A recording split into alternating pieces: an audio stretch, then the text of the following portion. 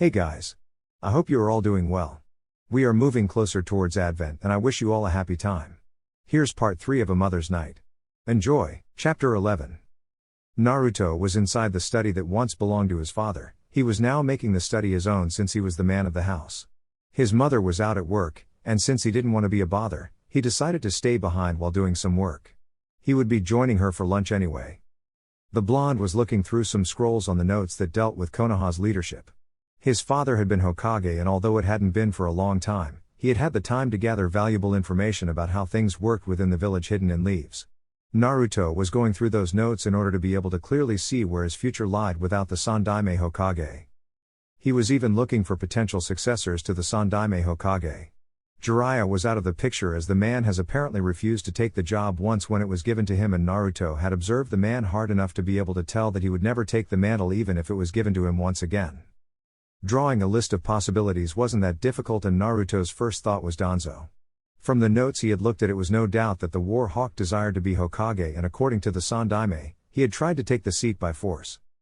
Given that the Sandaime has stripped the War Hawk of most of his powers within the village, he was now reduced to running political schemes to gain support of the villagers as a respected and powerful elder of the village.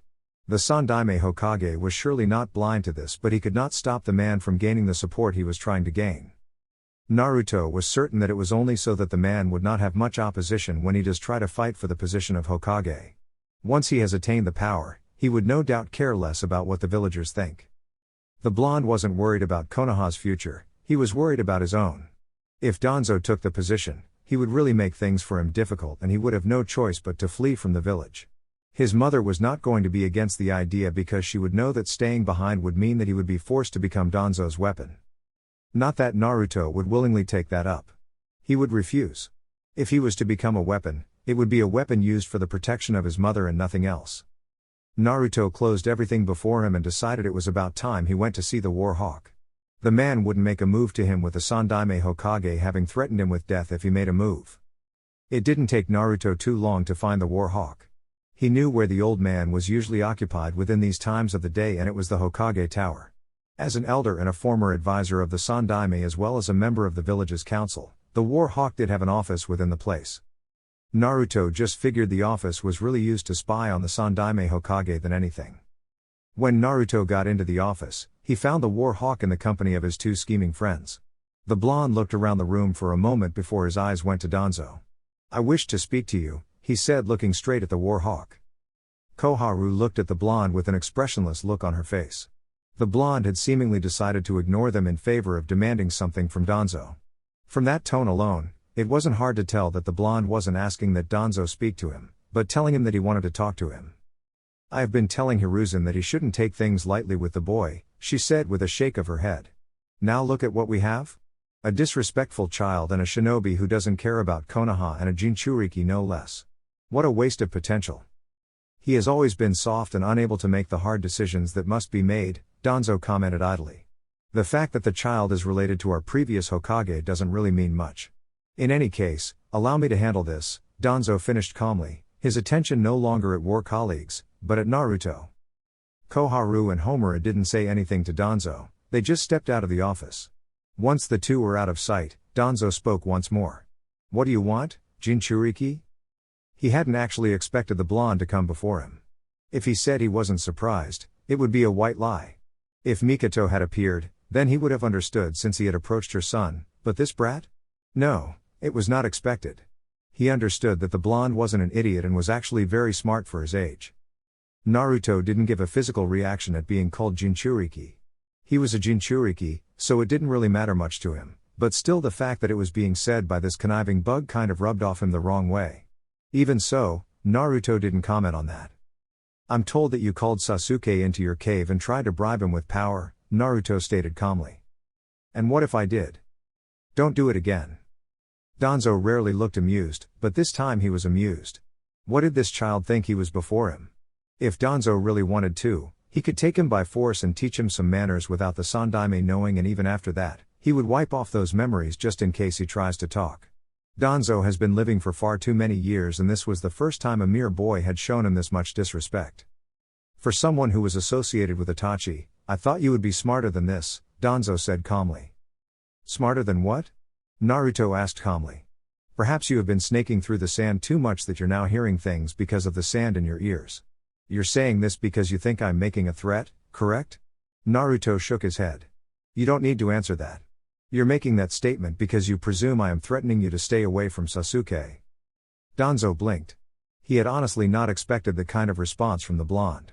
He looked curious for a few more moments before asking calmly. Why should I stay away from the Uchiha? Because I am making a humble request that you do, Naruto said calmly. I do believe that Itachi has also warned you against doing anything to his brother. I have been given the assignment to look after him, and I will do that job even if it means I have to stand in the way of crafty old snakes that try to trick little kids with power. A black-robed man flashed beside Naruto and spoke to Danzo. Danzo-sama, should I take out to the field? Danzo shook his head. I'm sure he came here knowing things, he said with a slight frown. The blonde was not stupid after all. This was still the Hokage Tower. He didn't know if Anbu had seen him enter the office or not. It was still something else that the blonde could have the audacity to speak to him in such a bold manner. If Sarutobi hadn't refused his request, Konoha would really be having a powerful weapon now. If the blonde was this smart even without him, what more could he have been with him? The possibilities were just mouth-watering and merely reinforced Danzo's desire to get hold of the Jinchuriki and enslave him. I ask again, will you stay away from Sasuke? No, Danzo said. It was a foolish question to ask. The Uchiha was need by him, but as it stood now, the blonde appeared to be the most attracting quality. He was glad that Naruto had come here. His eyes were opened and he would make some decisive plans to get what he wants. He could not allow something so precious to have its own will. It needed to be controlled by him. Naruto showed no reaction once again. How unfortunate, Naruto said tonelessly. I wonder between you and the Sandaime, who has the fangs to bite. I have seen many masks of the Sandaime, but nothing of you. This is why I wonder. Danzo narrowed his eyes slightly.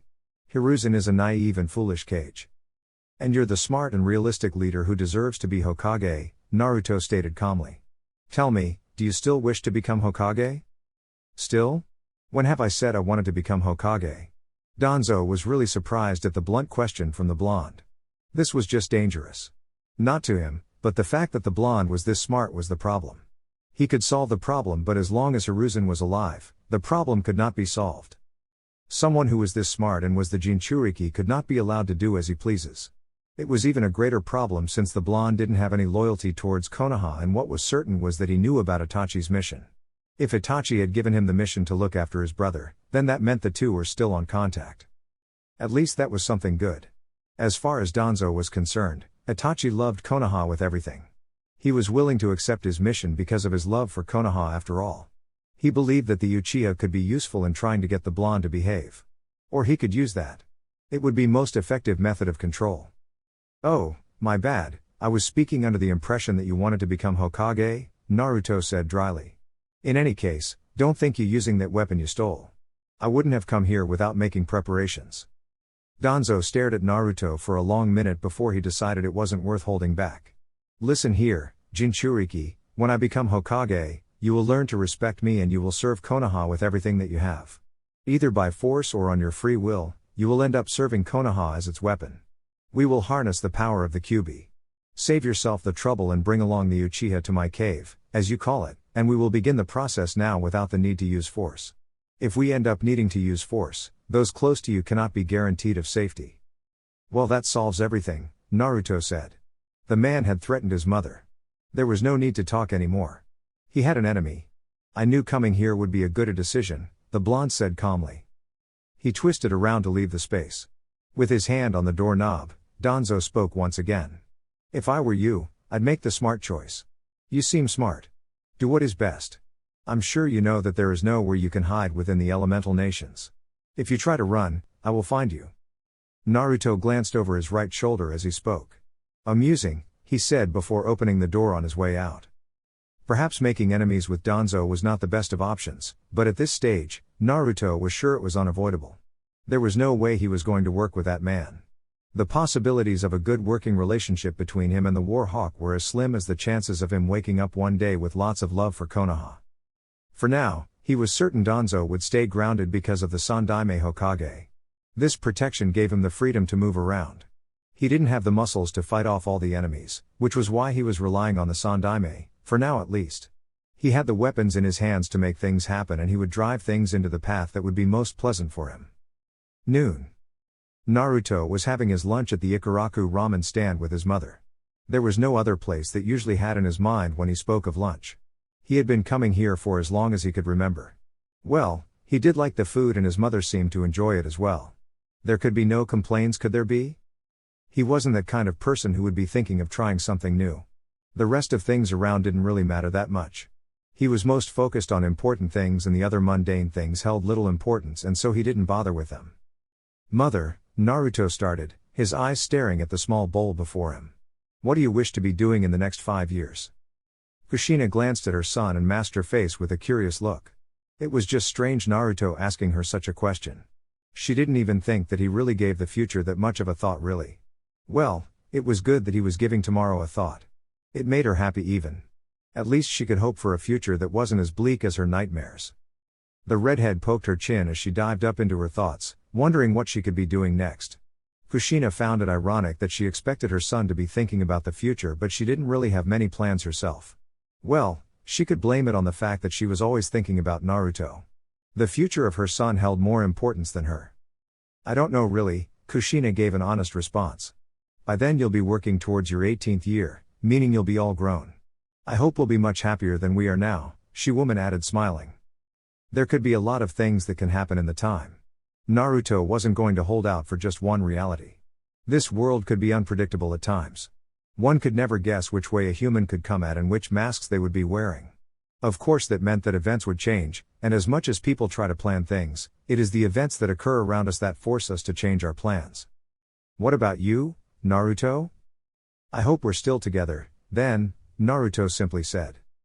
Kushina smiled, shaking her head slightly. She should have expected Naruto to say something like that. She was about to say something, but stopped when she realized that Naruto's tone was a bit different and that there was really a deeper meaning to his words. The woman frowned slightly. What had she been thinking? Naruto wasn't stupid. He could work things out on his own. It wasn't that she hadn't been thinking about the hardships they could face if something happens to the Sandaime. The old man was even reminding her about it because, as he said, he could not hold out forever and he would have to soon leave his office. If he does, he may be unable to do anything for them. Was it why she had been trying to make Naruto learn living without him? Did she really think that a time would come when they would be separated? She shook her head. She would never allow something like that to happen. Although she did acknowledge that there were forces that were beyond her, she would not lie down and allow anyone to take her son away from her. She would fight with all that she has.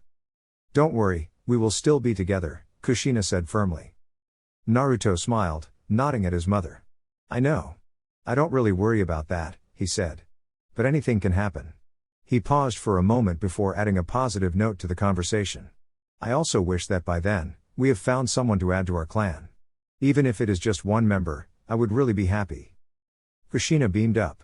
Why didn't I say that? She asked. Perhaps we can enjoy the life I once enjoyed in the company of other Uzumakis. I'm sure your time at Uzu was wonderful, mother, Naruto said with a smile. But I was thinking, instead of living the past, why don't we create new memories that will suit us best? I like the thought of creating our own story, not living in past glories. Kushina smiled in thought. New memories, huh? She said to herself before nodding. I like the thought of that, she said. Yes, they could create new memories of their family instead of trying to recreate past glories. The past was the past and she had to accept that. Besides, she could not really recreate the past no matter how hard she tried. The people of yesterday were dead, but she was alive to make new memories and experience new things. Wouldn't it be wonderful if she was thinking of her own clan with Mikado doing her own work as well? Perhaps that would integrate them to the running of the village. There was much more she could offer to Konoha, and that would make her a valuable person who wouldn't be messed with just by anyone. Later that day. I was beginning to think that you no longer cared about poor old me, Kakashi said to Naruto as the two walked through the streets of the Hidden Leaf. Naruto had been walking on his own when Kakashi suddenly appeared before him. He hadn't been actively looking for the Jonin, but rather, minding his own business. What caused such a statement from the silver-haired man was that it had bothered offering the man a smile. It had been small, but a smile nonetheless, and Kakashi had seemed rather happy to see it. The blonde looked at the road ahead, seemingly uninterested in what was occurring around the streets with the villagers. Well, he had never really cared unless they made their move on him, and even so, he had really just ignored the villagers. You make it sound as if I cared to begin with, Naruto said, responding to Kakashi's statement. Kakashi put on a mock-hurt look on his face. You're so cold, the Jonin said. After everything we have been through, I thought you'd care about me, even if it was just a little, the Jonin added, almost looking like he was about to cry. Perhaps the Naruto of old may have responded to that, but now he found himself surrounded by serious matters that had much bearing on his future and how he was going to make his decision, as well as how he was going to live his life to be actually indulging in something he saw as trivial. Naruto did have that thought: if he didn't make plans for his future, who would do it for him? Why have you never thought of becoming Hokage? Naruto asked the Jonin. Kakashi's right eye glanced down at the blonde for a moment before he retreated back to his thoughts. This was the kind of conversation he was never going to have with a Sandaime Hokage. He cared about Naruto and would not say things that would entice the old to make some ridiculous moves. Kakashi was very much aware that the Sandaime was capable of many things and he would not risk anything. Why hadn't he thought of becoming Hokage? Why was Naruto even asking such a question? Was he worried about what would happen if the Sandaime retired? Being a former Anbu, Kakashi was very much aware what happened to shinobi who were deemed a flight risk. Naruto ticked all those boxes, and without the Sandaime drastic measures, the blonde would have been taken for the boxes to be emptied. It is much of hassle and I really don't like doing work, Kakashi said a bit carelessly. Thinking of becoming Hokage? Well, if the blonde put an effort to it, he would likely achieve that dream. For someone who was related to a former Hokage and held special ties with the current Kage, it was very much possible. Naruto also had the potential to become a really powerful shinobi in his prime, and that is without including the Baijuo he held into the equation. Naruto snorted in response. I have no such ambitions, the blonde said a bit distastefully as the thought of leading such a corrupt village. There has never been a day I thought of becoming Hokage, he said. But of course that didn't mean that if things were difficult for him, and a corrupt cockroach like Danzo was driving the village, he wouldn't make a move. With Danzo being Hokage, Naruto wouldn't be free to roam around the elemental nations. The War Hawk had just confirmed that to him. With how connected the man was, the best option that would make him safe would be if he got the man killed and take over the village. Not because he really wished to become Hokage, but because it would be a safe route for him and his mother. It wasn't just his mother now. Although he would have not thought it be possible, but Naruto was beginning to care about Mikado. He had told Sasuke that he had grown fond of her, and it wasn't because she was his mother's friend, but because he thought of her as a delightful person, much more than the monkeys that run rampant within these streets. It was really a curious thing. Naruto generalized his relationships with care unlike. The only person he would willingly admit that he cared for was his mother. He was willing to admit that he cared for the Sandaime and Mikado. The rest of the people he just liked and some he tolerated. Kakashi shook his head with an eye smile. He really should have expected such a response from Naruto. The blonde was like that. Becoming Hokage for the sake of Konoha would really go against everything that the blonde stood for, and he would definitely no longer be the Naruto he knows. I thought you were falling into Jiraiya's scheme, Kakashi said calmly. I have never been stupid, Kakashi, Naruto said firmly. Jiraiya is a little too late to try to manipulate me. Sometimes I think it is just better to give people what they want just to get them off your back. Naruto wasn't going to do anything for Konoha unless it benefited him greatly. That was the rule, or a law if you like. You're starting to act like how you do in serious situations, Kakashi said. I don't know if that is a good thing or a bad thing. Knowing you, anything will go, the Jonin sighed. It would mean just more work for him, as the Sandaime would no doubt call him to investigate Naruto's activities. Naruto seemed to shrug in response. Despite how famous you are, it is unlikely at this age you'd have the support needed to become Hokage, the blonde suddenly returning to the matter they had been talking about earlier. The Hyuga hold more political power, and I don't see those people supporting the tardy Sharingan no Kakashi. Kakashi blinked as he glanced at Naruto once again. He was surprised that the blonde was reading much into the political situation around the village. Naruto had never really shown much interest in the matters. He wasn't surprised that the blonde's assessment was spot on. Naruto was a genius when he wanted to be, after all. Why the sudden interest in this? Naruto's eyes turned towards the masked Jonin for a moment before he responded. I don't like rhetoric questions, he said. Kakashi couldn't really say he was surprised by the somewhat cold response from the blonde. He had a good guess on why Naruto was talking about politics and the Hokage seat. The blonde has always liked to be given things straight on and really didn't answer when he was asked obvious questions. The Jonin shook his head. Where you headed to? I'd be shocked if you said you were just taking a stroll around the village, the man said.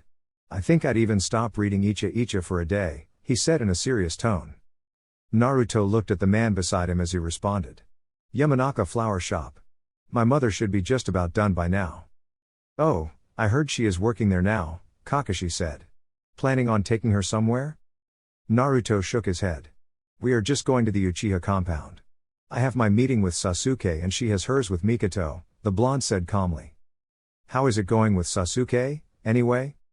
Good, considering everything, the blonde said. With graduation closer, things will take a new turn.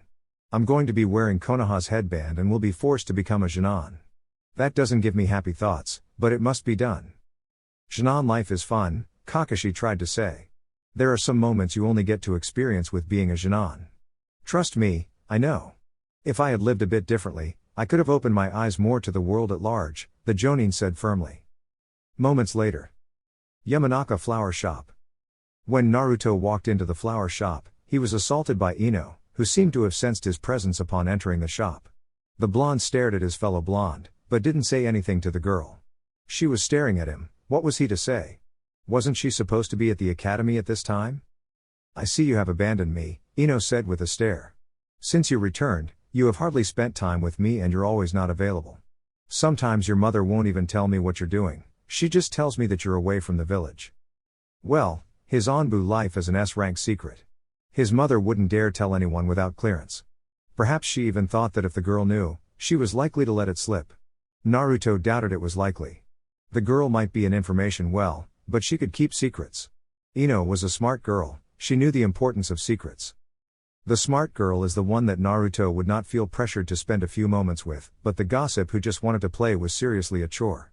It was no wonder he had previously just walked into the park with her and took the sides while reading a book. Ino didn't have the challenges that he has. She was a carefree little girl who enjoyed everything she got from her father. Well, that was the joy of growing up like that. Naruto could not say it was wrong. She was allowed to live her life to the way she saw fit. You seem fine, Ino, Naruto said, ignoring her rant. Ino puffed up slightly and stayed on his way with her hand folded across her chest. It seemed that she wanted some answers from the blonde and would not get out of his way until he gave them to her. What have you been doing lately? Visiting Temari in the Suna, it came easily out of Naruto's lips. You know, she is my fiancé after all, the blonde added. That was something believable and it wasn't like Ino could force him to tell her what she wanted to hear. It wasn't one of those situations she could use blackmail to get him to do what she wanted. Ino looked at Naruto skeptically before speaking. You? I believe that if your mother was forcing you to go, but she didn't really seem pleased that you were continuously going away and if you were going to visit Temari, your mother would have gone with you, Ino stated firmly.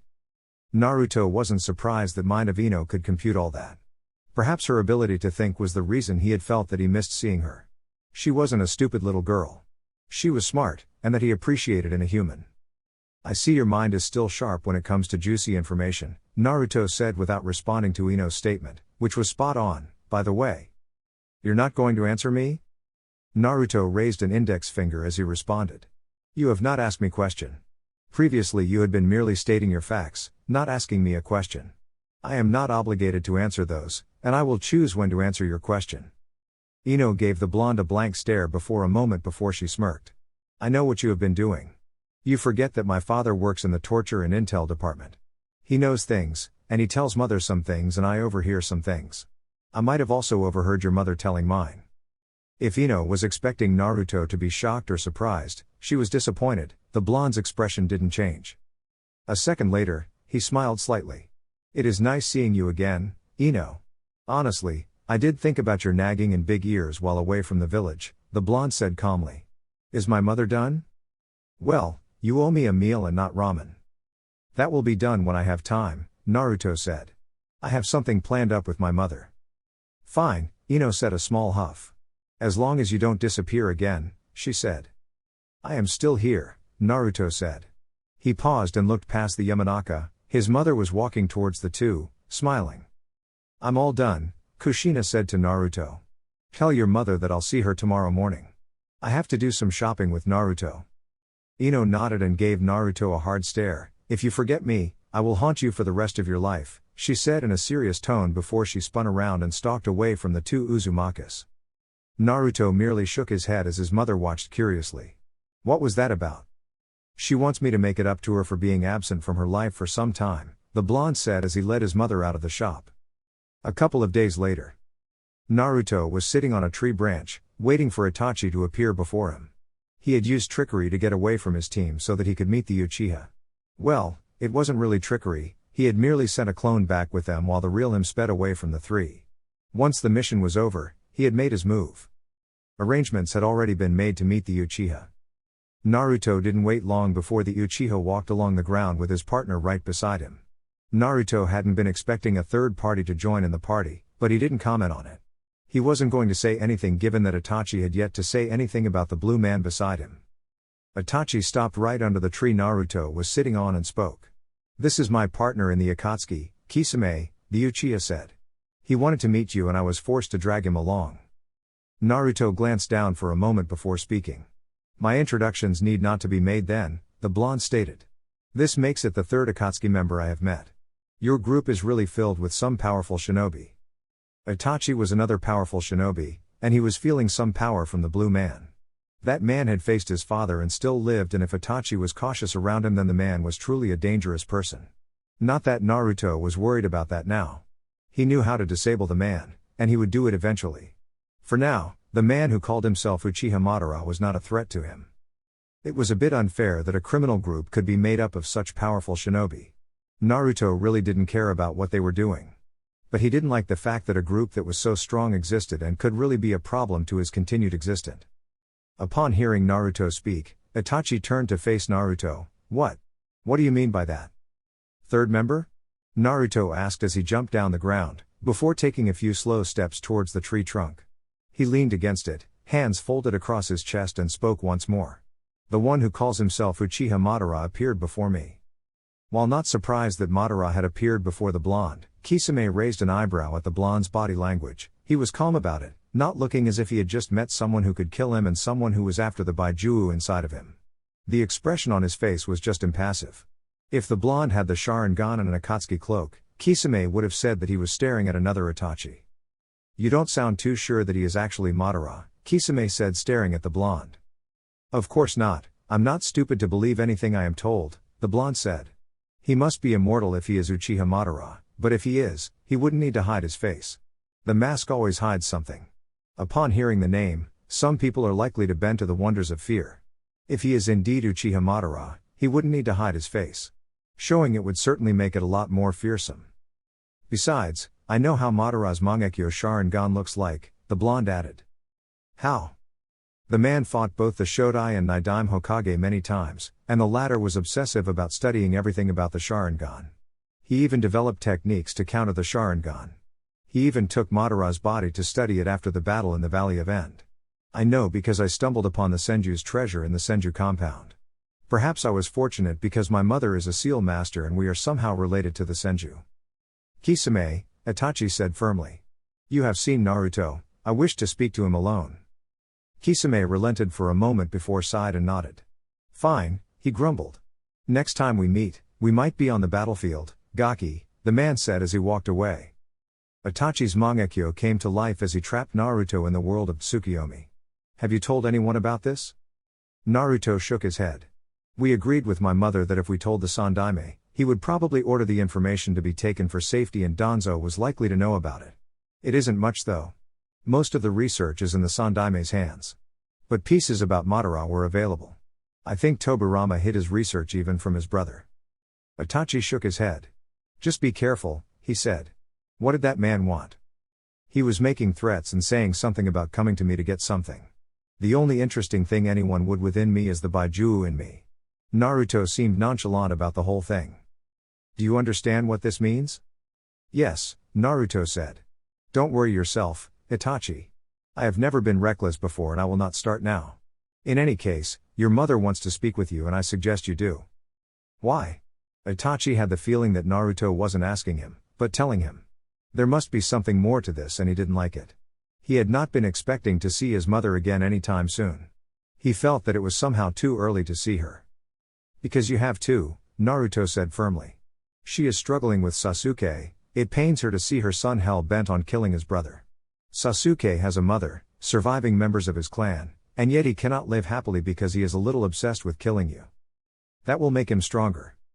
More detestable before my sight, Naruto stated. I hate corrupt and evil humans who have nothing but hatred in them, and if he continues on that path, he will hurt his mother. I care for Mikado more than I care for Sasuke. I will kill him if he loses himself to his hatred and ends up hurting his mother in the process. Did my mother say she wants to speak to me? Itachi asked. He ignored the comment about Naruto killing his brother. He was certain that it would go that way. Provided that not much has changed with the blonde, Itachi was certain that Naruto didn't just say he would kill someone without really meaning it. At this moment, the blonde was telling him to change things so that he doesn't go that path. What had he been thinking though? He shouldn't have told his younger brother to resent him. He hadn't really thought about how it would affect his mother. It was a problem, but he was nevertheless happy that Naruto was still around. If the blonde cared for his mother, then he would no doubt protect her if it came to that. Naruto nodded. Yes, he said. Come to Konoha in 4 nights. I will arrange for my mother to spend the night at the Uchiha compound. Itachi appeared to think for a moment. He would need to think about things and how to go about them, but if his mother wanted to speak to him, he had to go. Getting into Konoha was easy for him, being that he is a former Anbu captain and Genjutsu was quite effective in getting his way. The Akatsuki is after Baijuas. They have yet to make a move, yet. They are busy trying to find the location of other Jinchurikis and gathering money for operations. They will make their move soon, Itachi said to Naruto. If it takes years, my body will not allow me to be of help to you. Well, at least you have those eyes I gave you. You might have to make use of them someday. Going against S-rank criminals, huh? Naruto said in a calm tone. Certainly, if they attack now, it would have no choice but to unleash the Kyuubi, but given that the chakra will be forced out of my seal, it will be quite dangerous to my body. I thought your seal was made to allow you to use the Kyuubi's chakra? Yes, but during my years away from Konoha, I came to learn that there is a key needed to unlock the gate that holds back the Kyuubi. Using it now is done forcefully by weakening the seal, and since it is raw by Juu chakra, it has negative effects on my body, Naruto said. More training will have to be done, and I may have to leave Konoha once again with S-rank criminals on my tail. As you are now, you can't do anything, but you do have people who can protect you. As long as you stay in Konoha, you'll have the protection. I don't recommend leaving the village. Naruto failed to offer a response to Itachi's recommendation. Come to Konoha and we will deal with other challenges we are facing. My short time in Anbu has taught me that you can't do everything in your own. It is surprising that something like that is coming from me, but that is the reality I have come to understand. You can't do everything on your own, Itachi, neither can I. That was something that Naruto learned with being Anbu. The eyes could not see all fronts. With that reality, you needed more pair of eyes that would look where you cannot see. That was how things worked in this world, and Naruto was learning. He hated it, but it was a reality that faced. Of course, when it came to his mother personally, things would be different. Itachi gave Naruto a tiny smile. You're really growing, he said lightly. It was a good sign that made him happy. I have been shouldering burdens on my own for a bit too long since Shisui died. I've always thought I could handle everything. But the reality is that I can't. If I had that power, I wouldn't have requested you look after Sasuke. He never thought that he would actually be getting some lessons from Naruto of all people. The blonde has often admitted to being narrow-minded. Perhaps things were changing because he was in Anbu. That kind of a world had its way when it came to changing people. In any case, if he was able to work things out with his Sasuke, things could really take a different outlook. But he feared that if Sasuke knew, he would do something stupid like try to attack the village elders. Itachi shook his head. He had made his choices, shouldn't he allow Sasuke to make his choices as well? He could not decide how Sasuke could live his life. Uchiha compound. Nights later. Mikado was feeling slightly nervous about meeting her elder son once again. It was midnight and she was pacing around the kitchen, waiting for her son to appear, with Naruto sitting comfortably on a chair beside the table. He didn't look as nervous as the Uchiha, just calm. Well, he rarely showed his nerves. Mikado wished she could be as calm as the blonde, but she was a little afraid. What if he doesn't show up? What if he says no? What if things get out of hand? Anbu could spring in this place at any moment and they would be in trouble for harboring an S-rank criminal. They would be labeled traitors. He will come, Naruto said to Mikado in a calm and slightly firm tone. Relax, will you? If you keep this up, you will be tired when he gets here. Naruto didn't have any doubt that Itachi would come. There had been no need to Itachi to say that he would come. If he heard the message, he had to come. Naruto had even placed a silencing seal around his mother's room so that she isn't disturbed by anything in her beauty sleep. This was also a burden that his mother didn't have to carry. It was also not his secret to tell. If Mikado wanted to tell his mother, she would.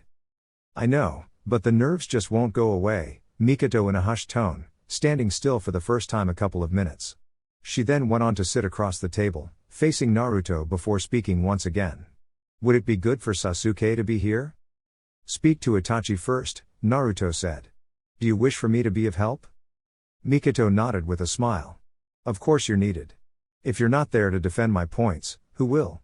I need my delightful hero to be with me in difficult situations. The Uchiha wished Naruto would grow up to be a man already. In mind, he was already a man, but he was still just a child. She knew he would really become a supportive husband to whoever he marries. Even if he didn't seem to have any interest, Mikado would teach him everything Kushina could not. It was the least she could do for him after everything. I will do what I can, Naruto said with a small smile. At that moment, Itachi flashed into the room, his expression stoic. We should go to the study. There are a lot of activities outside, he stated, already walking away. Mikado merely shook her head as she walked beside Naruto. Just like his father, she whispered to the blonde. Has a hard time expressing his feeling, she paused, and smiled at Naruto. I can't say the same thing for you because you don't have much in that department.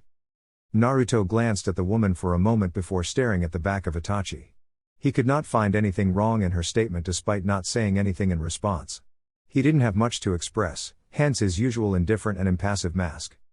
When the three arrived at the study, Mikado smiled warmly at her elder son before closing the distance between them. She pulled the stiff Uchiha into a warm embrace, and Itachi just stood still like a pole, showing some surprise on his face. Mother? He said questionably. That is not how you hug your mother, Itachi, Naruto said, sitting atop of the small desk in the study, watching the two impassively.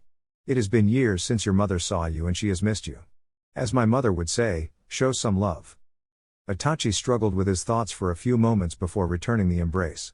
There, was it so hard? Mikado said as the two separated. Itachi just shook his head and watching his mother walk away from him.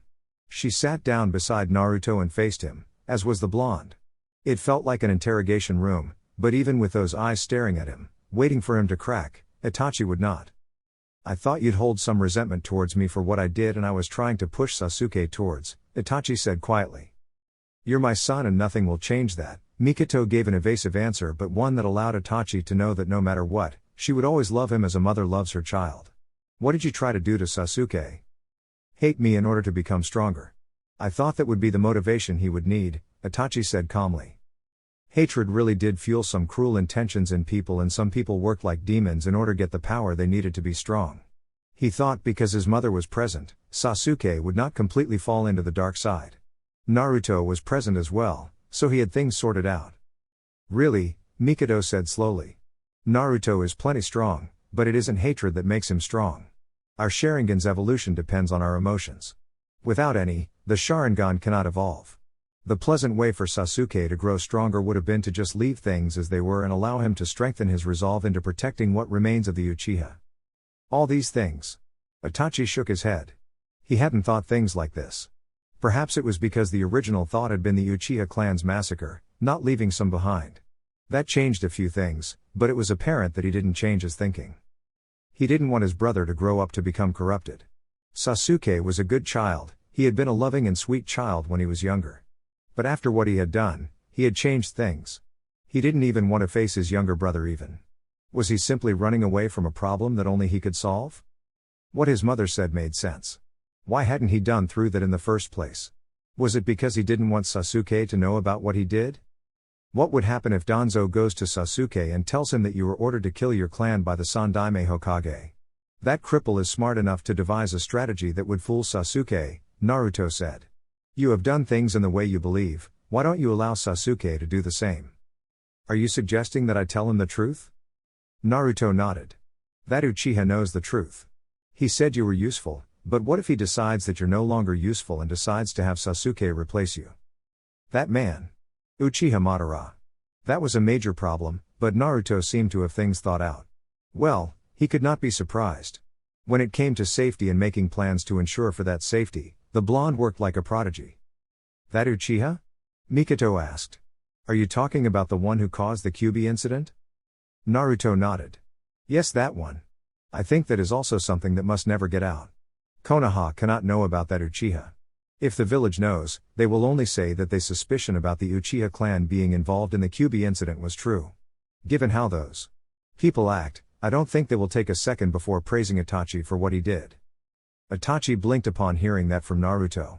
The blonde was really surprising him. Who could have thought that Naruto would actually have something like that in thought? But he did know that what the blonde had said was very possible. The villagers might actually praise for ridding of the clan what was responsible for the losses they incurred during the Kyuubi rampage. What would become of the clan then?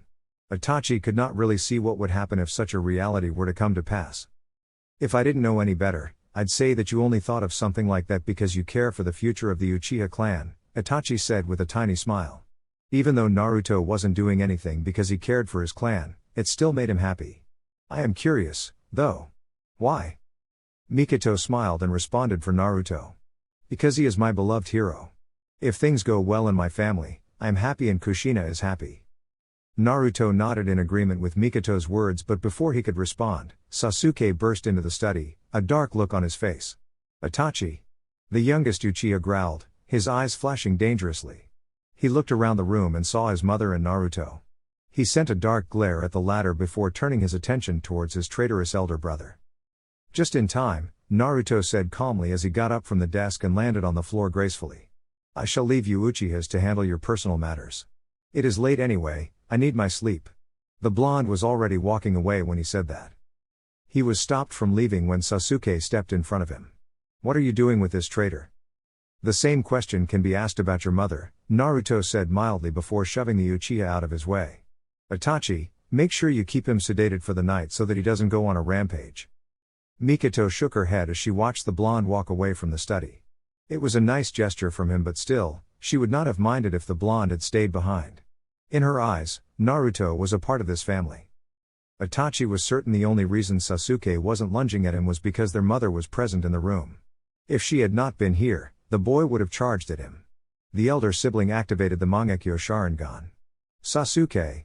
It seems you and I have something we need to talk about. Chapter 12. Naruto, the Sandaime Hokage said, holding a headband with his right hand. He pushed it towards the blonde, who just stared at it. I know you lost the one I previously gave you. In any case, treasure this one as you will now be officially a Chunin of Konoha. That meant that Anbu life was over. It had been a short journey in the Black Ops, but a fruitful one that made him understand things in a new light, and he was able to make some plans as well as plant his seeds.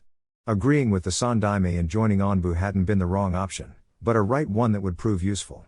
He had gained a lot, including precious battle experience, and got more familiar with the workings of Konoha's structures. Even so, being Chunin wasn't all fun and games. Naruto would rather he be given another rank other than Chunin. The rank was the lowest and it would be nothing but troublesome. He would be forced back into the grace of the brats he left at the academy. Naruto wasn't really looking forward to engaging that group. Their heads were filled with fun and games. Life for him wasn't like that. He had serious matters to handle than playing in the park or playing a game of hide and seek. He hoped he would not be forced into the company of useless brats who would be nothing more than annoyances. The blonde stared at the headband before him for a long minute before grasping it with his right hand. He then tied it around his forehead and looked back at the Sandaime, who was smiling broadly. It looks good on you, the old man said happily. This proves that you're a shinobi of Konoha and that your loyalty lies with the leaf, the old man added in a bit of a serious tone. Seriously, that was about just pushing it. The Sandaime clearly knew that he wasn't loyal to Konoha and that he would abandon this village without even thinking twice. The old man knew this and yet was still saying that. Perhaps he just trusted him to stay behind. Well, as long as the old man remained Hokage, Naruto would fight for Konoha, but the moment things change, he was fleeing. Appearances did matter in this shinobi life. While he could not wear the damn metal plate with a smile, he could wear it as if he was proud. He could not afford to be seen glaring the headband with resentment. That would definitely look bad on him and it would give the eyes watching him a reason to act. For now, he would play the part. Naruto spoke. I will make sure never to lose this one, he said calmly. It is what is expected of a Konoha shinobi. Shunins are put into teams. Who am I going to be put in a team with? You can make a guess, the Sandaime said with a smile. I did have some resistance in putting this team together. There are some people who think that you will be a bad influence on their kids and think that you shouldn't even be put in a Junin cell, but rather continue working as an Onbu. Interestingly enough, most of the clan heads seemed to be in agreement with the thought brought up by Danzo. It had been the first time that they had agreed with the War Hawk. Perhaps they were also worried about Naruto's loyalties towards the Hidden Leaf. There had been arguments that sending him into a Junin cell would be wasting his skills. It was to better serve the village as Onbu than being a normal shinobi. Hiashi in particular had been vocal in his disapproval of his choice. Despite the man's political backing, the Sandaime had stood firm on his choice and reminded everyone that he was the Hokage and that his decisions were final. Of course that hadn't stopped Hiashi arguing with him, but the Sandaime had dully reminded the man of his place. Although the Hyuga had discarded his eldest daughter, he really didn't want her in a team with Naruto. The Sandaime didn't really understand why, because the blonde was not really a disease, and if anything, it was Hinata who would learn something from Naruto. That is, if the blonde doesn't ignore her. Hiruzen was surely hoping that Naruto influences the Hyuga girl.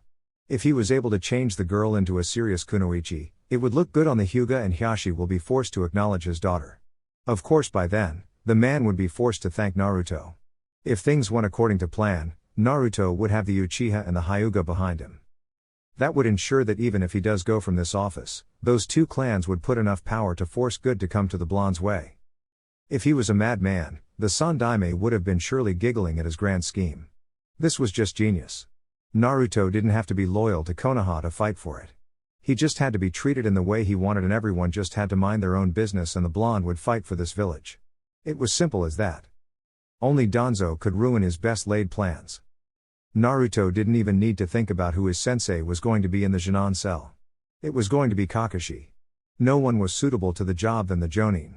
If there had been someone could do a better job at trying to form attachments and be strong enough to handle him, he would have chosen someone else. Naruto figured the old man accounted for his mind when picking the team. The Sandaime wouldn't put someone who didn't know him. It would be dangerous if he put someone he could easily outsmart. Kakashi may not look like it, but the man was smart and highly observant, and the added fact was that the Jonin cared for him and the Sandaime trusted him with his own life. Sasuke would form a teammate. Naruto suspected that was just part of some agenda from the Sandaime Hokage. But he would not complain with that teaming. It would give him a better chance to look after Sasuke and ensure that the Uchiha grew to levels he could be useful. Ino was out of the picture. Naruto shook his head. The Sandaime would want someone he wasn't familiar with. Ino could still try to force her way into his life even without being in the same team as him. There was no need to team her with him.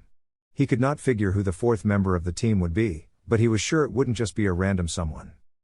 Kakashi and Sasuke, who will be the last member? The Sandaime just smiled. Go to the academy after 1 p.m. and you will meet your teammates and sensei, the Sandaime said calmly. You'll be surprised when you find out who the final member of Team Kakashi will be. Naruto stared at the old man for a moment before shaking his head. I will head there, he said, turning away from the old man. The Sandaime Hokage looked at the blonde with a careful eye. This world was really strange. It bitterly amused the old man at times. Naruto was someone he liked, but the thoughts inside his head about the blonde were not ones that would make everyone happy. There was always a plot, a deeper meaning to the words he said. Well, it was a game he played with the blonde. It didn't matter if people would get it or not.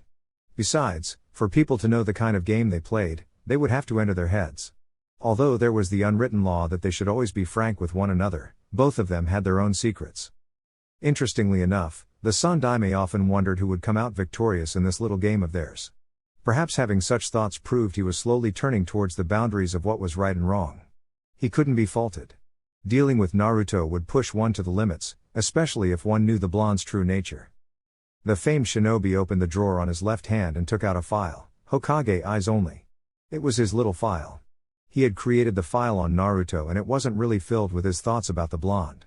The observers submitted their reports and the Sandaime would add his response to the reports before putting them together in the file. It was more like a diary entry than anything. The old man motioned for an Onbu to appear before him. The Onbu flashed in front of the Sandaime's desk a second later and the old man didn't speak. He continued staring at the file.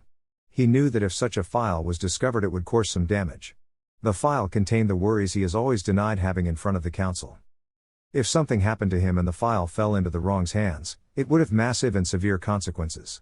There were things about Naruto that only he knew inside the file, things that would make even Shikaku, who has always sided with him on the Naruto matter, think twice. The Sandaime handed the file to the Onbu before laying out his instructions. "Keep this file locked away," he said. "If anything happens to me, it should be burnt. Not a day later, but a second later. No one should see that file, I am understood?" "Hi," the Onbu saluted before disappearing into thin air. The Sandaime Hokage leaned back to his chair and breathed out a long breath. Everything was all set now, it was just time to see how things would play out. He had played his part, and now it was time for the pieces to move. Academy. Iruka hadn't been well pleased when the Sandaime Hokage had him give Naruto the graduation exam so that he could be entered into the teams. The blonde had left the academy years ago and he couldn't say that he was ready for such for a Junon. Everyone had to go through the academy first, but the Sandaime had insisted, and when the thought of special treatment had crept in, the Sandaime was forced to tell him a secret. Naruto had been an Onbu trainee. The Chunin hadn't made arguments with the Sandaime Hokage after that revelation, but merely nodded and accepted every decision he made. Who was he to judge? He was just an academy teacher and a failure of a shinobi. Sure, he loved teaching, but as a shinobi, he had miserably failed. When Naruto walked into the class, and went towards the seat he had usually occupied during his days in the academy, the brat started. "Iruka-sensei," one of the newly graduated genins called out. "What is he doing here? And why does he have a headband with him?" Iruka cleared his throat. "Naruto is a Junon like you," he said firmly. "He did the graduation exam and aced it, even better than Sasuke. Of course he wouldn't say the blonde was the top graduate because he wasn't in class. Official records will say that the Uchiha was the top student in his class, and rightly so." There were murmurs around the class. "He wasn't even attending class with us. This smells special treatment. Is it because he is the Yondaime's son?" That was something that Naruto would never get used to, being called the Yondaime's son. He has always been called a demon by the villagers and they had looked at him with contempt. Of course, with the revelation their attitudes changed a little, but nothing much had really changed. It was almost like they were waiting for him to make a certain move before he can decide on whether to love or hate him regardless of his parentage. "I find it impossible to believe that person was able to do better than Sasuke-kun," a fangirl snipped. Iruka had to expect that his students would have a difficult time believing that Naruto had really bettered Sasuke, and according to the Sandaime Hokage, the blonde was better than the Uchiha in every way. Well, during his short days in the academy, he had been better, and Iruka could not find a reason to deny anything. The academy teacher looked towards Naruto to see if he would be up to defending himself, but Iruka merely caught the sight of someone who showed lack of interest in anything going inside the class. The blonde had his eyes outside, and given the body language, Iruka could say he had a bored look on his face. Iruka shook his head and decided it wasn't really up to him to defend the Sandaime's decisions, and if Naruto wanted to defend himself, he would defend himself. "That is enough about Naruto," Iruka said in a hardened tone. "I just want to congratulate you for getting your headbands.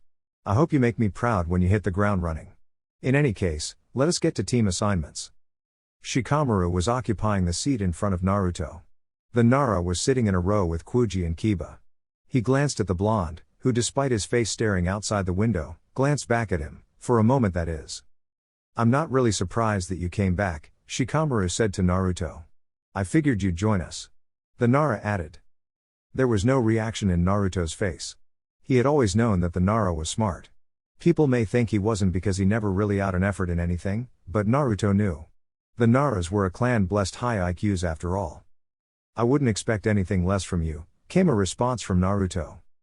There was silence as Iruka continued to read out the teams. Team 7, Hyuga Hinata, Uchiha Sasuke, and Uzumaki Naruto. Jonin Sensei will be Hatake Kakashi. Team 8, Aburame Shino, Haruno Sakura, and Inuzuka Kiba. Once again, Naruto looked away. He was really surprised that he was put in the same team with a Hyuga. There was only one Hyuga in this class, and he had a memory of girl, a slightly useless girl. He really hoped that she had changed. But that wasn't the worrying factor. He wondered why the Sandaime Hokage had put him in the same team as the Hyuga. She could not be of use in his development, or Sasuke's. Then why? It was certainly not for balancing the team. Both he and Sasuke were above normal genins, and Naruto was thinking perhaps the Hyuga had some skills as well. Not to mention she was also a Dujutsu user. Even if the Hyuga does prove to be a nuisance, it wouldn't take away anything from the fact that this team was seriously overpowered. There could be no Junon team to stand against this one. He wasn't even a Junon to begin with. Well, Naruto wasn't going to complain. If the Hyuga does prove to be useful, then he would take advantage of the situation to suit his needs. Still, without finding the reason the Sandaime brought her into the team would make him cautious. The girl was too timid to be a spy for the Sandaime, and Naruto was sure it wasn't just a mask. The role of playing a spy suited someone like Ino. The blonde Yamanaka girl was noisy after all and had some keen eyes. It would. Naruto's thoughts were cut by a groan from Shikamaru. The blonde looked down the Nara, who now looked as if the energy out of him had been sucked dry. I really should have expected this, but this has done nothing but confirm my worst nightmare, Shikamaru said tiredly. Ino is a bit too energetic for my liking. It is just going to make things too troublesome. At least you have me, Kuji offered some words to console his friend. Yeah, Shikamaru said. That girl though, he said glancing down the rows towards the Yamanaka. To say a little energetic is a massive understatement, Naruto said. Ino was really full of energy. She was just way energetic. If she had red hair, Naruto would have mistaken her for an Uzumaki. Another fact was that she never really stopped talking, and as he was starting to find out, most of it was just gossip. It was just nuisance to Naruto. He didn't have time for gossip. Well, at least he wasn't going to end up in a team with her. He would never get anything serious done with her, and if she was still chasing after Sasuke, it would have proved to be even more of a chore to deal with her. Let us trade, Shikamaru said. Hinata for Ino. If I remember correctly, you used to get along with her. No, Naruto simply said. Hinata is fine. I can't believe that you got Hinata, Kiba grumbled with a pointed look towards Naruto. I would have been pleased if she was in my time. Instead, I got an Uchiha fangirl. She has nothing special about her either. She is smarter than you, Kuji quipped, earning a glare from Kiba. How could he retort to that? No one would agree with him if he said he was really smarter than the girl. Sakura was after all a top student. She was just book smart, and for someone who wasn't from a clan, she really did work hard. Yeah, well, at least I can beat her up. Yay, Kuji said. Be proud about being able to beat up a girl. How manly of you. The Akamiki tone was dripping with sarcasm. Even Kiba was able to note. The boy looked red-faced for a moment before he crossed his hands across his chest, and put on a defensive look on his face, cheeks puffed up a bit. Gender doesn't matter with being a shinobi. That may be right, Shikamaru said, but we have just graduated and Sakura is still just a girl. Have you even seen her fight? This was an argument that Kiba wasn't going to win, and he went back to focus on Naruto, who had remained quiet since he started talking. Looking at that bored look on the blonde's face, Kiba frowned, but decided that starting a conversation wasn't going to give him anything. He was likely going to be ignored. Still, he needed to have one last word. If you dare make a move on Hinata, you'll regret it, Kiba warned. I don't have to worry about Sasuke. The brooding bastard might be gay and Hinata doesn't like him. Sounds like someone likes Hinata, Ino suddenly said, appearing before the group. She was wearing a smile on her face that clearly indicated that she had found some material to use. And what if I do? Kiba responded, staring fiercely at Ino. Ah, no fun when you act like that, the Yamanaka girl said disappointedly and stalked away from the Inuzuka. She stopped just beside Naruto and gave the blonde a stare. Why didn't you tell me? Naruto contemplated on whether he should respond on the question or not. It would be just annoying if he did not and the girl wouldn't stop pestering him. He sighed and answered calmly. The last time I saw you I wasn't aware. He merely said.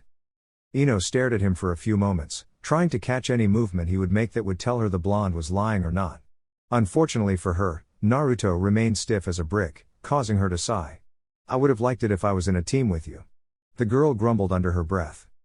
At least with Naruto she wouldn't have to do hard work. The blonde was her black knight, he would always protect her against all dangers. In missions, she would not have to worry about anything, Naruto would watch her back. But the lazy Shikamaru would probably just call her out if there was danger. Why, do you like him? Kiba asked with a grin after hearing the Yamanaka grumble. Maybe I do, maybe I don't, Ino responded with a shrug. Who cares anyway? And it isn't like Naruto is a bad person. He is superior to you in every way, and even better than Sasuke. It wouldn't be a problem if I liked him. Kiba said nothing, but he was really insulted. The girl had narrowed her gaze from head to toe, measuring him up, and after all that, she said Naruto was superior to him in every way. He wasn't better but superior. That was a slap to his pride. A truly massive blow, and Kiba really didn't like anyone who did that. Before he could explode, Team Asuma said a bit lazily as he walked into the class. Please follow me, he said. We are not done, Ino said to Naruto in a hardened tone before turning away. Naruto said nothing. Shikamaru merely shook his head before glancing at the blonde Uzumaki. Shogi some time at my house? He offered lightly. They did have some unresolved issues with their relationship and Shikamaru was going to follow up to it. Naruto nodded. Why not? He said. Shikamaru smiled slightly and waved his left hand as he followed Ino and Kuji. If Kiba was thinking he was going to get time to talk to Naruto, he didn't get it because Kurenai came in to take Team 8 away. What remained was just 3 genins of Team 7. Hinata didn't know which way to look with Sasuke and Naruto in the class with her. With how nervous she was really thinking of just running away from the class and wait outside for their late sensei. But she held firm. Her father had warned her against embarrassing the clan any further. Any more disappointments and she was likely to be sent to the branch family and branded with a caged bird seal. It wasn't enough that the man she called father had stripped her of her rights as clan heiress, but he had also gone on to brand her a failure. It wasn't that she was weaker than Hanabi, it was just that she didn't want to do anything to harm her sister. She was just gentle that way. But her father didn't approve. A failure, huh? The Hyuga clan head had known that she was going to be placed in this team and had informed her that she would be paired with geniuses before harshly dismissing her. She already knew that Sasuke was a genius, but she didn't know about Naruto. He had seemed smart back then. Naruto. The Uzumaki who had been hated by the villagers in every corner, and when she was still considered clan heiress, she had been warned to stay away from him. Her father had been worried about the clan's reputation. But he had still been a human being to her. She could not understand the hatred. But in her eyes, he was strong. He was. Hinata froze slightly when Sasuke's furious voice shattered the calm silence that had been in the class. She stole a glance. The Uchiha was looking at Naruto with a narrowed look on his face. Where is the damn sensei? Sasuke demanded, looking at Naruto. Naruto ignored Sasuke. He had taught the Uchiha to control himself better than that. Perhaps the restraint had loosened because of what he had recently learned. Naruto didn't expect it to be easy for the Uchiha to accept that the village elders had ordered his brother to massacre his entire clan. Sasuke didn't seem to care about the planned coup, that bothered him was what had been instructed of his brother. But still, Kakashi was really late. Naruto really didn't have the patience for this kind of tardiness. He could have spent some time to do something useful instead of waiting in this class. He would have to work around that issue. Speaking of the Jonin, Kakashi walked into the class. Team 7. Meet me at the rooftop. Jonin looked unapologetic over his lateness. The man then disappeared in a puff of smoke. Naruto merely shook his head as he stood up. If Kakashi was going to waste his time, he wouldn't operate in the way the man was going to operate. He would move on his time as well. With that in mind, Naruto put his hands inside his pockets and walked slowly out of the class. The blonde was the last person to reach the roof. The blonde settled down beside Hinata with Sasuke sitting on the other side of the young Hyuga. She looked really ready to die at any moment. Okay, Kakashi started closing his book. This is Team 7, before anything, let us introduce ourselves. Name, dislikes, goals and dreams.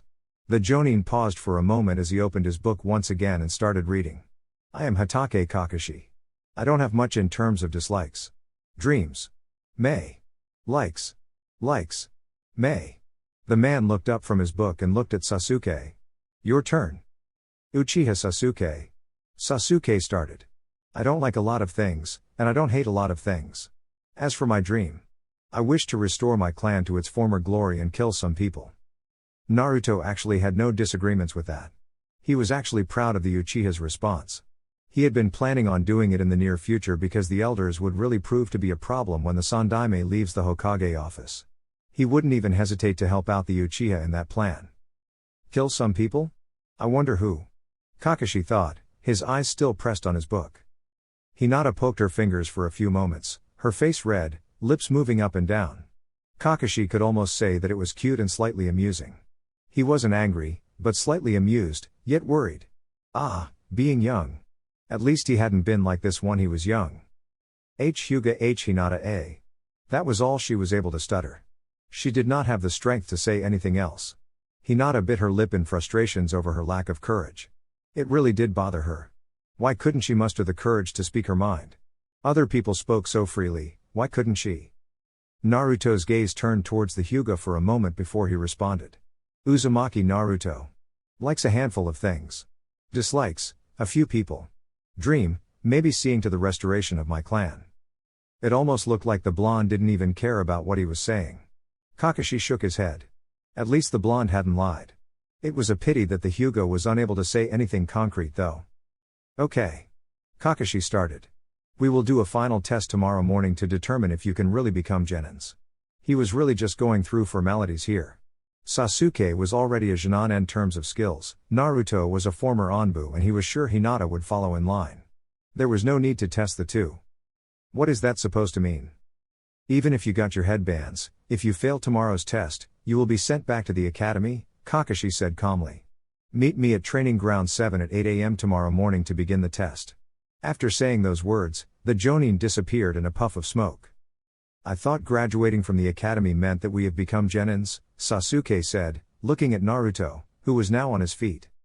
The blonde walked past Hinata without as much as acknowledging her before he responded to Sasuke. Don't get worked over it, Naruto responded calmly. How can I not be when there is a chance that I might be sent back to the academy? Sasuke asked. He had been happy about finally graduating from the academy. This meant that he could start his journey to become a real shinobi and grow strong enough to eliminate enemies of his clan. You won't be sent back, Naruto said calmly. Now stop fussing over it and let's just go. Hinata watched the two walk away from her. So, Naruto and Sasuke were friends. Hinata really didn't see what was so nice about Sasuke that girls fawned over him. Naruto was different. He had been in charge a second ago. Even so, Hinata felt down that he hadn't said anything to her or even looked into her eyes. Perhaps it was because she had disappointed him. Naruto was strong. Obviously he would be attracted to people who could speak their thoughts, like Ino. She could not when there were eyes all over. But on her own, she could speak. She could say, Naruto. She could even scream it when she was alone. Naruto. You calling me? Naruto's voice cut Hinata from her thoughts and brought her down to earth. The Hyuga slapped her mouth and shook her head vigorously. She hadn't realized that she had been speaking so loud. But that was the proof, wasn't it? It was proof that she could do it. She just had to push a little harder in order to do it. Uchiha compound. The way to the Uchiha compound had been a silent one. Sasuke hadn't really minded the silence, it gave him time to think about things inside his head. While Naruto wasn't throwing insults towards, the blonde did have a way with words, and when he was not talking, Sasuke appreciated it. Well, at times. As they stepped into his house, Sasuke faced Naruto. Are we going to train today? He asked. No, Naruto said with a slight shake of his head. I want to look at a few things. You can train on your own, but be mindful of tomorrow. Sasuke stared for a few moments. If the blonde wasn't here for him, then he was here for his mother. It made the Uchiha scowl slightly. Naruto was getting a little closer to his mother. It wasn't a pleasant thought. It just reminded him of how close Naruto had been to his brother. He had noticed how brightly his mother smiled at Naruto. The smile she gave him was different to the smile she gave the blonde. Sasuke really didn't know what it meant, but he understood that they had different meaning.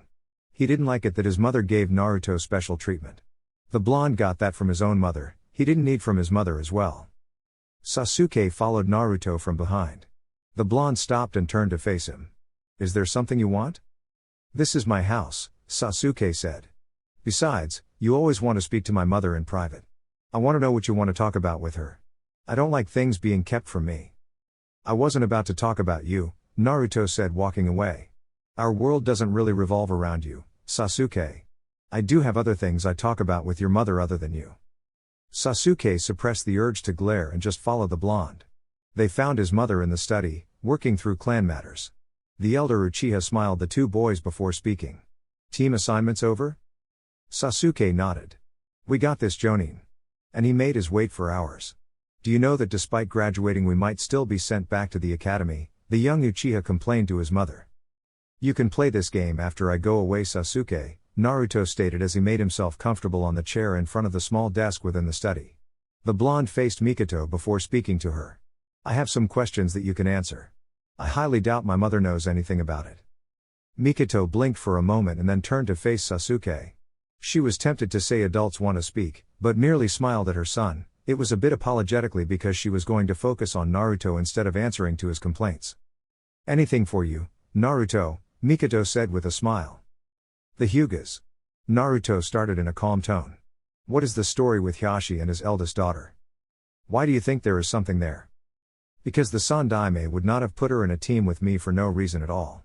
There has to be a reason. If I can know the story, then I might be able to find the reason. Mikoto appeared to think for a few moments. Hiyashi more or less disowned Hinata because according to him, she is weak. You must have seen it. He has deemed her unfit to be clan heiress and stripped her of that title and handed it to her younger sister. He doesn't look at her fondly. But I am guessing even when the situation is like that, he still does care for his daughter. Hiyashi is the only parent Hinata has, and considering how much he loved her when she was younger, I highly doubt all that love has disappeared. Naruto's mind got to work for a few moments. So he treats her like trash, the blonde said. Well, I can see that happening. He paused before asking. Have you taken your seat in the village's council as a clan head? Mikoto nodded. The blonde tilted his head to the side and smiled. If you were the Hokage and there was someone you wanted to have the support of the two most powerful clans in the village, what would you do? Why would that be in the first place? Because of an uncertain tomorrow. If a major clan dislikes a certain shinobi, you will do something to get that clan to like that shinobi. Hinata has been put as the bridge between Uzumaki Naruto and the Hyuga clan, Naruto said, standing up. I will play the Sandaime's little game. Enjoy the rest of your day, Mikoto. The blonde turned to Sasuke, but said nothing, he just walked away. What was that all about? Sasuke asked his mother. Do you really have an interest in what you're asking, Sasuke? Mikoto asked calmly. Sasuke stared at his mother for a long minute before changing the subject. Naruto's house. Dinner with the Uzumaki, it always a pleasant fare within the house. Naruto would never replace the time he spent enjoying his mother's food with anything else. She was a delightful cook and her food was the best. Perhaps he was saying that because he favored his mother better than anyone. Ino was most displeased that you were not put in the same team as her, Kushina said to Naruto. The blonde merely shrugged. I bet all she wanted was a muscle to do all her dirty work while she opens her mouth about this and that, he said dismissively. It wasn't that he hated the girl these days. She could be considered a friend, but the thing was that he was a lot more focused on plotting for his future than playing friends with Ino. With Sasuke it was okay because he had plans for the Uchiha and he was Mikoto's son. He didn't even have to spend time talking about mundane things. Ino would have her time, but for now, his mind could not accommodate her. He was content with knowing that she was closer and if he ever needed some noise to ring up on his head, he would visit her. It was a little different back then because the girl was focused on blackmailing him, but things are different now. Perhaps it had to do with her growth. I don't think she would be happy hearing that, Kushina said. And what is wrong with being a muscle for her? Naruto stared at his mother when he couldn't really offer a response that would please her. Instead he changed the subject. She must have also told that I got a Hyuga in my team, he said. Kushina nodded. She did, and then she said she felt sorry for the girl for being in the same team with you. What is it about the Hyuga anyway? Kushina asked curiously. Ino had really seemed worried and even wondered if the girl would even survive you and Sasuke. Hinata, Naruto said. She is a timid girl who can't speak without stuttering. Sasuke's gaze will likely add to the pressure to strip her of her ability to speak. She even struggled to say her name today. Of course Naruto would leave out his expression and just tell her about Sasuke. If he told her about his look, she would be questioning him about it. The Hyuga had done something that interested him though. When she was trapped inside her own little world, she had called his name. There had been no stuttering, but a clear loud voice, a gentle Hyuga. It was perhaps fitting. But that little action made Naruto think. The girl was possibly telling herself that she could do it if she tried. Although Naruto would not say it to anyone, when someone was trying really hard to overcome their struggles, it drew his curiosity, and with the Hyuga, it was the same. He was a little interested in getting her to stand on her feet. He was after all going to play the Sandaime's game but on his own terms and agenda. Her. Kushina appeared to think for a few moments before speaking. Kumagakure once tried to kidnap her and her father killed the man who tried to do it. It caused a major incident. You were not a bad person to her, were you? Kushina questioned with a narrowed look on her face. Naruto smiled. He was tempted to say of course not, mother, and she would have likely believed it. He shook his head. Could he simply lie to his mother like that? It felt as if it would be simple. Lying came simple after all. I will be good to her, the blonde said to his mother with a smile. That is what I expect of you, Kushina said, with a smile. She understood that there were some parts of Naruto that really scared her. The fact that he was able to adapt well to Anbu life without suffering any strain is an indication that her son was not the little boy she saw in front of her. He had really grown. Kushina had really been fighting hard to give her son a normal life. She would never say that considering everything, she has done well. She had failed in so many areas. Mikado didn't agree with what she had been saying. The Uchiha said if it wasn't because of her, Naruto may have been somewhere, perhaps even followed after Itachi. Much depended on Naruto, and no matter how Kushina tried to force things to make him normal, she would not really succeed, and Naruto would only try because she was asking him. Mikado had said it was best to just allow Naruto to be Naruto, but always keep her voice active as the moral conscience that would keep him grounded. Something wrong, mother? Naruto asked, with his cock to the side, seeing a contemplative look on Kushina's face. Kushina put on a slightly forced smile, but she quickly dropped it when Naruto saw through her.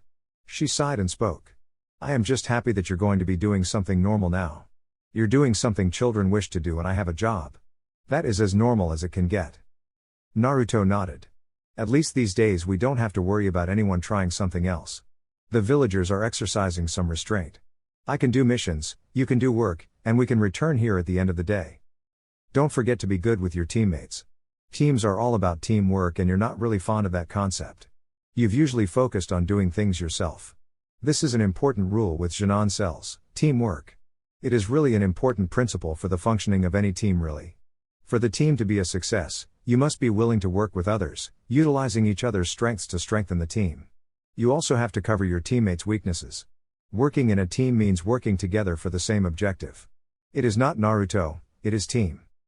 I almost forget that you're a retired Jonin, Naruto said to his mother. Well, that is the same principle Onbu go by. Well, at least the good Onbu. Understanding one's mates is key for the survival and success of the team. Kushina smiled. Well, you had good company. Naruto nodded. They were good and friendly people. We got along just fine. It is really simple though. What I have observed is that acceptance of one's teammates is essential for the team to click. If you cannot accept your teammates, you're obviously not going to get along. I don't see you struggling though. Kakashi and Sasuke have been in your life for some time, you have trained with both of them. From my experience, some shinobi understand each other through the exchange of blows. You have to integrate Hinata. Naruto nodded, he hoped it would not be difficult. But he still had to do it. He needed friends after all. He had come to understand that within this world, you really need people who owe you and people who will be willing to do certain things for you. Without that, it was just a massive struggle. The following morning. Training Ground 7. It was around past 10 and Hinata was still waiting for Naruto and their sensei to show up. She had arrived at the training ground before it was even 8 and Sasuke had arrived 5 minutes before the said time. Because she had been forced to wake up early, she hadn't even had the time to eat anything. She was usually up by that time, but she had slept a little late last time trying to do some training to improve herself. She hadn't expected her sensei to be late, again. It was even more of a surprise that Naruto was even late. The blonde didn't look like a tardy person.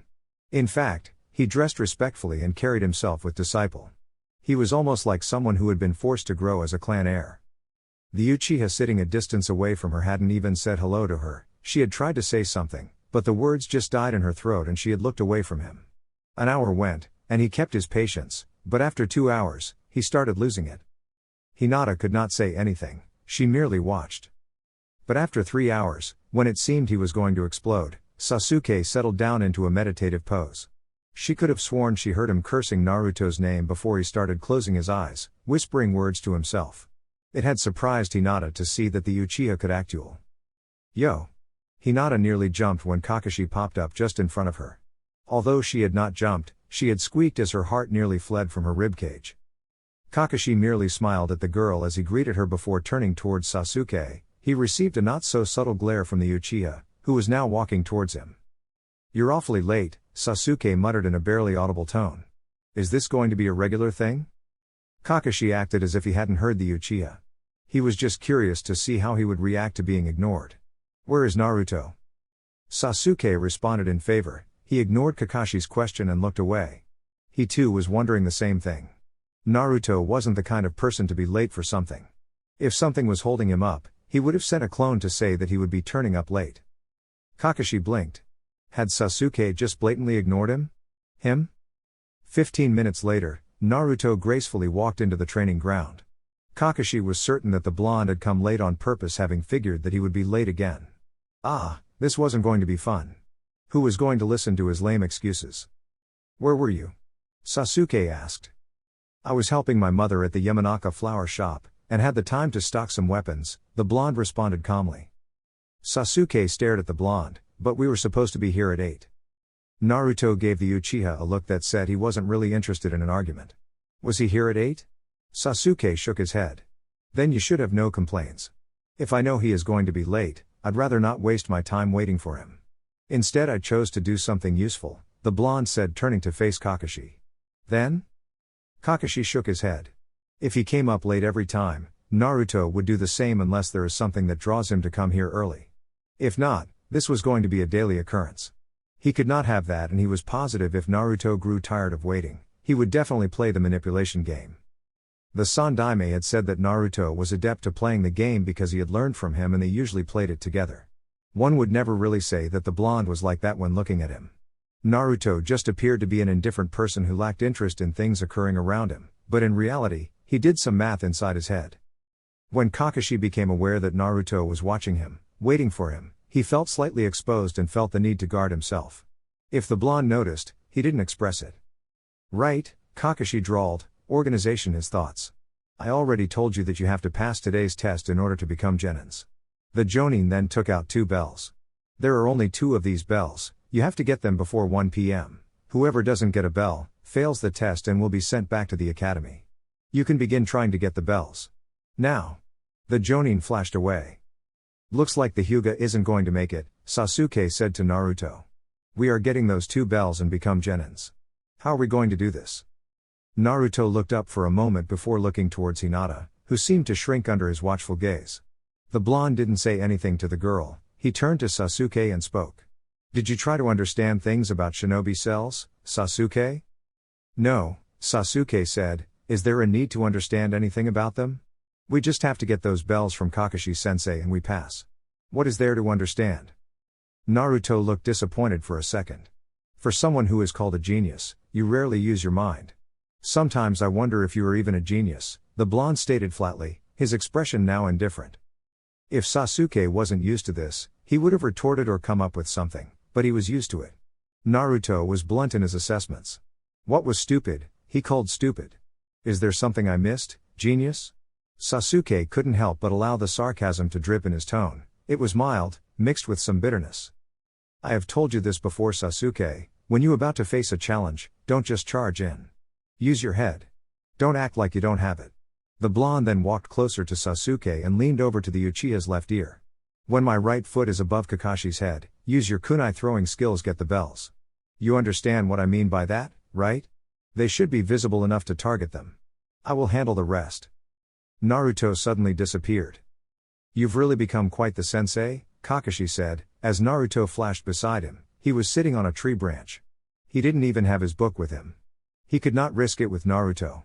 The blonde was strong after all, and it wouldn't be good when he does give his report and learn that he had been embarrassed by the blonde. Someone of your caliber should have been given a team before. So I wondered why? Earlier in the morning, I went on to ask the Sandaime about it and he told me you have failed your past students. The old man wouldn't tell me why. This test itself is peculiar. Our cells are always made up of 3 genins and a jonin. If you fail one of us, we cannot be a team. There is a reason this team was put together, and it's either we all pass or we all fail. Mother said teamwork is essential in team cells. I have been in Onbu as you, I understand the value of teamwork. There are times you will face a giant, you will have to work together in order to win the battle. If you have given this same test to your last assigned teams, they wouldn't have the chance to getting the bells because you're a jonin and they're just freshly graduated students with headbands. The blonde paused for a moment. I have spoken enough. Naruto's right foot suddenly lifted up into the air, and flashed towards Kakashi's face. The jonin raised both his hands to block the sudden kick. The jonin crossed both his hands in front of his face and blocked the kick, and he was still able to hold his position. 2 kunais slid from Naruto's cloak, sliding into the palms of both his hands. He grabbed the kunai on his left hand firmly, and drove it towards Kakashi's head. The jonin leaned back, while folding his legs with the tree branch to make sure he doesn't fall off the tree as he leaned back. Naruto let go of the kunai and it whizzed past the jonin's face, embedding on the tree. Once again, Naruto made the first move. He jumped forward while twisting around in midair to face the jonin. Another kunai slipped into the palm of his left hand before Naruto crossed his hands before channeling wind chakra into the kunais. The kunais disappeared from Naruto's hands, and sped towards Kakashi's chest. They hit him, piercing through him. The Jonin suddenly turned into a log covered by a thick cloud of smoke. Naruto landed into the ground and walked away from the trees, heading towards the clearing. He found Kakashi waiting for him. Smiling, the Jonin spoke. "Your speed has increased," he said. As it naturally should, Naruto responded as he started darting towards the Jonin. As he grew closer, his speed increased considerably and he jumped into the air, throwing a right punch towards Kakashi's face. The Jonin reacted quickly by sidestepping the punch before grabbing Naruto's hand. He then lifted up the blonde and then flung him over his shoulder. The blonde landed on the ground gracefully and quickly put both his hands in front of his face, creating a defensive wall. Both palms were facing him and kunai slid through from the cloak into the palm of his hands. A second later, Kakashi was flashing a high root foot kick. As he was doing that, Naruto flipped his hands, getting the palms of his hands to face the incoming kick. The kick connected with his defense, and the power behind it sent the blonde flying backwards. He quickly recovered by flipping several twice before landing gracefully. "Huh?" Kakashi blinked, staring at his foot, which was still above the ground. There was a kunai right between his toes. It had cut through his shinobi boot. "Huh?" Kakashi was at a loss once again when drops of blood started falling down the ground. "The base of the foot isn't the most sensitive part of the body," Naruto said as Kakashi went down on the ground to inspect his foot. "I will need stitches after this," Kakashi said with a wince, seeing his blood. It wasn't much to worry him, but how had Naruto cut him? Kakashi's instincts kicked when he sensed something coming in and fast. He cocked his head to the side and a kunai blew past his right cheek. Before he could sigh in relief, he felt something. His mask started to slip through, revealing a cut through his cheek. Wind shock. Kakashi didn't get to finish because Naruto's left foot suddenly crashed into him, his right slamming down towards his head. Kakashi wasn't a Jonin for nothing. Despite being surprised, and his mask slipping through, he managed to protect his face from being exposed by holding his mask together with his left hand while his right blocked Naruto's kick. It was surprisingly light. Kakashi's eyes widened slightly when his danger senses kicked in. The Jonin glanced down and saw both Naruto's hands falling on both his hands. The right hand had a Rasengan while the left had a kunai, both attacks poised towards his chest. The bells on Kakashi's waist dangled as a kunai sped past him. The bells fell down the ground as Sasuke appeared in the clearing from behind Naruto, charging towards the two. "Get the bells, or save your face from being revealed. But if you try to get the bells, the Rasengan will hit you, and the kunai will pierce through your left shoulder. I am fast enough to hit before you can get the bells and do a replacement jutsu," Naruto said calmly. "But of course, if you wish to test that speed, you're welcome to try." "Alright, you win," Kakashi said quickly and in a hurried tone just to get the danger off his face. Naruto didn't move. He first allowed Sasuke to get the bells before lifting his right foot off Kakashi and then his Rasengan dispersed. Naruto then made the distance between him and the Jonin. Kakashi was still holding his mask, and he was still bleeding. "I will be right back," the Jonin said before he disappeared in a puff of smoke. "I'm disappointed," Sasuke said. "I thought I would get my chance to fight a Jonin, but you did all the work." "Well, at least we got the bells," that was something to smile about. This meant that they had passed the test and would not be sent back to the academy. He could go home and celebrate with his mother. That brother of his was right, looking up to Naruto and fighting would certainly help him. He was a little jealous of the blonde, that much Sasuke was willing to admit. But he was happy that Naruto was able to take time to teach him and he knew certain well that the blonde didn't hold back when it came to training. "Come out, Hinata," Naruto called out to the Hyuga before turning to face Sasuke. Hinata slowly and timidly walked out from the bush she had been hiding. She had been right to think that Naruto was strong and if anything it appeared that he was the teacher of Sasuke. His tone earlier had seemed like a teacher lecturing his student. Still, did this mean that she was going to go back to the academy? If so, she was as good as dead. Her father had told her that and he was likely never to recognize her again as his daughter. She would probably even be shipped into the Branch family, who held no love for her by the way. Talk about a cursed existence. The time it took for Hinata to reach her teammates was enough for Kakashi to get back from wherever he had gone to. The Jonin appeared and stared at Naruto. "You didn't have to cut me, you know." Naruto shrugged. "I could have slipped a senbon through your hand when you flung me over your shoulder," the blonde said nonchalantly. Kakashi just shivered thinking about that. "How many weapons do you carry in the storage seals hidden under your cloak?" "A number of them," the blonde said. "So you'd planned for Sasuke to make a move when you whispered something to him." I really should have expected you to do something like that, Kakashi said. You did do your homework, that is good. Naruto turned to Sasuke. I didn't win because I am strong, I won because I think before I make a move and I had analyzed most things about him. It isn't always the strong who win, but sometimes those who think strategically and a few steps ahead of their opponent. Kakashi-sensei is a bit careless. I knew if I cut him he would probably sit down, and that meant loosening his guard to inspect himself. I knew that the mask is a precious thing and he wouldn't risk letting it slip through. Cutting it in the way I did meant that even if there was a mask beneath the mask, it would also be cut as well. Naruto decided against adding the book in the equation. That could come another day. His sensei would have been proud, really. Naruto was strong enough to make him work hard, but the blonde hadn't engaged him to win the fight, but each move had been calculated, even anticipating what he would do. The kick had been light, that meant the blonde had known he would block it, and so he put much focus on his hands and balancing himself. It was almost like fighting against a Sharingan user. Then again, the blonde trained with Itachi, he had to know how the Dujutsu operated. Kakashi felt a bit giddy, just thinking about how the blonde had executed the plan for today. So what are you going to do about the bells? Kakashi asked, looking at Sasuke, who was holding both bells. The Uchiha threw one to Naruto and kept one, but Naruto threw the bell given to him to the Hyuga. Hinata, though, failed to catch the bell. It was almost like it was trying to run away from her as she tried to take it from the ground with her trembling soft hands. I don't care if I fail.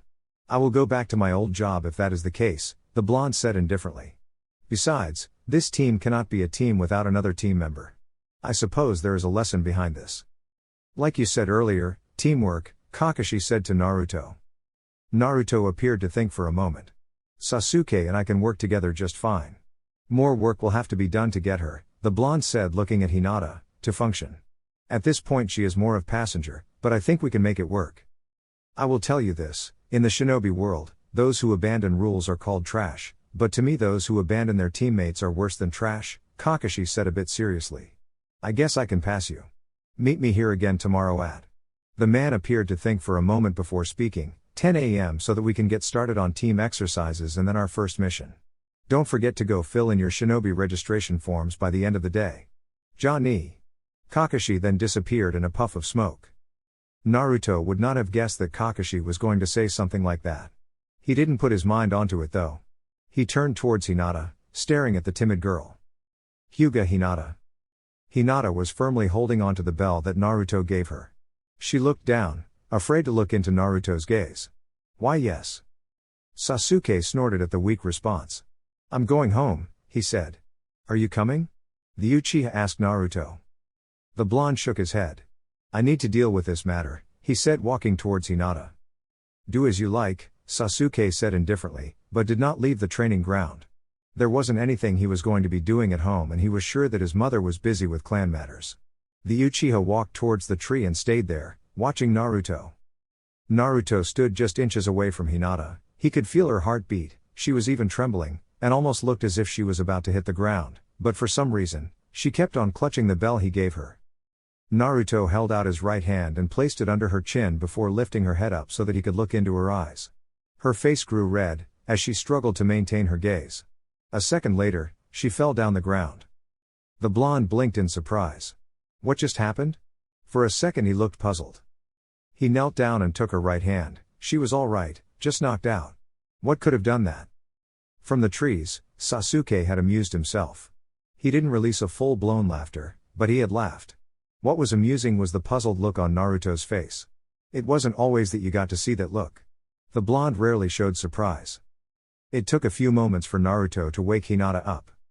Attack me, Hinata, Naruto ordered in a hardened tone. Hinata hesitated. She put the bell on her pocket and asked, "Why?" "Because I want to see how good you are. For now I can only see a spineless kunoichi." The words seemed to deflate the girl, her shoulders slumped and she seemed ready to cry until Naruto spoke once again. "Prove me wrong, Hinata." That seemed to get her on the move, and the girl took a stance before charging towards Naruto. The blonde dodged and blocked all her strikes before grabbing her by her right hand, pulling her closer to him before slamming his right knee into her gut. Hinata let out a pained sound from her lips before falling down onto her knees. Naruto didn't attack her. He just stared at her, and Hinata looked back at him for a second before her eyes went back to the ground. Humans were despicable creatures full of malice and hate. Naruto looked at them with contempt hidden behind a mask of indifference. Vile humans were always plotting something, and most humans were really inhuman things that Naruto despised. But this timid girl before him was none of that. It was the first time that Naruto was coming across someone like her. She was gentle, her hands were too soft, she was a fragile little thing. He had thought he would hear glass shattering when he need her. He could tell her to jump and she would probably do it. Her strikes were weak, but he believed she could do better. It was almost like she was afraid to cause pain. A unique trait within a human. She didn't want to hurt anyone, which made her look weak. Her stuttering and fragility made her look like a pet that needed to be held together and shown how to walk. She wasn't the resentful Sasuke, she wasn't his beloved mother who could tear apart a worthless human in the blink of an eye. Naruto held out his right hand and placed it on her head. The touch made her tense. When she looked at him, she relaxed, even though he wasn't smiling. You're weak-minded. You can't make decisions of your own, you can't even voice your thoughts. You're a timid little girl who is just one knock away from being useless. Naruto paused. I was right, you're spineless. Naruto felt it, she tensed, and her fragile face looked as if it was about to break apart. Her eyes were cast down, unable to face his gaze anymore. This is the honest truth, Hinata. If you want to survive in a world filled with vultures, you must not hesitate to strike. If you do, you will die within a second. You must be strong, or you will be devoured. Trust in your skills, and you will have the courage to stand on your feet.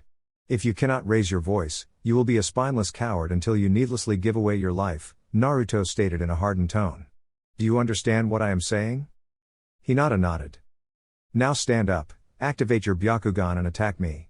Come at me with the same strength you when you called my name yesterday. Hearing that firm tone, I believed that there was more to you than you let on. Hyuga Hinata, do you want to prove me right or wrong? Chapter 13. Hinata lunged towards Naruto, her right palm glowing with chakra as she aimed a strike towards his right shoulder. The blonde shifted to the left, sidestepping the strike. Hinata's palm missed him by just inches as Naruto snaked around the girl, before hitting the outstretched right hand, causing her to fall forward a bit. Hinata moved with grace and fluidity as managed to balance her feet before twisting around, aiming an index finger towards her opponent's forehead. Naruto dodged the strike by leaning back slightly. Hinata took advantage of Naruto's position, knowing that he didn't have much balance and swept her right foot through the ground, moving it towards Naruto's feet. The blonde allowed both his hands to fall to the sides as he allowed his body to fall down the ground. Hinata's leg sweep hit Naruto, lifting up both his feet into the air as his hands hit the ground. Hinata used her Byakugan with precision as she flashed towards Naruto's right side and attempted to hit him on the chest with her open palm. In a speed that no longer surprised Hinata, Naruto brought out his right hand, leaving his left hand to balance his body. A kunai flung out from the sleeve of this cloak, causing Hinata's strike to hit with the wind-cloaked kunai. Hinata didn't retreat, she crouched down the ground, before attempting to sweep Naruto's left hand off the ground, knowing if she did, he would fall down on his back. Her Byakugan saw Naruto's fingers glow with chakra before he propelled his body above the ground, using the left hand. When Naruto flipped once before gracefully landing on the ground, a couple of feet away from her, Hinata straightened up and stood on both her feet, hands held up in a stance with her breathing slightly labored. This was just part of training that Naruto was having her do.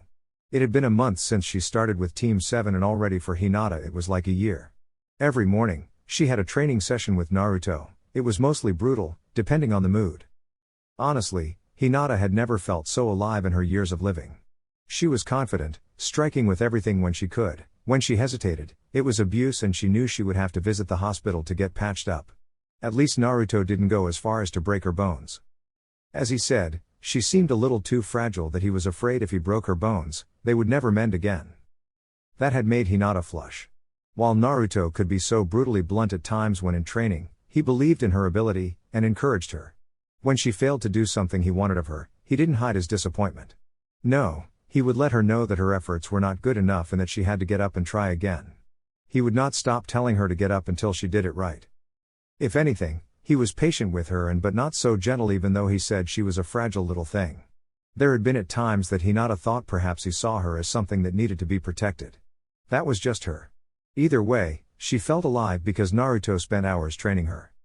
Today, she had been told to just attack, and he would merely be defending. There was a rule, if she hesitated to attack, he would attack her. Naruto had gone as far as to nearly slit her throat and even once poked his sword right on her chest, where her heart was located. There had been blood because really, He hadn't been just pointing his sword at her, it was pressed against her.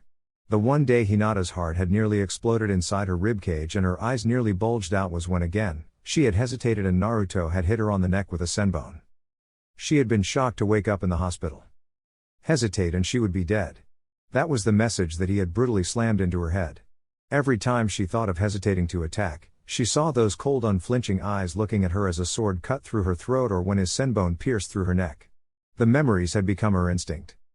Hinata had been doing her best not to disappoint Naruto and he had been proud of her. The day he had praised her, she had gone home feeling giddy. She hadn't cared that her father didn't ask her why she came home bruised every day. With her breathing calm, Hinata charged at Naruto once again. On the sidelines, Kakashi popped up on a tree branch just beside Sasuke. The Jonin amused himself in the fact that Sasuke seemed jealous about the attention Naruto gave Hinata. He had heard the Uchiha complain that Naruto spent less time training with him as he does with their teammate. Naruto of course had dismissed the Uchiha's complaints with nonchalance. Is this ever going to end? Kakashi asked the Uchiha, with his eyes staring at his beloved book. When Sasuke glanced at the pages, the Jonin held up his book just so the Uchiha doesn't see. Who knows? Sasuke responded indifferently. Someone is a little jealous, the Jonin teased with an eye smile. I'm not. Kakashi merely smiled and turned back to the clearing for a moment as he analyzed what was going on. Hinata had really improved over the month, even though they didn't do any real missions. Naruto had yet to complain. Kakashi had expected him to complain since he had been doing high-ranked missions in his days at Onbu, but the blonde was content with working up every day to see his mother to work and then come here to strengthen the Hyuga. No one was happy about this more than the Sandaime Hokage. He was sure that the old man would be rubbing it into Hiyashi's face soon enough once the girl has removed all her stutterings. At least she did not stutter in battle, and because of Naruto's treatment towards her, Hinata spoke to Naruto a bit confidently than she did with other people. Perhaps it was because if she was stuttering every word, the blonde would not talk to her. Naruto was really a good teacher. Even though Sasuke did complain, Naruto still made time for the Uchiha during evenings when they have done their missions. If anything, progress was going on smoothly. Kakashi didn't really have to do much with the team. If anything, he was just a mere spectator. Not that he was complaining anyway.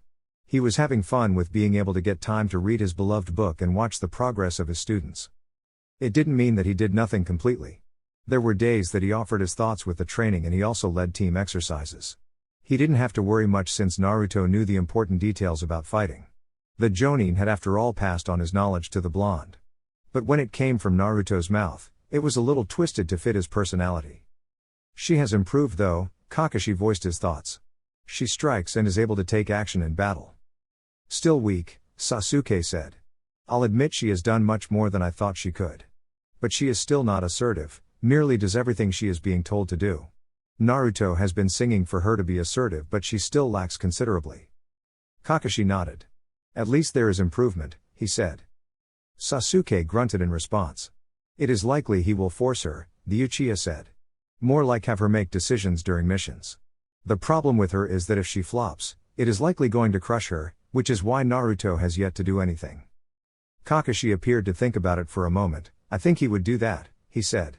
Although, it is surprising that Naruto is actually considerate of someone's feelings as if he really cares. Sasuke snorted. Yeah, he said sarcastically. He's probably just worried of undoing all his hard work. He has yet to really give the girl a smile even though he praises her efforts. You don't really think that highly of Naruto in that regard, Kakashi said. Sasuke shrugged. I'm just stating the obvious, the Uchiha said with carelessness. Kakashi shook his head. Well, he could not really say that the blonde was the best when he was dealing with emotions and other people. Naruto didn't care much about people, and if Sasuke was saying it, it is because he has seen it with his own eyes. Kakashi reminded himself that the Uchiha was in fact a genius. With the Sandaime's joy in all these, Kakashi could say he had planned for it to happen, and if so, then Naruto must have known. Yet he was doing it anyway. The blonde had to have his own reasons. Naruto didn't do charity. Come on, let us go and join them, Kakashi said as he jumped down the ground. Sasuke followed his example shortly and the two walked towards the clearing. Naruto's gaze fell into the Hyuga, scanning every inch of her body. He hadn't done anything to bruise her today, but merely had her attack him. That was enough for today. He could focus on defense tomorrow or the day after tomorrow. She was improving, that was the important thing. You're using the Byakugan effectively and you move with grace. Well, I guess that is being helped by your possession of the Dujutsu, Naruto stated. But overall, you have attacked well. Since you have been given training at a young age, training you makes is a little easy as I don't have to tell you the basics. What you have always lacked is a spine and courage. At least in battle you're improving.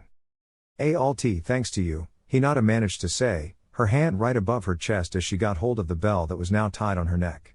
She had even found a way to silence it as it gave away her location when she was running. It has really become her treasure.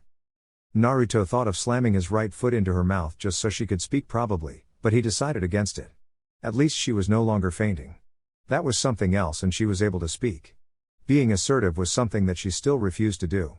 Naruto didn't know whether it was kindness or just a nuisance that was hindering her growth. Either way, it was really a problem.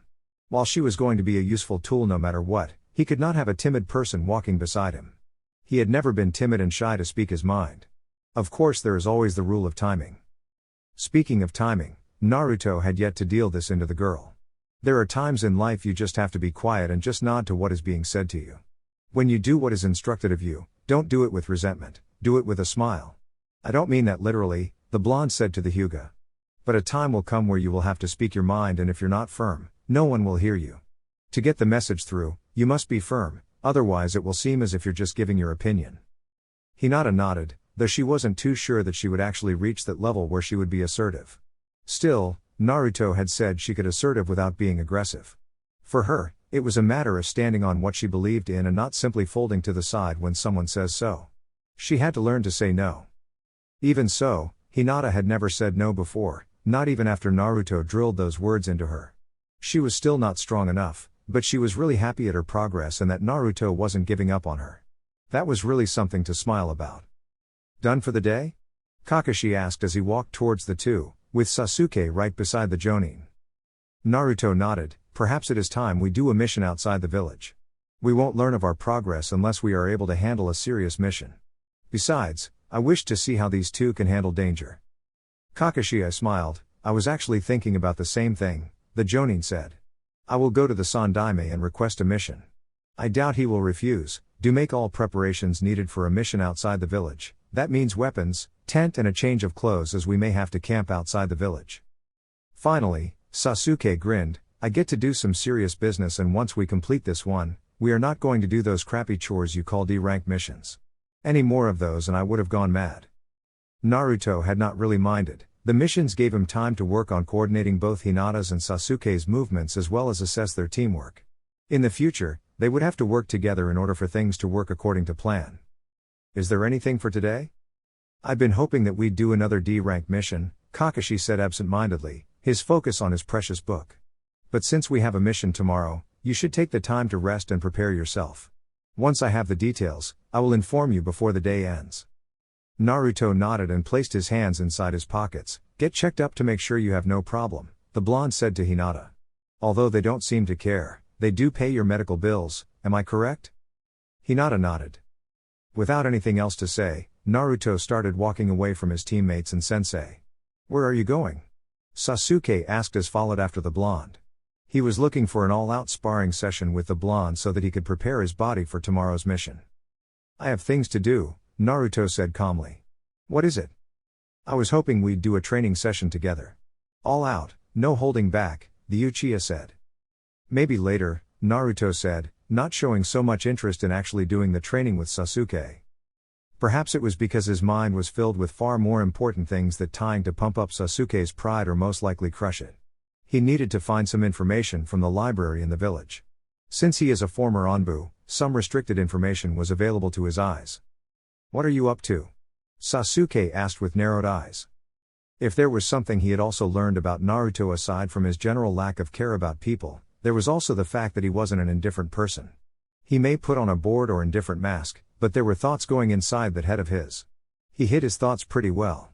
You wouldn't know he was sizing you up, when he was looking at you with that indifferent look of his. But Sasuke knew, Naruto was a scheming person. Naruto glanced at Sasuke over his shoulder as he responded. Nothing much, Naruto said. What do you know about Danzo? Nothing. Sasuke was quick to say. Sometimes your ignorance about these things annoys me, Naruto said with his eyes now looking at the road ahead of him. I have told you that in order to defeat your enemy, you must be able to know what makes them tick. Without knowledge about the enemy, things would be difficult to combat. Besides that, they also needed to know who the enemies were in the elemental nations. If Naruto had other enemies aside from Danzo and the Akatsuki, he would work towards their elimination. But in order for that to happen, he must have the right information to make a move. It's not like the information is available for all to see, Sasuke grunted in response.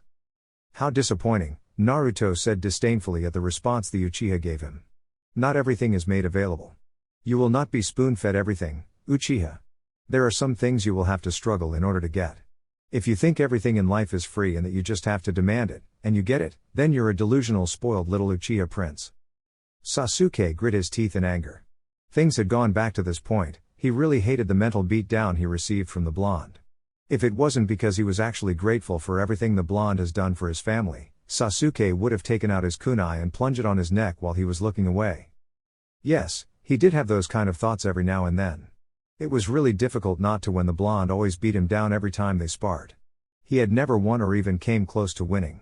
What infuriated him was that they were of the same age and yet Naruto was always not just one step ahead of him, but a couple of giant steps ahead of him. Why should he even be angry anyway? Wasn't he already used to this kind of talk? Sasuke calmed himself and decided to speak about something else.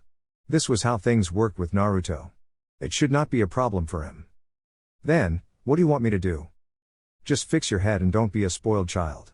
I will handle what needs to be done, and when the time is right, a move will be made, Naruto said as he created a distance with the Uchiha.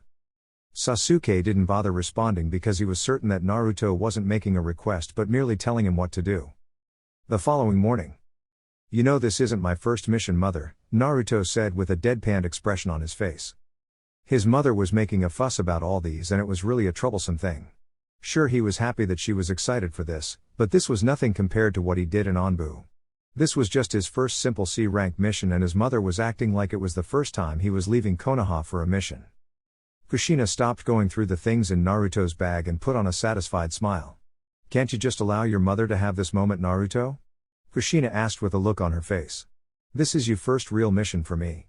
I never got to meet your teammates in Anbu and I didn't know what you were doing. But now I know what you're doing and I have met your teammates. If you wanted to meet my teammates in Anbu, you could have said so, Naruto said. While Anbu identities remain a secret, those guys were the kind of careless people who wouldn't have minded coming to see you, the blonde explained lightly. Kushina tilted her head to the side. Naruto had already said that he had been with lively people in his squad, but she could never be sure. Yet if Naruto was saying that they would have no problem in meeting with her, it made her happy. I'd be happy to see them one day, Kushina said with a smile. Are you still in contact with them? Naruto nodded. Well, he did need to know what was happening around in Anbu and those people would be willing to share things with him. He was a former Anbu after all. Besides that, Naruto could genially say they were not as the same monkeys he looked at with perfectly hidden contempt. Yes, Naruto said. Well, invite them over one day, Kushina said before sealing Naruto's bag in a scroll, which she handed to the blonde. He placed the scroll on the ground and did a couple of hand seals before touching it. The scroll disappeared in a puff of smoke. Seeing that her son was done, Kushina walked over to him. Give me your hands, she said. Naruto held out both his hands and the woman folded the sleeves of his cloak and examined the tattoos on both hands before nodding in satisfaction. Nothing wrong here, she said. You use these things excessively though, she said. Sometimes I use the ones on my sleeves, Naruto said. But using them is much more effective than just making fireworks. I prefer effective over flashy, the blonde said. Kushina could not disagree with his choice. It wasn't like using the seals did a number on him anyway. She smiled and placed both her hands on Naruto's shoulders before leaning in. She kissed him on his right cheek. Be good to your teammates and protect them, okay? Yes, mother, Naruto said with a small nod. Now run along, you don't want to keep everyone waiting, Kushina said, pushing her son away. Naruto merely shook his head. His mother was treating him like a little boy again. He was happy that she was happy. But he didn't need her to pamper him like a child as Mikado did to Sasuke. He wasn't going to tell her to stop though. She was his mother and she was free to do anything. Without saying anything more, Naruto left his house and went on towards the Hokage Tower, where he was sure his teammates would be waiting for him. Kakashi would probably be running a bit late, visiting the grave site once again. Where is your bag? Sasuke asked, seeing the blonde looking as if he was going for a diplomatic mission for a few hours rather than a mission that would see them sleep inside tents at night. "I'm Uzumaki, I don't carry bags, I carry sealing scrolls," Naruto merely said. "Seals?" Hinata asked. While not much was really known about the Uzumaki by the general population, Hinata was from a clan and had been once a clan heiress before she was stripped of the right by her father. Even so, she did know that the Uzumaki had been a clan before, and not just any clan but a prestigious clan that had strong ties with the Senju clan. They were known to be seal masters. Well, at least that what she knew anyway. She didn't really understand the whole Fuinjutsu thing, as shinobi these days never really considered it in their training. Then again, it was a complex thing that required imagination and incredible skill. Naruto nodded. "Yes, seals," the blonde said. Kakashi appeared before the three as if he had watching from afar, waiting for them to gather. "Come on, guys," he said, walking towards the building before them. The Sandaime Hokage smiled as Team 7 walked into his office. His eyes lingered around Naruto in particular before turning to face the Hyuga and the team. He smiled at the girl. Hiyashi was going to be shocked when he does learn that his daughter has really improved. She was considered a failure, but they didn't know that Naruto was making her a winner. Leaving his thoughts, the Sandaime leaned back to his chair and spoke. "Ah, Team 7, he said as if he didn't have his eyes on them every day. "I'm sure Kakashi has already briefed you about the mission. This is your client, Tazuna." Tazuna glanced over his shoulder and spoke. "I wasn't hoping for brats to be accompanying me," he said. "They can even do it?" The Sandaime Hokage merely smiled. "They are very capable genins, and they have Kakashi with them, who is one of our best jonins." His eyes twinkled slightly as he added. "Well, unless there is something you're not telling me. This is a C-ranked mission, and what you paid for, this is what you get. If you want stronger muscles, you request a higher ranked mission. You're likely to come across bandits, they are enough for that.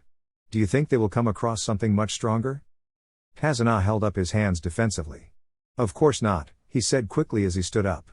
"Come on, let us go," he said to Team 7. "Hinata-chan, Sasuke-kun," the Sandaime said to the two genins. "You can wait outside with Tazuna. I want to speak with Kakashi and Naruto." He was the Hokage and the two as told. "Nothing really gets past you," Naruto said to the old man. He had seen how the old man's eyes twinkled when he spoke to the client. It was as if he knew the client was hiding something from him. Sarutobi just smiled. "Well, if I allow things to get past me, I wouldn't survive as a Hokage, now would I?" the old man said. His eyes caught the cover of the book Kakashi had on his right hand. "Is that the new book?" he asked in a serious tone. "Yes," Kakashi said, just as serious as the Sandaime Hokage was. "Curse that Jiraiya," the Sandaime said. "I told him send me a copy each time he releases a new book. You're going to a mission and it will need your focus, why don't you leave me with that book, Kakashi?" "No," Kakashi gave a firm and simple response, while holding his book possessively. "Why did you have us remain?" Naruto asked the Sandaime, wanting to get over things so that he could leave and return as quickly as they could. It would not favor him if they end up taking more time. The Sandaime cleared his throat as his focus returned to the matter at hand. "I want you to be cautious in this mission. The wave has been struggling lately, it is likely you will face a difficult task. You will be free to choose how you go with things if this proves to be true. In any case, I am allowing this because I want an alliance with the wave country." Both Kakashi and Naruto nodded before the Sandaime released them. 2 hours later. As the team headed towards the wave country, Hinata was walking in front of Tazuna with Kakashi covering the rear, Naruto and Sasuke covering the right and left side respectively. The journey had been a silent one, with Kakashi lost in his precious book and Naruto not looking toward any talk. Hinata couldn't bring any subject and Sasuke was just Sasuke. Hinata had a feeling that Naruto didn't like their client. It was just a feeling. The blonde had remained indifferent since the journey started. Perhaps it was due to the fact that the client had been drinking and had been a little rude to them. She could not say she really knew what Naruto liked in other people because she really didn't know much about him. Outside of training and doing chores masked in the name of D-rank missions, she didn't spend time with him. Even so, Hinata was certain that Naruto didn't like the client. "Are there more countries like the wave?" The silence was broken when Naruto asked. Obviously talking to their sensei. "Yes," Kakashi said without taking his eyes off his book. That was rather dangerous. In a world such this and a country could hope to exist peacefully without a shinobi village? In Naruto's opinion, it was nothing but utter madness. Well, it was because of such countries and lands that shinobi earned their money. Certainly if all nations had shinobi, it would be difficult living a shinobi. Payment was only received when one did missions, and shinobi villages earned most of their income by accepting mission requests. Hinata's eyes narrowed a bit as they came across a puddle of water. She glanced over her shoulder, turning to her sensei, but he merely motioned for her to keep walking. Hinata did as instructed and looked at both her teammates. Sasuke had a small smirk on his face and Naruto, just looked indifferent. With his look, you could never really say that he had actually noticed the puddle. But Hinata knew better. Suddenly two shinobi burst out of the puddle after the group passed it. One down was heard as Kakashi's body burst into blood. Simply on the instincts that Naruto had beat into her, Hinata activated her Byakugan and flashed in front of the client, with a stance, ready for action. If it wasn't because her Byakugan could see chakra, she may not have seen Kakashi standing atop of a tree branch, observing them. Hinata was sure that would have been trembling in fear, thinking her sensei had died. Naruto and Sasuke didn't have her thoughts though. Before she had even moved to protect the client, the two had already disappeared. The former had moved faster than Sasuke, but both got to work. Being faster than Sasuke, Naruto took the lead. He darted towards the incoming enemies, his eyes watching them calculatedly. With the two coming towards him side by side, Naruto suddenly jumped into the air and flipped, taking an upside-down position. The two twisted around to face him, and as soon as they did so, Naruto flung two kunais from his hands. One hit the one of his left on the left shoulder and the other hit the other on his right shoulder. Both cursed as the kunais cut deep into their flesh, but were unable to do anything as Sasuke threw two kunais towards them, each with an invisible thread. The kunais didn't hit the two, but were directed to twist, wrapping the thread around the two, binding them together. As gravity remembered its job, Naruto outstretched both his hands, infused chakra into his muscles and grabbed the two heads before brutally smashing them together as Sasuke held firm on the binds. Naruto flipped backwards before gracefully landing on the ground. "Good work you two," Kakashi said as he appeared before Sasuke and Naruto. He turned to face Hinata. The Hyuga was now on her butt, looking relieved that the danger had passed. The Jonin gave her an eye smile. "You too, Hinata, the speed in which you moved to protect the client was impressive. You really have improved." Hinata flushed at the compliment. Thank you Kakashi-sensei, she managed to say. Was it really hard for her to just say the damn word straight up? Hinata cursed herself. At least Naruto didn't seem interested in her, but was focused on the two enemies he had caught with Sasuke. It just really made her feel otherwise when someone praised her efforts, especially when she knew that she had really done well and they were not just saying it. Hell, even the damn Uchiha, wearing a disappointed look, had even said she was improving far better than he had expected. He had even said he hadn't expected her to improve at all. "I thought she would faint," Sasuke said to Naruto, looking at Hinata. "Still nervous and shaky, but at least not a burden. We know we can do the fighting while she guards the client in case of surprises," the Uchiha added. Naruto merely nodded. "Your teamwork still impresses me," Kakashi said to Naruto and Sasuke. "You ran ahead with Sasuke behind. You were like a mask to hide your teammate and used your speed to great effect in order to get their attention while Sasuke trapped them." It wasn't something Naruto would smile about. These were a couple of idiots and he said it. Teamwork aside, we were dealing with foolish arrogance. Just because people get into the bingo book doesn't make them strong. They are stupid. They shouldn't have attacked with you in the group, and who would have fell for that cheap trick? If it wasn't because they need to be interrogated, I would have. "No need to fill everyone's mind with anything graphic, Naruto," Kakashi quickly said, cutting the blonde off before he could finish. "I will do the interrogation." Naruto merely shrugged and walked away. He didn't want to see because Kakashi was just going to ask them questions. They would probably give them, thinking they would be freed, but it was unlikely. They were missing Nin and there was a bounty in their heads. It was not much, but a bounty nonetheless. "This might be a bit troublesome," Kakashi said as he walked up to his students, who were around their nervous-looking client. They were sent by Zabuza, an A-rank missing Nin. "What about them?"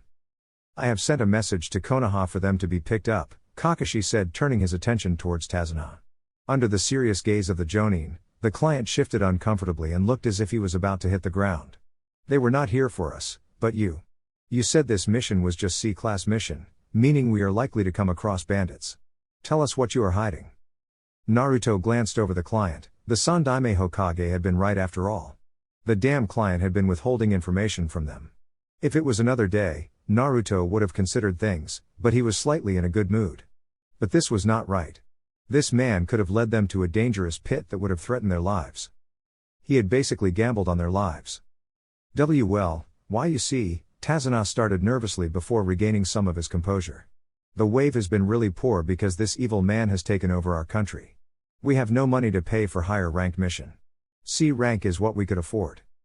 As Tazana explained, Naruto reaffirmed his earlier thoughts. Not having shinobi for protection in this world was just suicide. A country could not survive without shinobi backing it up. When it didn't have protection, evil monkeys took advantage of the country and enriched themselves. There is something that I don't like about you, Naruto started.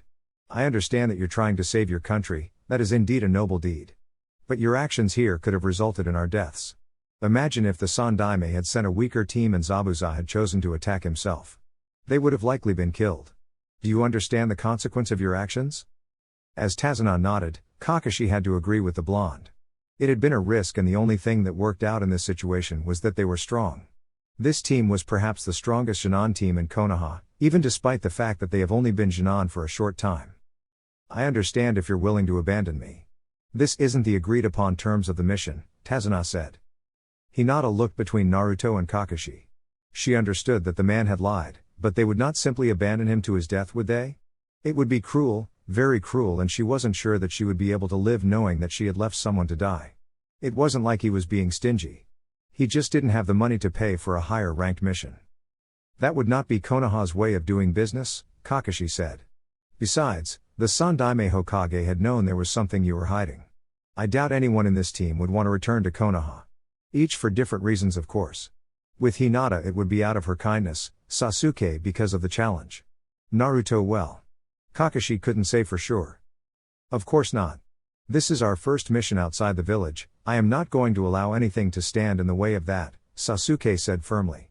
He didn't care much about the client and his reasons, he was just looking toward a good battle that would challenge him. Hinata, what do you think? Kakashi asked, giving the girl a platform to speak. He already knew what she was going to say, but allowing her to speak her mind would ease up things for her. She could grow used to speaking in opinions within the group, and if she did it regularly, she would end up growing in confidence. And Kurenai said he could not handle her. Hinata hesitated, swallowed a lump down her throat before speaking, not to anyone in particular. I think we should see continue. That wasn't all that she wanted to say, but she stopped there. At least she had said something, with all eyes staring down at her. That was good progress, right? Kakashi gave the girl an eye smile before turning to face Naruto. Naruto? Considering what the Sandaime said, it hardly matters what I think, the blonde said.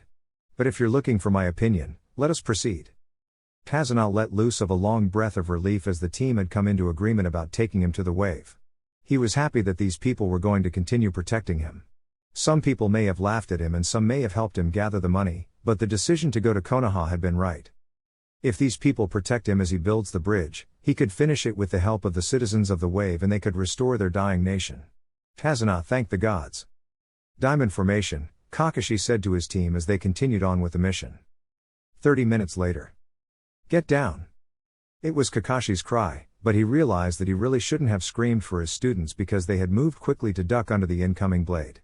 Kakashi grabbed their client, forcing him into the ground. The large swinging blade sped just above the group and went on to embed on a tree. Zabuza flashed on the hilt of the large sword and grinned towards Team 7. I was wondering why those two failed, the former Kirinin said calmly. Well, that doesn't really matter anyway, I just want the old man. I have no business with you. He is my target and I just want to get him and will be out of your way. Tazana trembled slightly. Would they give him to save their own lives? Mission failure wasn't something that was a sin, it happened every now and then. They were shinobi and from what Tazana knew, they were not the most morally responsible people. No can do, Kakashi said a bit lazily. I see, Zabuza said before disappearing away from the tree along with his sword. Team 7 followed the man towards a stream of water. The man was floating above the water with his large sword comfortably sitting on his shoulders. Copy Ninja Hatake Kakashi, or as they famously call you, Sharingan no Kakashi, the man who is said to have copied over 1,000 jutsus. Sasuke looked slightly surprised at what he had just heard. Their sensei had copied over 1,000 jutsus and was known by missing nins. Was the man really something else? What was that about the Sharingan? He had never really given the man much thought because of his tardy attitude. The man never seemed to have a serious moment in his life and was always looked bored. But to think he was someone famous. Sasuke was surprised. Momoiki Zabuza, a rank missing nin and a former member of the legendary Seven Swordsmen of the Mist, Kakashi said calmly, preparing for battle. I cannot let you touch the client. If you want to take him, you will have to go through me first. Zabuza laughed. Fine, he said. But bringing children into battle. They are just brats and cannot protect anyone. Not even real shinobi. Kakashi didn't bother correcting the man. Protect the client and I will handle Zabuza, Kakashi instructed his team. A thick mist began to cover the area. That followed then was an immense and suffocating killing intent that washed over the area. Hinata felt fear grip her heart, she saw her death. Her breathing became labored with her legs and feet frozen. The atmosphere was oppressive, just suffocating. If this continued, Hinata felt like she was going to piss or lose her consciousness. She didn't dismiss the possibilities of both happening simultaneously. Hinata wasn't the only one who was frozen in fear, Sasuke was also trembling. So this what it felt like facing powerful shinobi. He had never felt such an oppressive feeling before. Sasuke was afraid, he didn't want to be here. This wasn't a place for him. How pathetic, Naruto stated disdainfully, his eyes narrowed towards Sasuke. I understand Hinata, but you, Uchiha? For someone who sometimes acts almighty and proud, seeing you shake like this isn't even amusing, it is sad. Kakashi should have expected the killing intent to affect the two. He hadn't thought that Naruto would be someone who could cower to something as a killing intent. Don't worry, Sasuke, Hinata. This will be over soon. And suddenly, the oppressive washed away and Hinata was able to breathe calmly. She looked down on her pants to see if she was wet. She may have let slip without even noticing it. It was very much possible and she had felt slightly numb. The Hyuga breathed a sigh of relief when she saw that her pants were not wet. Sasuke couldn't believe that he had been left like that. He shook his head and put on a hard look on his face before responding to Naruto. I wasn't trembling out of fear, but excitement. Naruto said nothing, that wasn't really worth responding to. He turned towards Hinata, flicking his index finger and hit her on the forehead. Hinata winced slightly, holding her forehead and looked up to Naruto. Activate your Byakugan and check the parameter. Oh, they seem to have recovered from that rather quickly, Zabuza said, sounding amused. But you're right about one thing, Kakashi, this will not take long. Zabuza moved on to clash with Kakashi.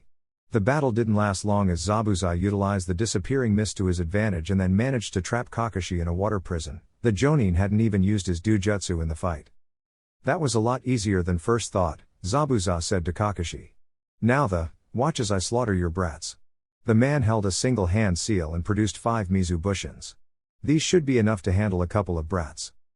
Naruto stared at Kakashi with an expressionless look on his face. With you trapped, I can decide to take the client away and leave you here. The blonde said. That wouldn't be a bad choice, Kakashi said. But you wouldn't, would you? Do you think I'd let you leave? Zabuza interrupted the talk between Kakashi and Naruto with a smile on his face. He still kept his hand on the water prison.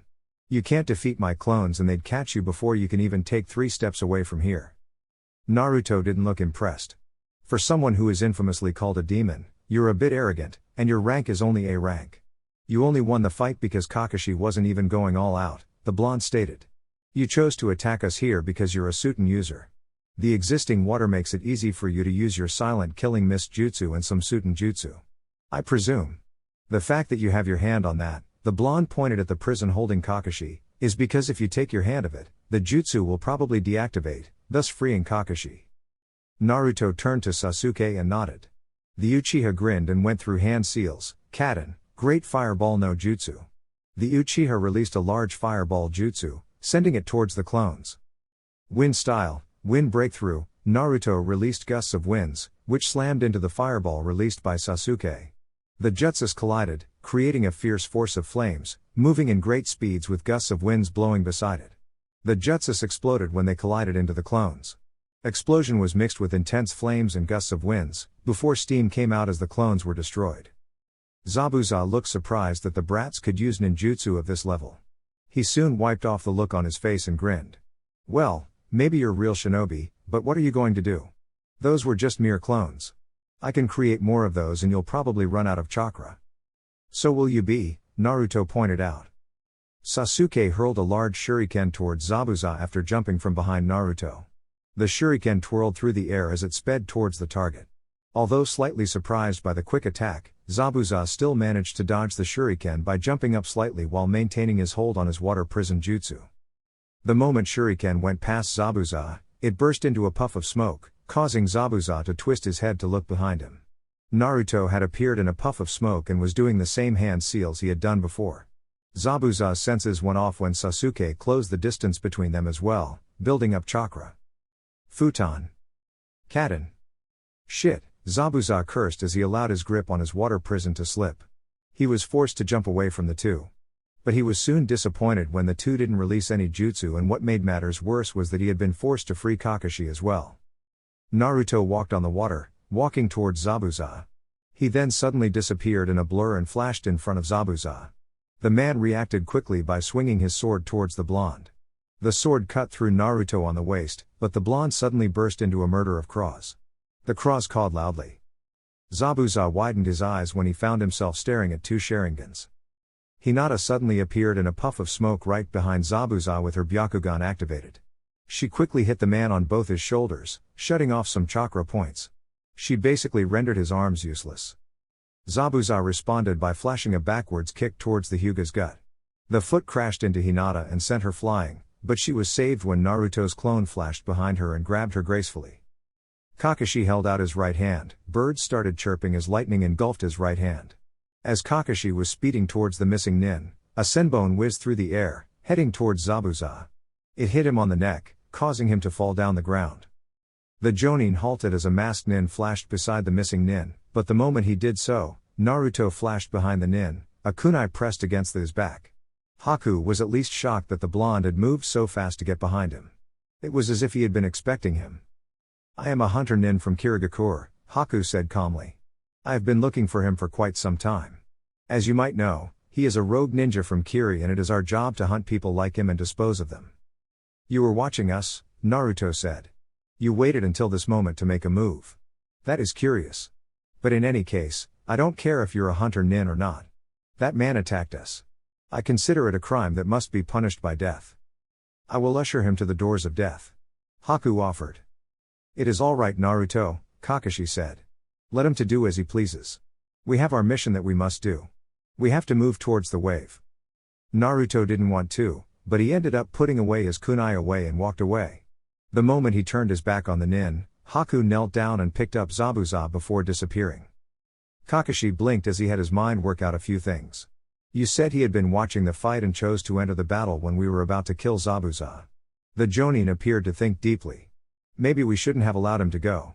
Hunter nins erase their targets right on the spot. Could he have been an ally?" "Hinata," Naruto called. "Open your field of vision. We can still catch him." Kakashi waved his hands a bit dismissively. "There is really no need for that. If he comes back, I will take things seriously. Besides, we have a client to protect. If we focus on chasing them, we break away our formation." The man paused for a moment. "You had Hinata activate her Byakugan before I started fighting Zabuza so that you can get a clear view of our surrounding," he stated. Naruto merely nodded. "How did Hinata get behind Zabuza so fast?" "I charged head on purpose to attract his fullest attention. I managed to transform into a Craw and replaced myself with Hinata. She already knew what she had to do," Naruto explained lightly. Kakashi smiled. Given Naruto's strategic mind, the three of them may have ended up doing some damage to Zabuza. Hinata had disabled his hands that gave them a huge advantage over the man. The collaboration jutsu had been used as a smoke screen to hide the plans being made and Naruto's transformation into a shuriken. This team was truly blessed. Naruto was able to think, and both his teammates followed his orders without complaints. He had not thought that Hinata would actually attack Zabuza. But she had. Naruto may not have given her choice in the matter.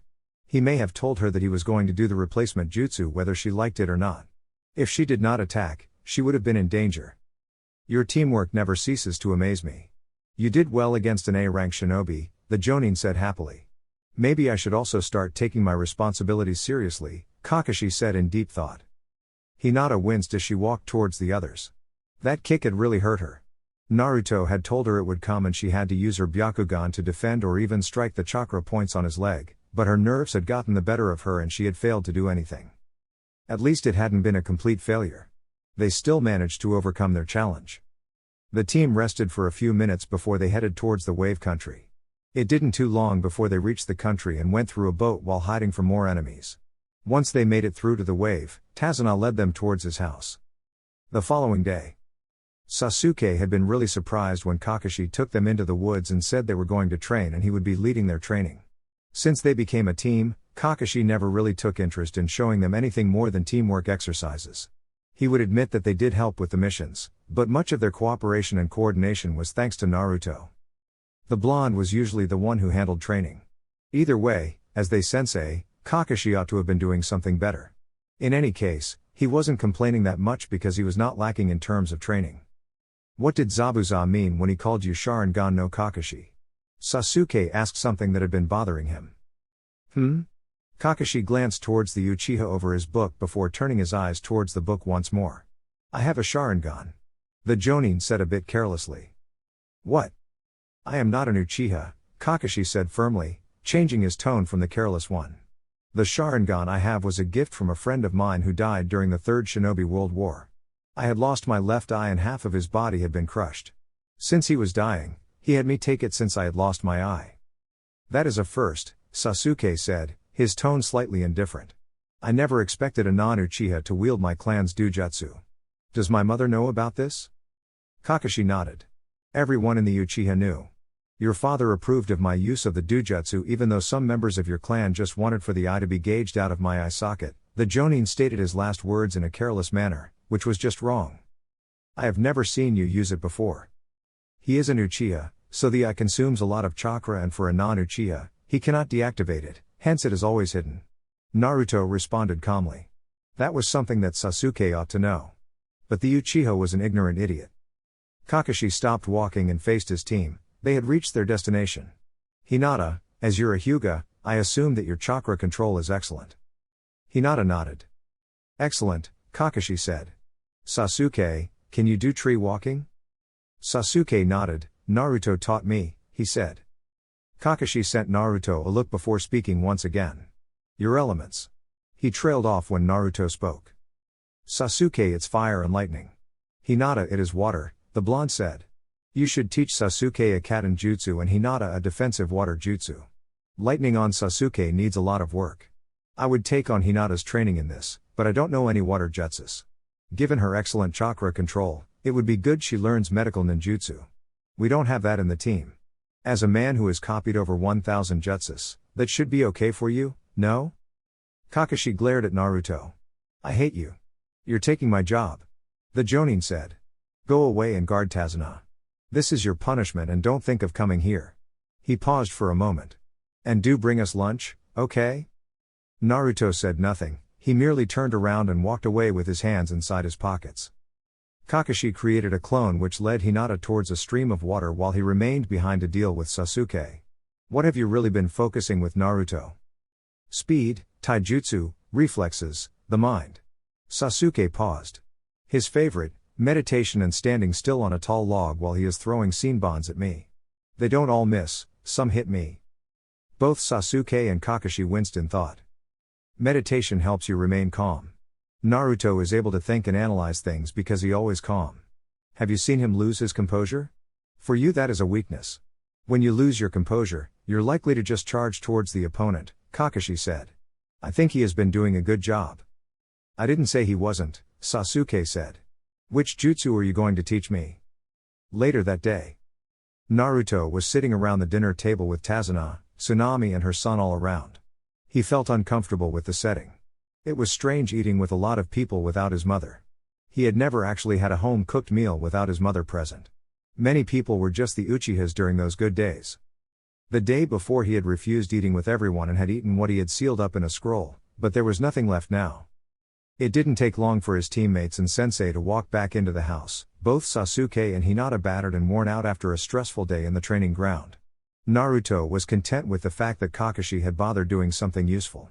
As a sensei, the man had been rather useless. Perhaps he had believed they were not ready for the strong things with shinobi. Naruto mentally slapped himself for having such a thought. It was just ridiculous. He was a former Anbu and Sasuke had survived the Uchiha incident. Hinata on the other hand was lacking and was really abused at home. Training to become stronger was the only way she could be accepted in her home. I was starting to think that you'd missed dinner, Tsunami said with a smile. The woman then stood up and went on to get more plates to serve the three. Her movements were a little hurried, but she handled the delicate plates in her hands with care before pushing them towards the last three members of Team 7. Naruto stayed silent as he watched everyone take in food into their plates. He had already prepared something and he was eating, but not hurried, just slowly as if he was savoring the food. That was not the case though. How did it go at the bridge? Kakashi asked Naruto. The blonde hadn't bothered returning to the training place. He had stayed at the bridge protecting Tazuna while he trained Hinata and Sasuke. Tsunami had been the one to bring them food. Fine, Naruto said calmly. Your end? Sasuke didn't allow Kakashi to respond. He jumped into the opportunity to gloat over his success at mastering a new jutsu. Kakashi-sensei taught me a new fire jutsu.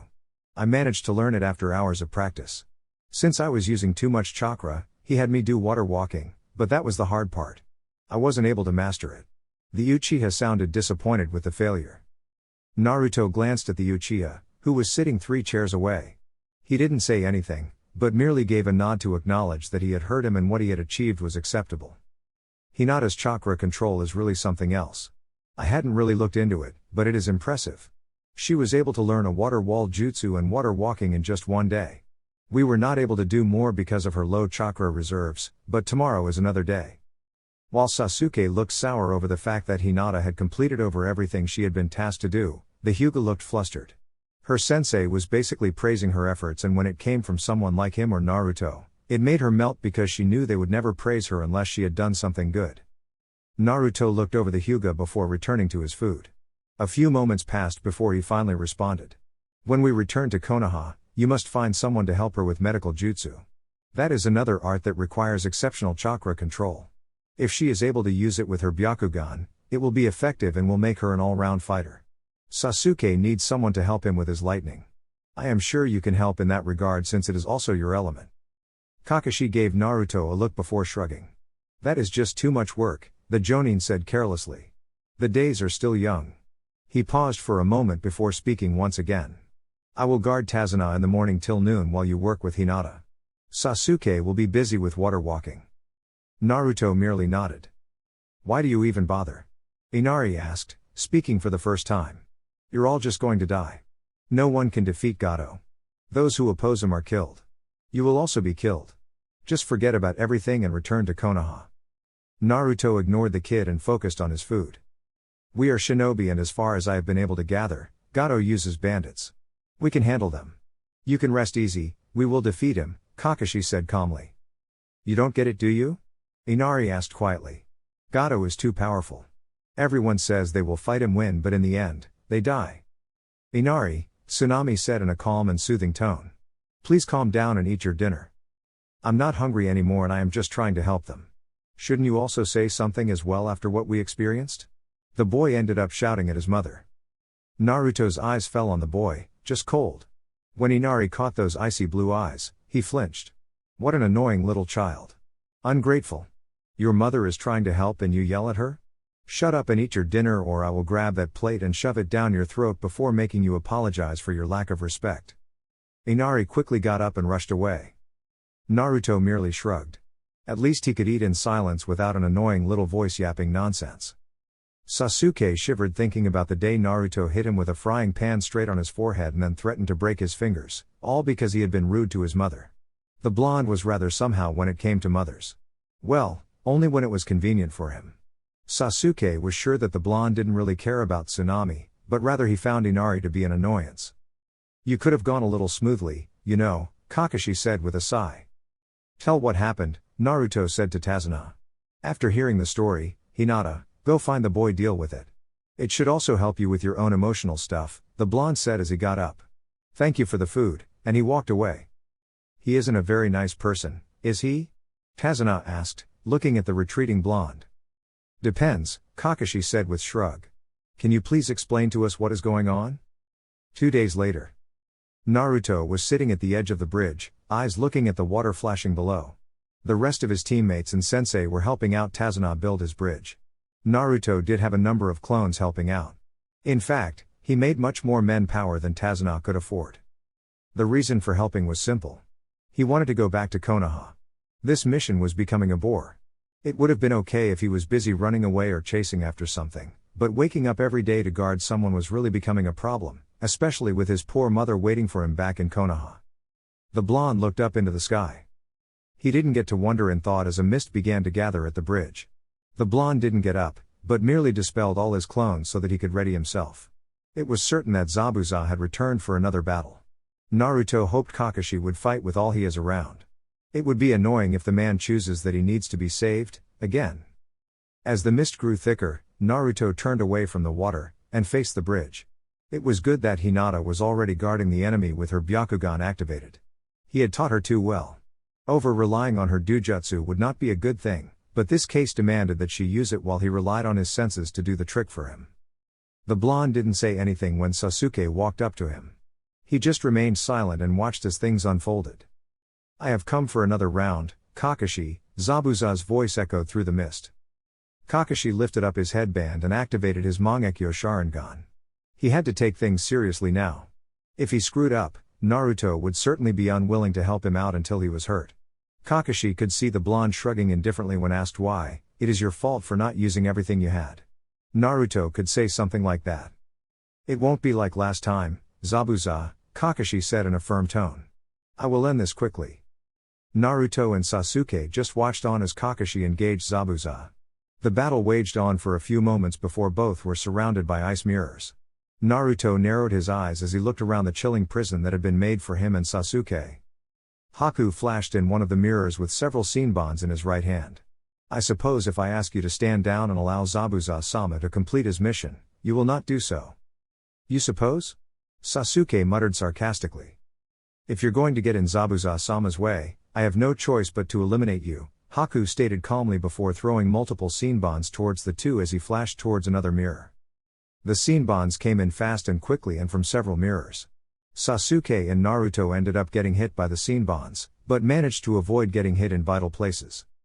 Seeing Haku flash to another mirror, Naruto sped towards the mirror in incredible speed and drove a punch towards the ice user. The ice user flashed away to another mirror as Naruto's punch crashed into the mirror but failed to even leave a dent behind. Naruto didn't look surprised. He was forced to flash away beside Sasuke once more when Haku threw Senbons towards him while he was still close to the mirror. "Sasuke," Naruto started, his eyes staring at his fist. "Activate your Sharingan to follow his movements and release a Katen Jutsu." Sasuke smirked as he activated his Dujutsu. He knew that a faster opponent could make the Sharingan's ability to predict movements useless. Naruto had proved time and time again that unless his body was fast as the Sharingan, he would be hit by the things he had seen. Watching Haku flash to another mirror, ready to launch another wave of Senbons towards them, Sasuke sped through hand seals before inhaling air inside his lungs. Fire style, Great Fireball no Jutsu.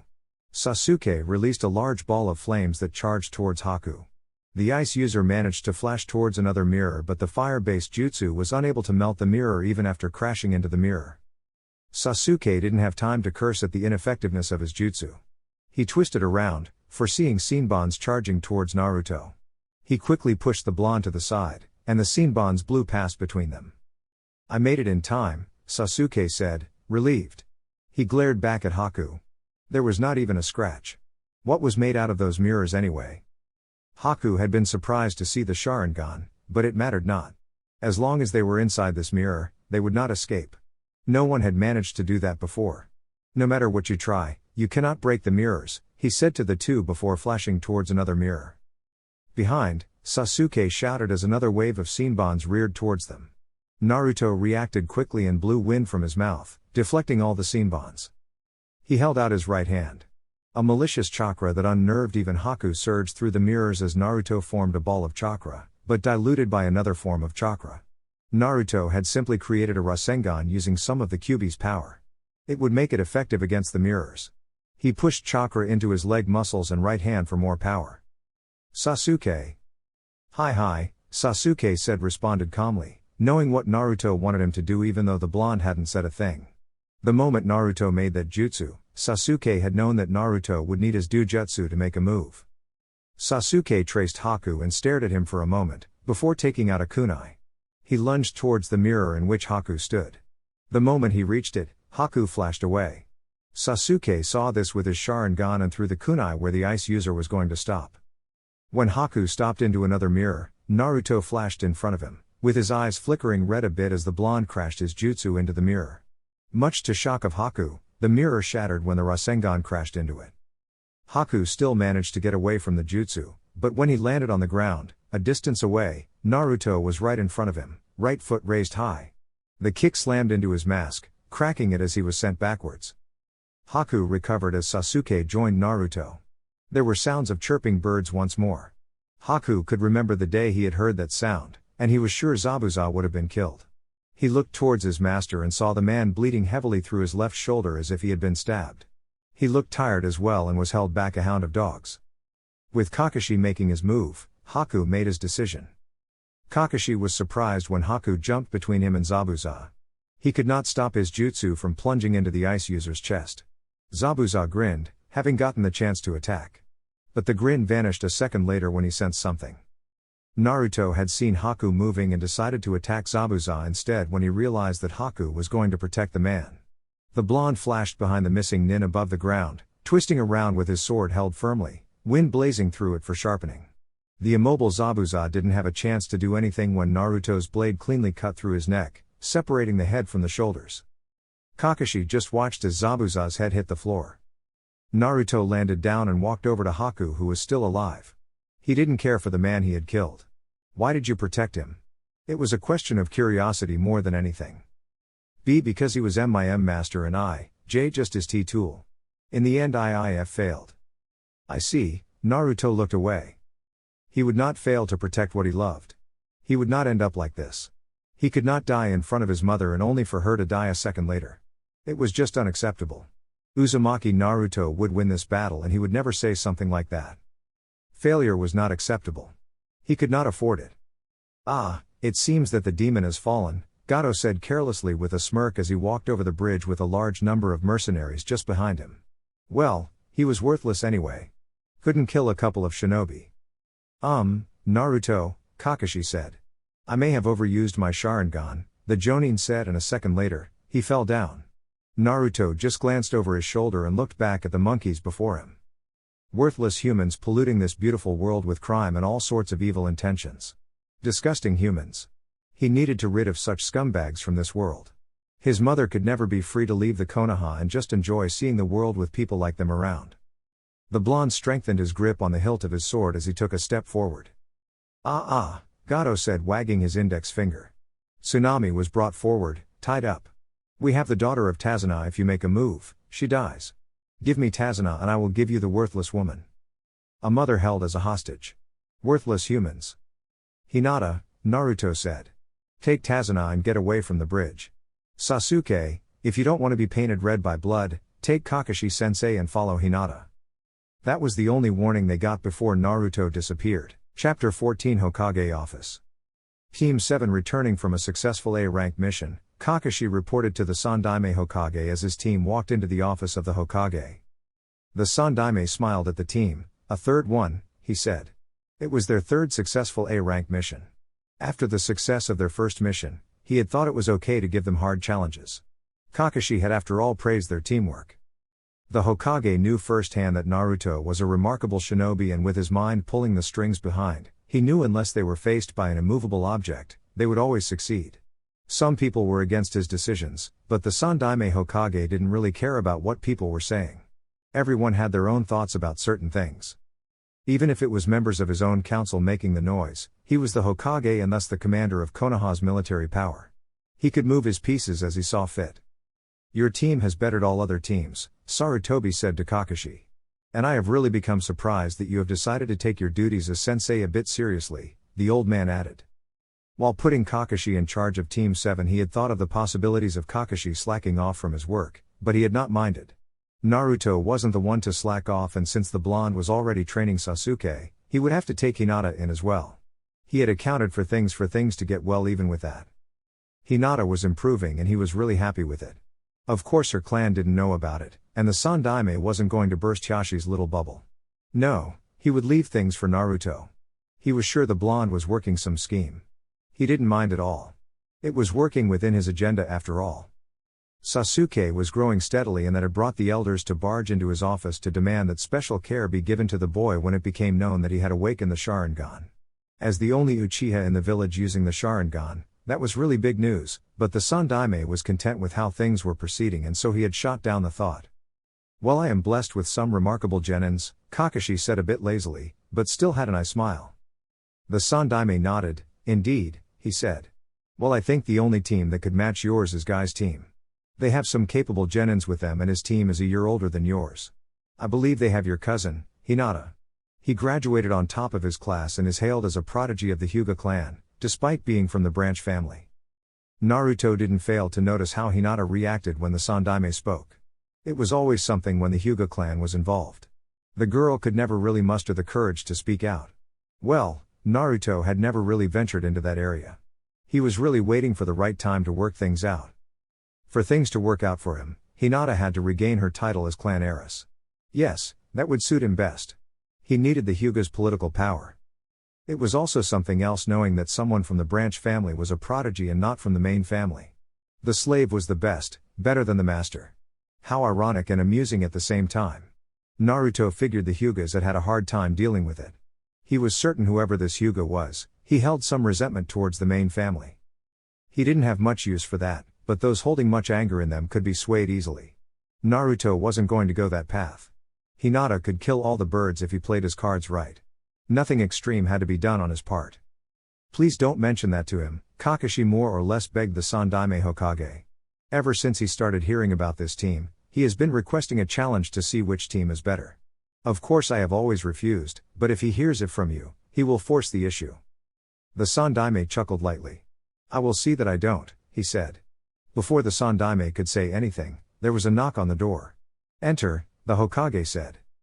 Team Asuma walked the office. "Kakashi," Asuma said as he stood beside the Jonin. "Off to a mission?" he asked, seeing the bags the genins were carrying. Kakashi shook his head. "We just returned," he said. Asuma glanced over to the three genins. He first looked at the Uchiha and then at Naruto, lastly his eyes fell onto the Hyuga in the room. If you didn't count Hinata, they looked to be a formidable team. The atmosphere between Naruto and Sasuke was interesting to say the least. They looked like capable genins. Well, the Uchiha was a genius and the other one delivered the killing blow on Zabuza. Asuma still could not really believe what Kakashi had told him. It was just unbelievable. There had been nothing special about Naruto that anyone talked about. Shikamaru has only said he wouldn't want to face Naruto, not in a physical battle but in a battle of wits. The Jonin smiled as a thought came to mind. Kakashi's team was the best as it was said, and Asuma could say that it was unfairly put. Considering that one member was a Sharingan user and the other was a Jinchuriki. That was just a problem.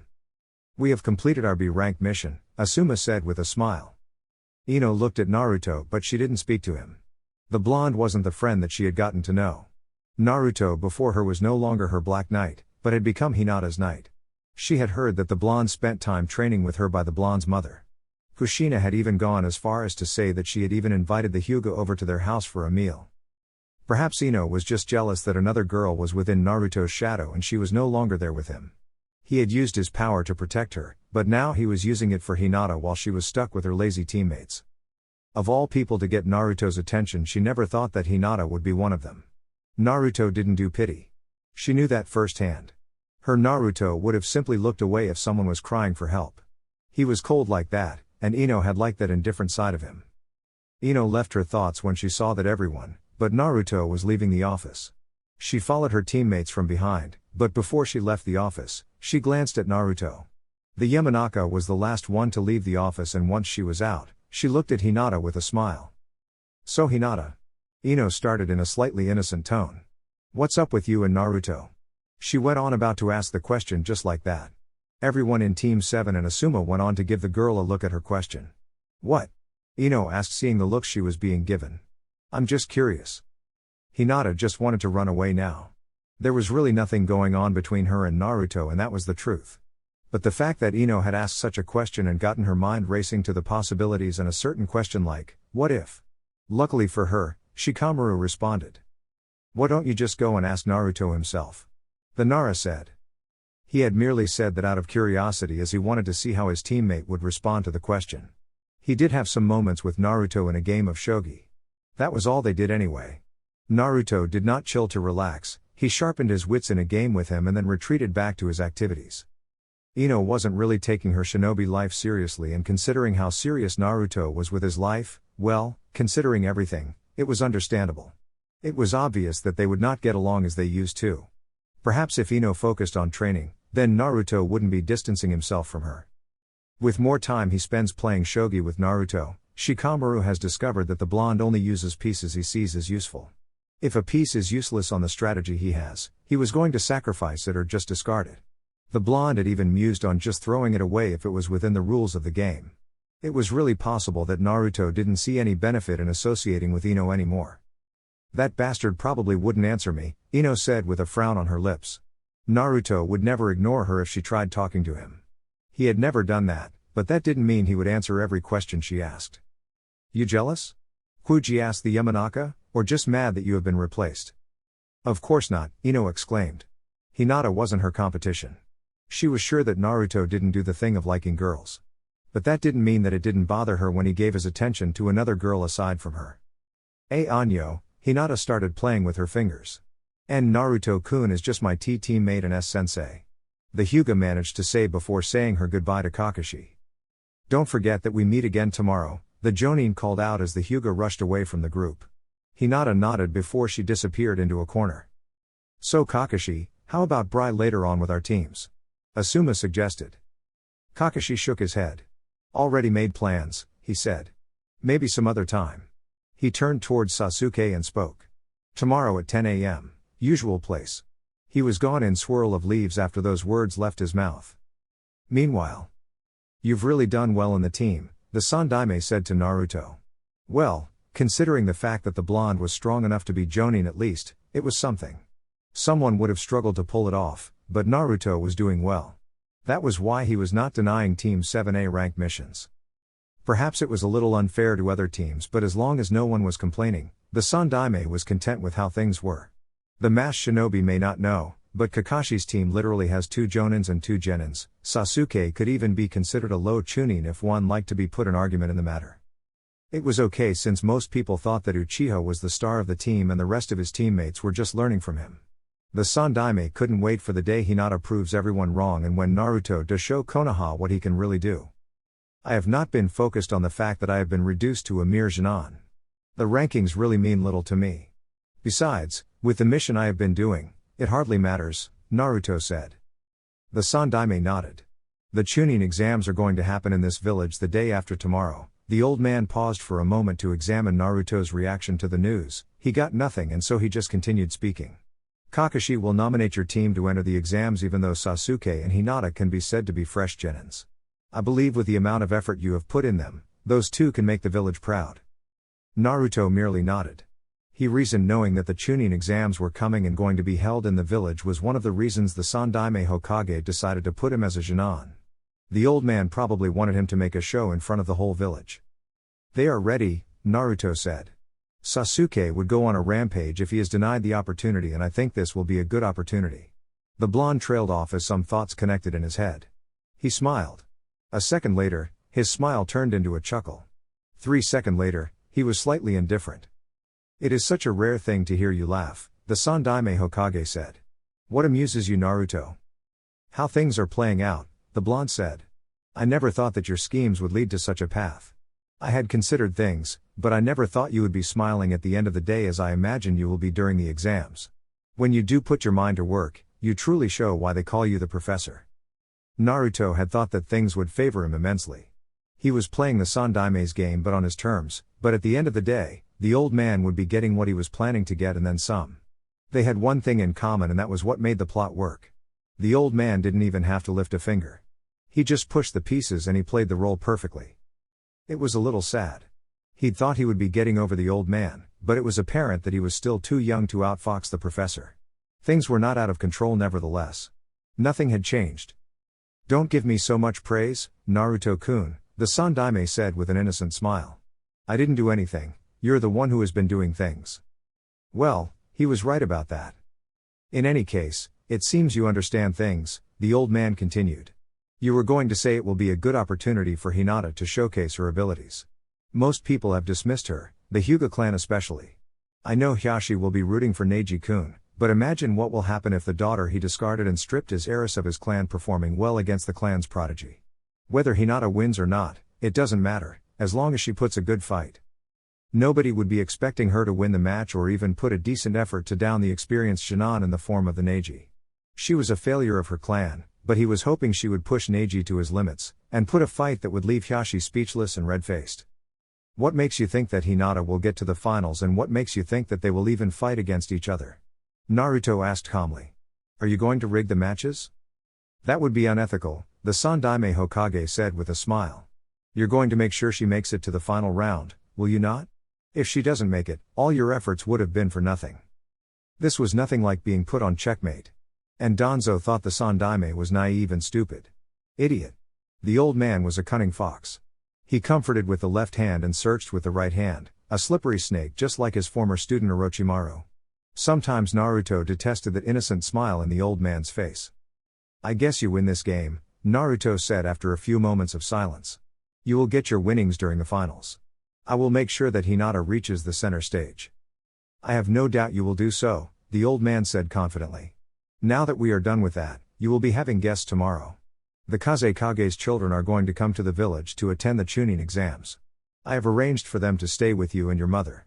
Since your house doesn't have enough room, it would be suitable if you use the Senju compound for the duration of the exams. And the Kazekage? He will come for the finals, the Sandaime Hokage said calmly. I don't know what time they will arrive, but other teams have already arrived and some will be arriving tomorrow. Make preparations in the Senju compound. If you need financial assistance, I will offer it. I will see what my mother is saying about it, Naruto said before turning away from the old man. As he was reaching the door, the old man spoke. I heard you visited Danzo. When Naruto glanced at the old man over his shoulder, he saw the pipe already inside his mouth, just a few seconds away from being lit. That is accurate. I don't have an association with him. He is a threat to me and I had merely gone to confirm just how much of a threat he is and will be. I'd have appreciated it if you'd spoken to me about it, Sarutobi said in a flat tone. I did so by walking into Hokage to speak to him. You have eyes in here. The blonde stated before leaving the office. The following day. Is it true? Sasuke asked Naruto. The team was waiting for Kakashi to appear in the usual place. About the Chunin exams. Naruto nodded. This just meant that they would not be doing any missions for now. Things would heat up after the Chunin exams. If Sasuke manages to pass the exams, he would become a Chunin and Naruto may have to stop pretending to be a Shin'an. He had grown used to this setting, he would be okay if nothing changes. Having to lay the groundwork over and over again would be hard work that would surely frustrate him, and for once he may do some active insubordination. This team was fine. He had worked around Hinata to gain her trust and there were no problems with Sasuke. Although the Uchiha hasn't said anything since Itachi spoke to him, Naruto was sure Sasuke was very much aware that the reason he still has a mother is because of him. That meant the Uchiha owed him. Are we going to participate? Hinata managed to find her voice and ask after Naruto had nodded to Sasuke's question. Yes, Naruto said. Of course Kakashi would have to nominate us first, but there is no reason we shouldn't. The blonde paused for a moment. For the Sandaime schemes to work out, they had to take part in the exams. Sasuke and Hinata were ready for the exams, so the old man wouldn't be pushing them into a difficult task just for his plans to come into fruition. This will be a good chance for you to show your worth, Naruto said, specifically to Hinata. After everything, you should make the Hyugas reconsider their thoughts about seeing you as a failure. So far, we have kept your improvement hidden, but that is all right. You can make a show in front of people. I hope I get to fight you in the exams, Sasuke said with a smirk. I will not be holding back anything and I will give it all. Naruto wanted to remind the Uchiha that he has been giving it his all in their sparring sessions. Well, unless he was hiding something from him, that could work out. Naruto didn't put it past the Uchiha to actually have something hidden under his sleeves. Morning, Kakashi greeted after appearing before his team in a swirl of smoke. I'm sure by now you have already noticed that there are a lot more people in the village. From outside. The reason is that we are going to host the Chunin exams. He took 3 forms and handed them to each of his genins. The decision is up to you. If you want to participate in the exams, be at the academy at 10 a.m. tomorrow. The Jonin disappeared after speaking. We have already made the decision, Sasuke said, turning to face Hinata. His expressionless look made the Hyuga shift uncomfortably. You're not going to screw anything by having second thoughts, are you? Well, even if you do, I will still go. Naruto shook his head and pocketed the form inside his cloak. Hinata. Hi.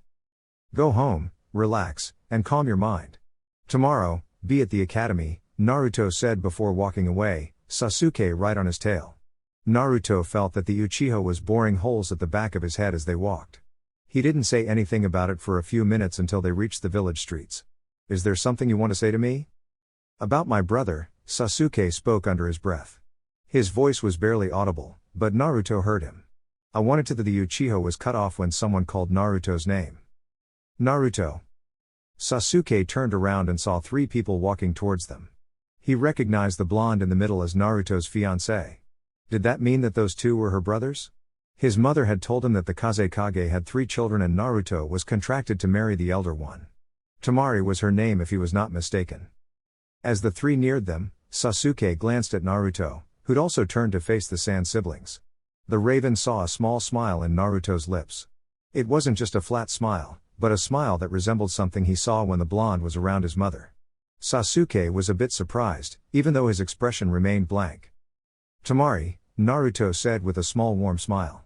He then turned to Gaara and held out his right hand. Gaara, you have really grown. There was a small twitch in Gaara's face as when Naruto said those words. We are of the same age, you know, and there isn't much difference our height. I'm guessing he means your expression, Gaara, Tamari said calmly.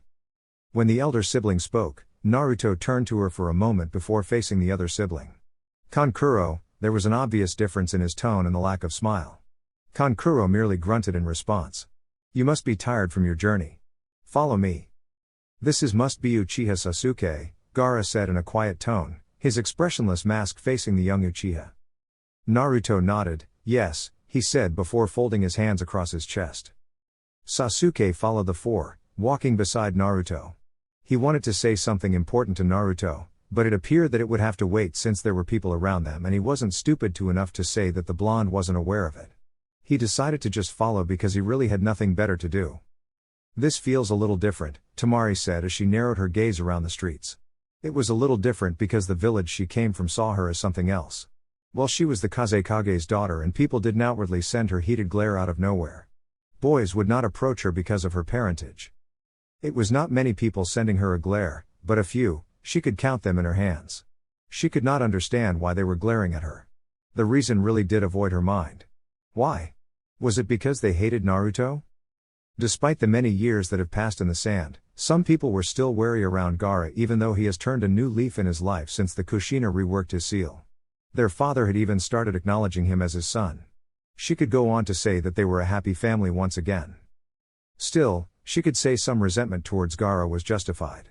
It hadn't been simply because he was a Jinchuriki, but because of what had happened in the past. Gaara hadn't been a bad person, but what happened when he tried to be nice wasn't that loving at all. All his kindness was always slapped into his face. What about Naruto, then? He was just Naruto. Yes, a Jinchuriki, but what had he done? I see no difference, Gaara said glancing at Naruto for a moment. He doesn't appear to mind though. At least it isn't many of them. Some of them are actually sending us a warm welcome. Tamari, it doesn't really bother you, does it? Why should it? Sasuke rolled his eyes at the response. It was a typical response from the blonde. Sasuke was certain that Naruto didn't care about the villagers of this village. They could be massacred for all he cared. Even if it was happening in front of him, he would probably just watch it all happen. There has been much more than this I have had to take on, Naruto said.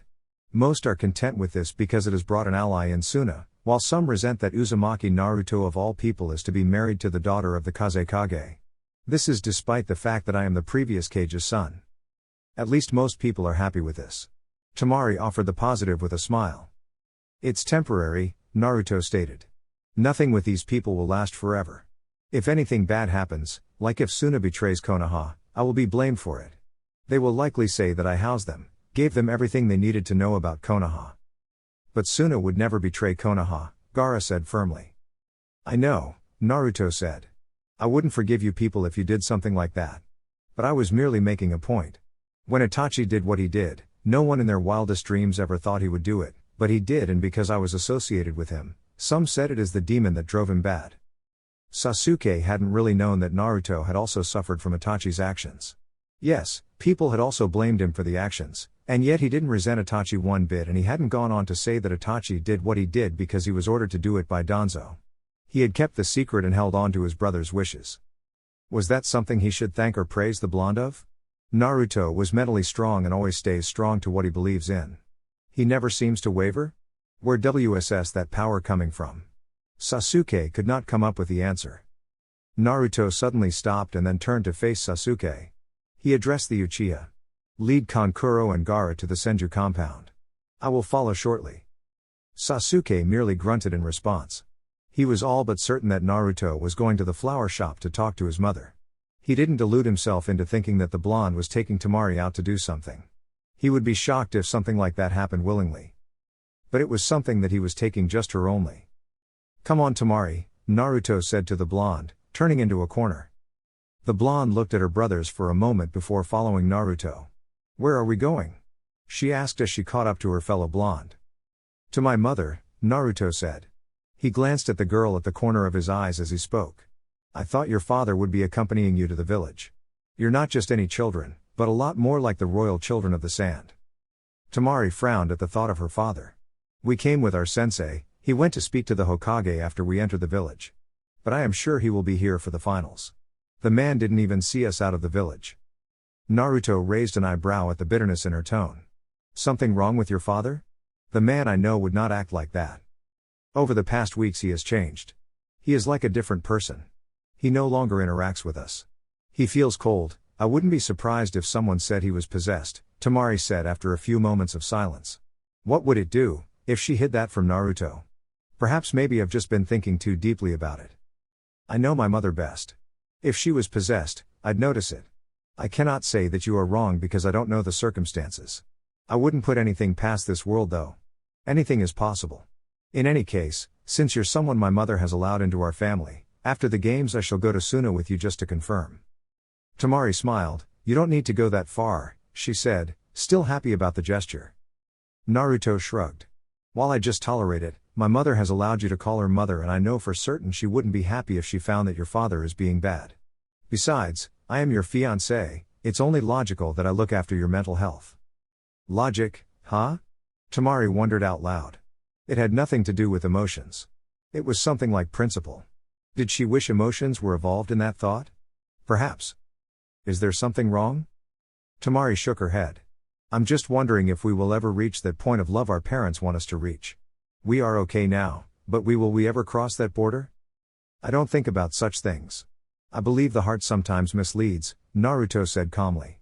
But what is it that you want, Temari? Do you want to be called my fiancé? Do you want to love me? Decide what it is that you want and take measures to get it. I have said I will be there, and I meant it. Temari stared into the road ahead of her for a long minute as she went through her thoughts. I don't really have a choice. If my forces me to marry you, I will have to follow it. But it might not be so bad. I love your mother and you're not a bad person. At least I know I can make things work. My advice is that don't settle but look after the best for what you want. Even if something is forced to you, don't bow to it, twist it to meet your needs. The following day, Sasuke released a long breath of relief when Hinata appeared before him and Naruto at the academy gates. The Uchiha smiled. When my mother told me that Chunin exams could only be taken by a 3-man team, I was afraid that you may not show up, he said to the Hyuga. Hinata showed her surprise over the fact that Sasuke was actually smiling at her. The Uchiha has congratulated her on her growth, but was not the one to be showering smiles. It was just like with Naruto. The blonde didn't give her smiles all the time, but when he did, it was sweet. I could not afford to disappoint Naruto-kun, Hinata said a bit firmly. Besides that she wanted to prove her worth to her family. She wanted to show them that she wasn't just the failure that they had cast out, but actually a kunoichi of skills. Reasons don't matter, Sasuke said with a shrug of his shoulders. The important thing is that you are here and we can take the part in the exams. The team walked through to the academy. They handed in their registration forms before being told which class to head to. Apparently, most of the genins had already made it to the class. They were not late, but hadn't been early either. As they were walking, they came through Team Guy. And Neji Niazan, Hinata greeted the Hyuga and the team, but she was soundlessly ignored. She didn't attempt to make conversation any further. Naruto raised an eyebrow at this. It wasn't something that he had anticipated. He knew that there was animosity between the main family and the branch, but hadn't thought it went this deep. The hatred in Neji's eyes was something else that was a little terrifying, especially when it was being directed to the innocent Hinata. The Sandaime may have known about this, and this was perhaps also in his plans. If he got to expose the animosity in the Hyuga clan, it would certainly force the clan to take some actions. The old man was indeed crafty. Naruto was slightly amused by this plan. "You're Uchiha Sasuke," Lee said before anything could be said. "I heard that you were top graduate in your class. I like to test myself against the ones hailed as geniuses." As he said that, Lee was already taking a stance. "Not this again, Lee," Tenten said with a sigh. "Don't you get enough with Neji?" she asked before turning to face the Hyuga beside her. "Aren't you going to stop him?" Neji shrugged nonchalantly. "He can fight if he wants to. I am not his babysitter," the Hyuga said. Besides, he was curious to see how the Uchiha would fare against Lee. He had been hearing a few things about him, so it would be good to see if the rumors were true or not. "Fine, why no?" Before Sasuke could finish speaking, Lee had already moved. The taijutsu user blurred out of sight in some incredible speed, flashing just above Sasuke, his left foot weaving through the air towards Sasuke's head. The Uchiha was too shocked to move, and the speed had been far more than he had anticipated. The kick never reached him as Naruto caught it with his right hand, before letting it go. Lee dropped to the ground on both his feet and looked at Naruto with a surprised look on his face. He hadn't seen the blonde move until he grabbed his foot. "We're leaving Sasuke," Naruto said, turning around. Hinata followed him while Sasuke stayed behind, teeth gritted. "Why?" "He is a taijutsu specialist, a student of the greatest taijutsu user in this village. With speed alone, I am not a match for him, and you'd need your Sharingan to fight. At this point it is needless, pointless even. If you want to fight, you will do it in the exams." Sasuke followed, albeit grudgingly. "Are you serious though?" He was asking about Lee's speed. Naruto held out his right hand. "His kick nearly slipped through my fingers.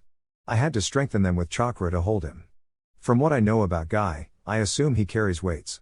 It is merely a suspicion, but I would rather not risk it." Sasuke smiled. "I never thought I would hear you say someone was better than you at something. Well, even the mighty Uzumaki isn't better at everything." "Don't soothe your pride by something like that, Sasuke," Naruto said flatly. Sasuke didn't let that ruin his mood. He had grown used to Naruto. "I may be soothing my pride over my own inadequacy against you, but it is nice knowing that you're not good at everything and that there are genins who better you at certain areas. Up until now, I'd thought you were better than all genins, but you're not." "Just because Lee is faster doesn't mean he can actually beat me," Naruto responded calmly. "That may also be the truth, but it doesn't change the fact that is he faster than you," Sasuke said with a pointed stare. Hinata found this amusing. It was rare. Sasuke usually stopped talking or changed the subject when Naruto went on with something someone would find offensive. But he had never so shrugged off Naruto's bluntness easily and still looked to get the last word. He had admitted it to himself, so there was no way he could defend against that. A small giggle escaped her lips, causing her teammates to turn around to face her. Sasuke had the look of what the fuck while Naruto had his indifferent mask decorated by a slight left raised brow. She quickly put her hands on her mouth when she realized that they had heard her laugh. It was probably the first time she was laughing in front of them. Sorry," Hinata said quickly when both her teammates merely looked at her expectantly. "Why you're bickering just amused me." "Well, isn't that sweet?" Kakashi suddenly spoke behind the team. The Jonin had his iconic eye smile as he spoke. "Looks like someone is growing up," he said of Hinata. He too had never heard her laugh, but for her to have the confidence to laugh in front of her teammates was something. This could only mean that the bond between them could only grow. "Wait here for a moment." The Jonin disappeared in a puff of smoke. A minute later, he returned with a camera. "Let us take a memory for this day. We will not just remember this as the day you took the Chunin exam, but the day we all heard Hinata laugh for the first time." "Is that really necessary?" Naruto asked. Kakashi ignored Naruto and had Sasuke and Hinata gather around before handing the camera to someone he didn't even know. He dragged Naruto, and stood him on the right side. Hinata was standing between Sasuke and Naruto. Kakashi stood behind the genins, his left hand holding his precious book and his right holding a peace sign. "Smile for the camera." The light flashed. Kakashi thanked the person who took their photo and took the camera. He faced his team once more and spoke. "I have nothing more to say than good luck and make me proud. And your parents proud." The Jonin disappeared in a swirl of leaves after saying those words.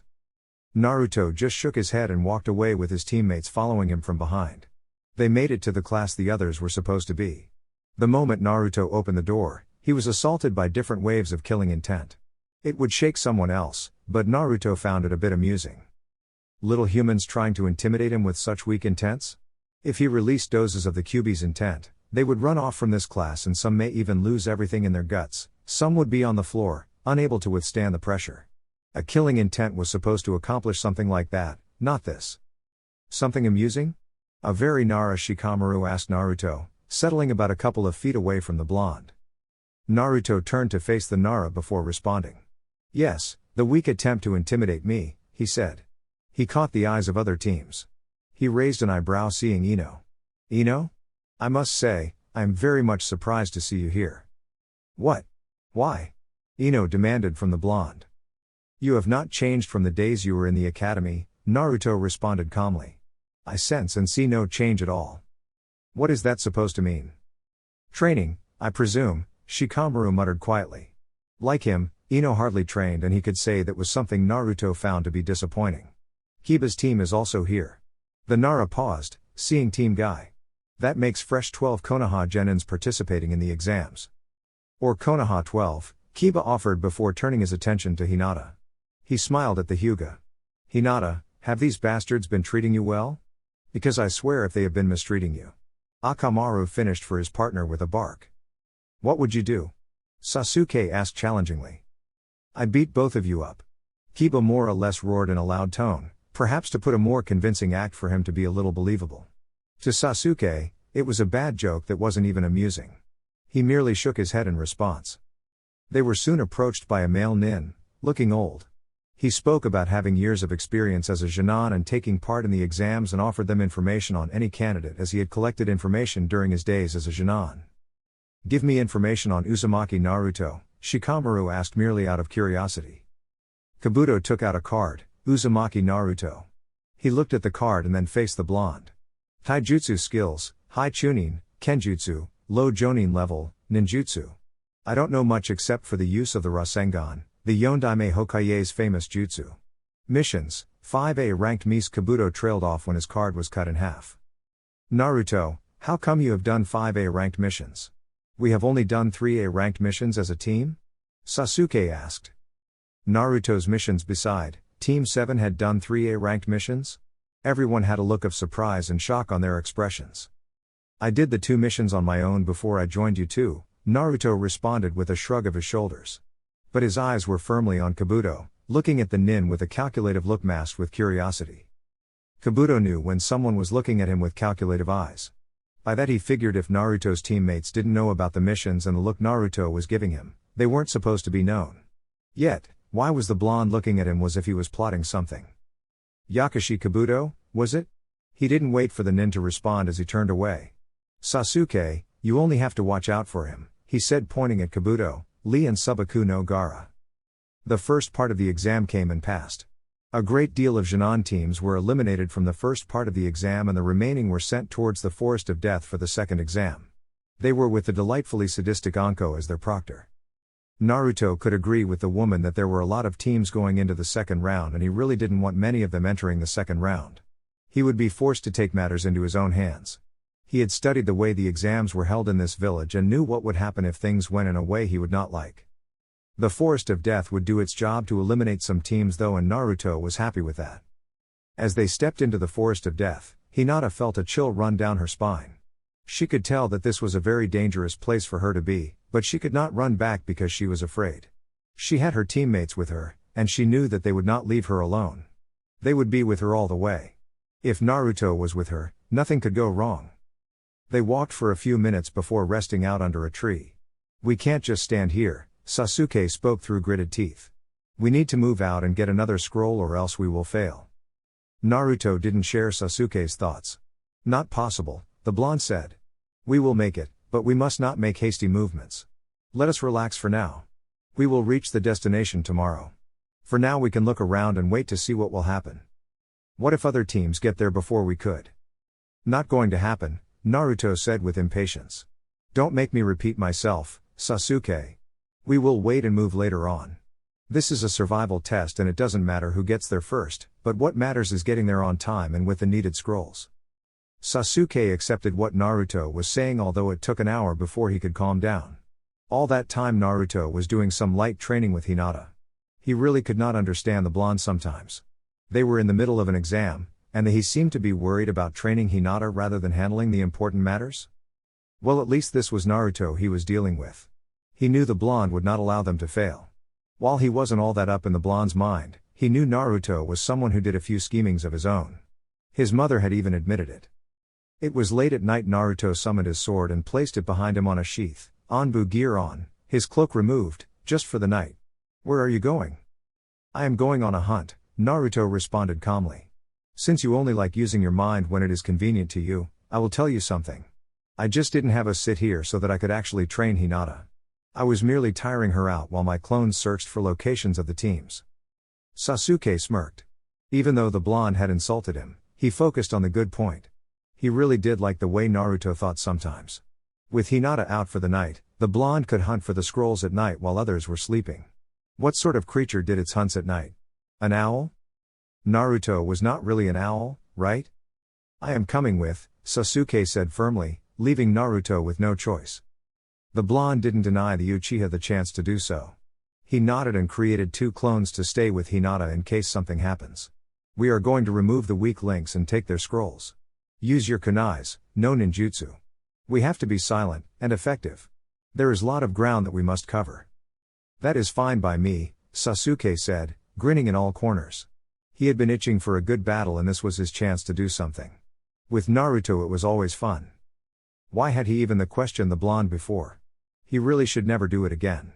Naruto had never disappointed him before. He would never lead him to failure. Once again, he was forced to admit that Itachi had been right, following Naruto was the best thing for him. From now on, Sasuke would not question Naruto. As the two walked away from the tent housing Hinata, Sasuke cleared his throat to speak to Naruto. I never got the chance to speak to you yesterday because the Sand siblings arrived. Naruto glanced at the Uchiha at the corner of his eyes. He didn't say anything as he looked at the dark and narrow way ahead of him. At moments like this he had to use chakra to enhance his vision. He cursed those fortunate to have dojutsus.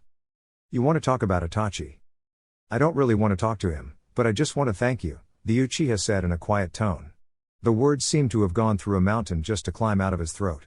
When he spoke again, he was a lot calmer. Itachi showed me everything and I understand that it was your role that saw my mother saved and some of my clansmen still breathing today. Value that contribution, love your mother, and follow my lead, we will get along just fine, Naruto stated in a calm tone. Now, let us get to work. The following morning, Hinata rubbed her eyes after she awoke from her sleep. She had the feeling that she had missed something during the night, but she didn't think too much about it.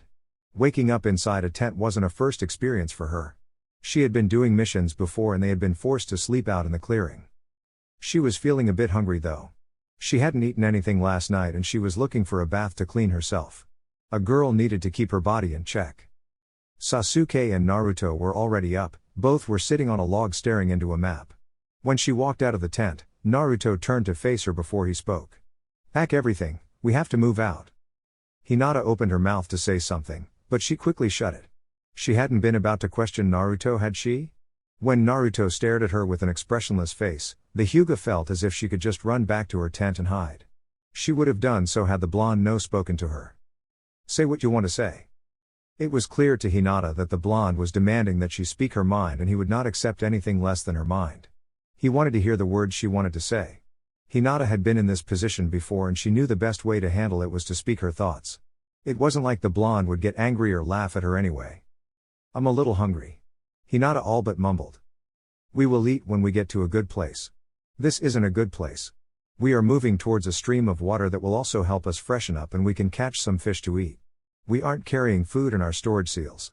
So we will have to search. Naruto responded calmly. Hinata tilted her head to the side.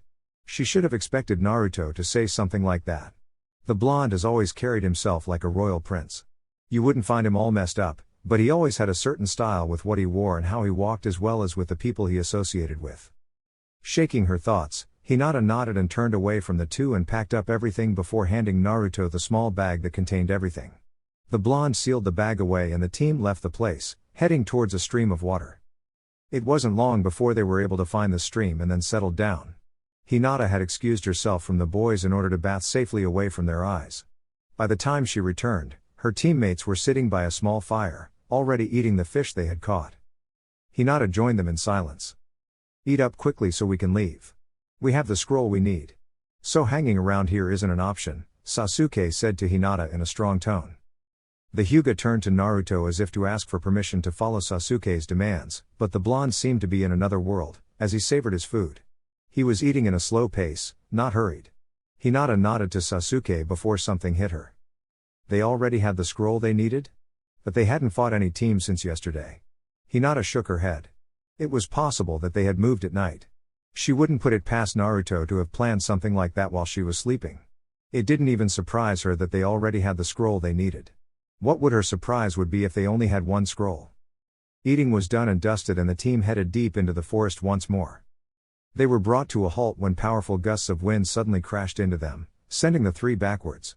A massive wave of killing intent washed over the area, freezing the genins in their place. It was much more potent than what Sasuke had experienced with Zabuza.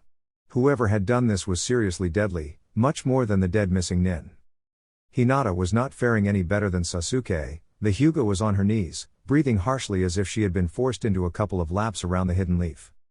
Naruto rarely faced things that made him nervous, but this was truly dangerous. While he did not show his nervousness, deep inside he was certain that this was something he should fear. Even so, the blonde held his mask, his eyes slightly crimson, resembling those of the Baiju sealed within him. Cowering in fear would not help him with anything. In fact, it would only result in pain and suffering. He had to think about how he was going to go about things here. Whoever this person was, he was not a Chunin and Naruto was sure of it. Even Anbu would be nervous around such a deathly aura. The blonde wasn't given the time to have many thoughts as a large snake lunged towards him, forcing him to jump back to avoid it. The snake cut through the ground, hissing with its fangs bared at him. Its movements were fast, not giving Naruto much time to think. The large snake opened its large mouth as it readied to swallow him whole. Naruto unsheathed his sword and took a stance before channeling wind chakra into it. Wind cutter. The blonde swung his sword vertically, released a wave of wind, shaped like a blade.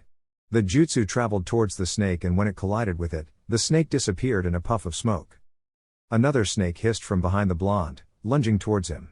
Naruto flicked his sword into his left hand as it jumped up into the air while he spun around. As he twisted around, Naruto was forming a Kyuubi chakra-infused Rasengan. He slammed the Rasengan into the head of the snake and once again, the animal disappeared in a puff of smoke. The blonde landed on the ground gracefully with a few question marks. The disappearing in a puff of smoke meant that these were not snakes from the forest but rather, summons. He hadn't been ignorant of his enemies and the powerful shinobi that live in this world. The only person who could summon snakes was Orochimaru.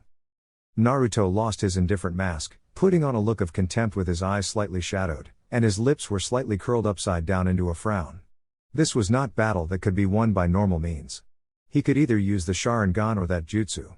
He had promised to only use it for his mother, but lives were at stake here. He could not make do without something that would greatly surprise the snake enough for him to make a move while he was off guard. The blonde looked up to Sasuke. The young Uchiha was standing atop of a tree branch, shaking with Orochimaru just a distance away.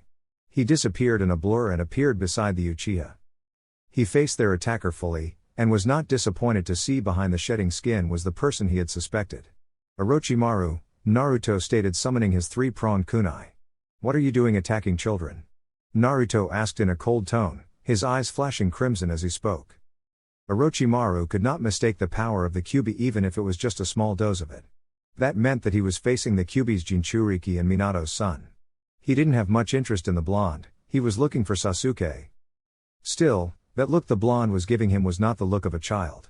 Orochimaru laughed menacingly. "Well, it seems that there is something interesting that I have overlooked."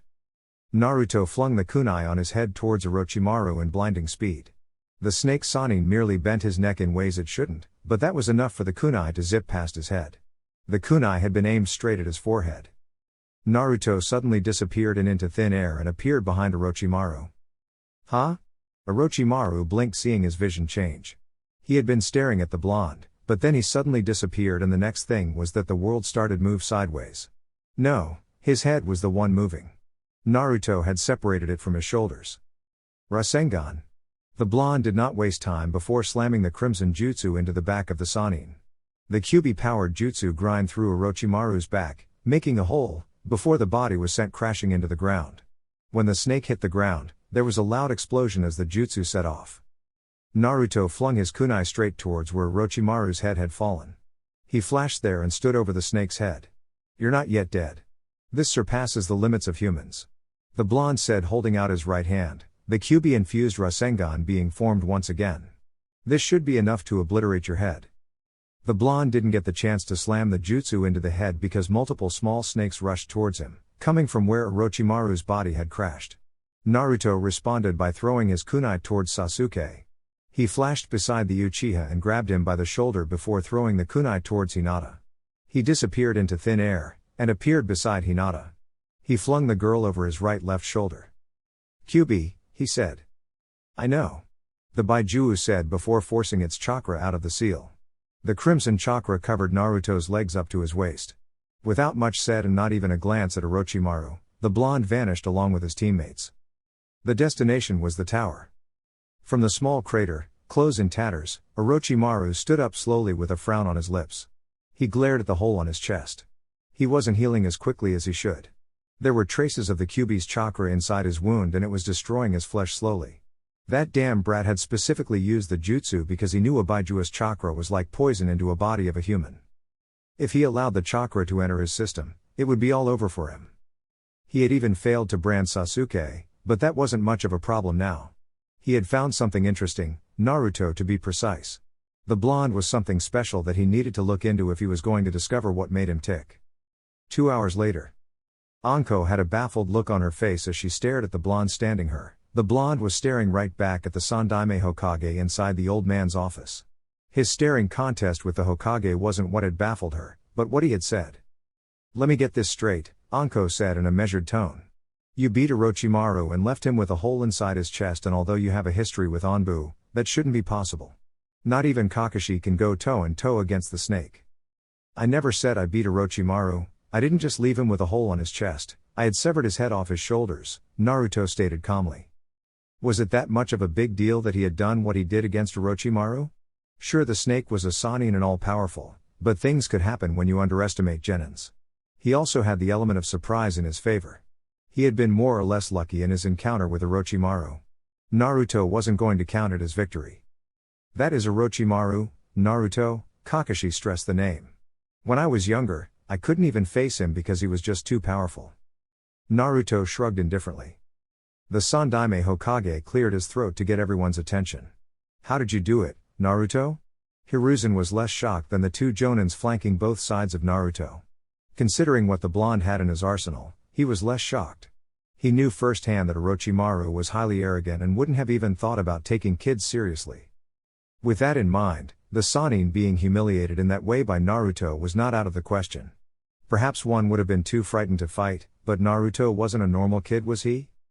"Element of surprise," Naruto said calmly. "And you forget, I am still a Jinchuriki of the most powerful Baijuo.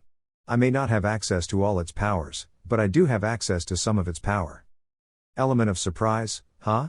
The Sandaime paused, running through some thoughts. "You used the QB's chakra to counter Orochimaru's killing intent. Given how malevolent and potent the chakra is, even a small portion of it should have been enough to nullify the effects of his intent. With that you were free, but what did you do to catch him off guard? Even surprised, your normal speed shouldn't have been enough to get you that close. Did you use it?" Naruto nodded. "It only takes a second when using it. I realized that was the only option I had to get out of the way. I must admit, he is rather frightening.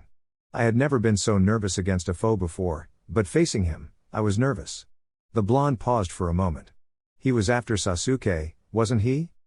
"Yes," the Sandaime Hokage said with a sigh. "Possibly the Sharingan.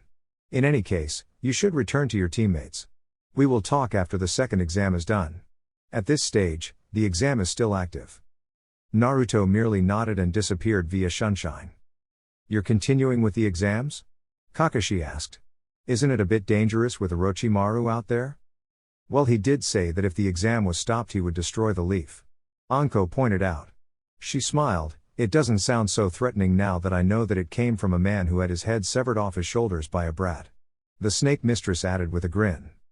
Orochimaru's arrogance will be his downfall, the Sandaime said with a shake of his head. Does he really think that he can take on this village by himself? Arrogance. The exam will continue. Jiraiya should be back in a day or two. I have sent a message for him to return. Kakashi nodded. Is there anything else? Orochimaru might be planning an invasion, the Sandaime said. I received a word of it from Jiraiya. Well, that would explain why he was even here in the first place. I doubt he could have just come here to get to Sasuke-kun. The old man paused for a moment. Whatever you do, don't let it slip to Naruto. Do you understand me, Kakashi? The third said in a steel tone. Kakashi nodded. It wouldn't be good if he found out something like that. He wouldn't be surprised if the blonde would be far away from the borders of the Fire Country within an hour of hearing the news of the planned attack on Konoha. Why the serious mood around just a brat? Anko asked curiously, sensing the serious mood between the two. The Sandaime Hokage smiled bitterly. If he had an army, he would get his army marching towards Orochimaru's village. But since he doesn't have it, the Kyuubi would likely see light again as he marches towards sound with one purpose, destruction, and it wouldn't be because of his love for Konoha. Team 7. Sasuke looked at Naruto with a look that demanded answers. He didn't like it when things were being held back from him. Itachi had done it before and it had driven him towards a dangerous path. The blonde couldn't just say that Orochimaru was after him without explaining why. He didn't even need to guess that the man had only been interested in him. He hadn't bothered attacking Hinata and had merely sent a snake towards Naruto. Since Naruto was the strongest member in the team, the only logical choice would have been to attack the blonde rather than him. Naruto was sitting on the edge of the small single bed within the room, his feet shifting back and forth calmly. He wasn't all interested in Sasuke, but his rampaging thoughts. Orochimaru really did sicken him. That thing was the sort of creature that made him detest humans. Jiraiya hadn't been stingy with information about his former teammates. A sick, cruel creature that only sought about pain. Orochimaru was a conniving snake that would eat people like Hinata alive, and in Naruto's eyes, people like Hinata were the real humans. They were the ones who could breathe freely in this world. Snakes like Orochimaru only brought about pain, chaos and corrupted wherever they touched. Naruto could not stand such a livy. Naruto, Sasuke cut in Naruto's thoughts in a hardened tone. What? Naruto responded calmly. Sasuke merely stared, but Naruto tossed the stare over his shoulder and spoke once more. If you have a question, ask, and I will give you the answer. Well, that will depend on whether I am in a position to give the answers you seek. What did Orochimaru want? Some time ago, he attacked your brother. According to Itachi, he wanted his body and the Sharingan. I don't know the full details, but since he failed with Itachi, he was coming after you. With you he didn't need to use force, but rather, try to manipulate you. If Orochimaru does know the truth about the Itachi's missions, he doesn't know you know. It is likely he will try to pit you against your brother, Naruto explained in length. Sasuke appeared to think for a few moments before he spoke. What if gets the jump on us next time and tries to use force? We will run, Naruto stated in a calm tone. But I will talk to Itachi about setting up a trap with one of the Sharingans I have. It will be nasty. But I wouldn't mind watching the snake tossing around as the black flames burn his body, slowly and painfully. The blonde paused, changing the subject. We should rest. He won't reach us here, and other teams are still in the forest. We have to wait for the second stage to be completed before learning what will happen next. Sasuke almost found it amusing that Naruto was talking about running from Orochimaru. Considering that the blonde severed the snake's head off its shoulder, it would have been understandable if he spoke about trying again. Arrogance wasn't in the blonde's DNA. He knew when to fight and when to save his life. Chapter 15. The Sandaime Hokage looked down at the teams that had made it through the second round. The record for being the first person to come here had been broken by the Sand siblings, and even though Naruto's team was overpowered, it hadn't been the second team to make it here. Perhaps it was because the blonde was making an effort to weed out competition. The teams to have made it were still too many for him to take them all to the finals. It wouldn't be good if he bored people by allowing weak genins to make it to the finals. People would be expecting some good fights. Congratulations for passing the second exam, the Sandaime Hokage said to the gathered genins. Normally, having passed the survival challenge, you should be heading towards the finals of the exams, but there are still too many of you. It is not by a big margin. We will have to cut some of you so that we can accommodate a small number in the finals. As the Sandaime spoke, the Shikamaru looked around, seeing who had made it. All the suspects had passed the second exam. He had come across a team who'd been complaining about Konoha shinobi hitting them at night. It was not hard to figure out that it was Naruto's team. The blonde had a way of doing things after all. If he had the energy and actually trusted in his abilities to fight against stronger opponents, he would have taken that route as it was the easiest way of getting the scroll. Some teams would have been sleeping, tired from the exertions of the day, and that meant taking their scrolls would require minimum effort. Before I say how we will proceed, is there anyone who thinks they can't make the fighting that will occur in the next minutes? If you can't proceed, you can raise your hand. The Sandaime stated. Kabuto was quick to raise his hand, saying he didn't have enough chakra to go through and that his teammates were in no shape to fight. Kankuro also raised his hand to the surprise of his siblings. Naruto looked at the Junon for a moment and then looked away. Was it really easy to lie like that? He may not be that much of a great censor, but he was certain that Kabuto was not tired, even though he was making it look as if he was tired. The Sandaime Hokage wasn't someone who could be fooled that easily, and yet he seemed to just accept Kabuto's reasoning without question. He didn't forget that the man possessed information that should not be known. It was a strange thing that he didn't really feel there was a need to care if the man was a spy or not. Being a former Anbu, he knew how spies worked. It wasn't out of the question for a spy to infiltrate the exams to have better access to certain facilities and being able to move without being flagged. Are we going to fight? Sasuke asked Naruto in a quiet tone. He was happy to fight anyway. He wouldn't lose here. Not when he was just a step away from making it to the finals, and he was certain that in the finals, if things went according to plan, he would get the chance to really fight Naruto.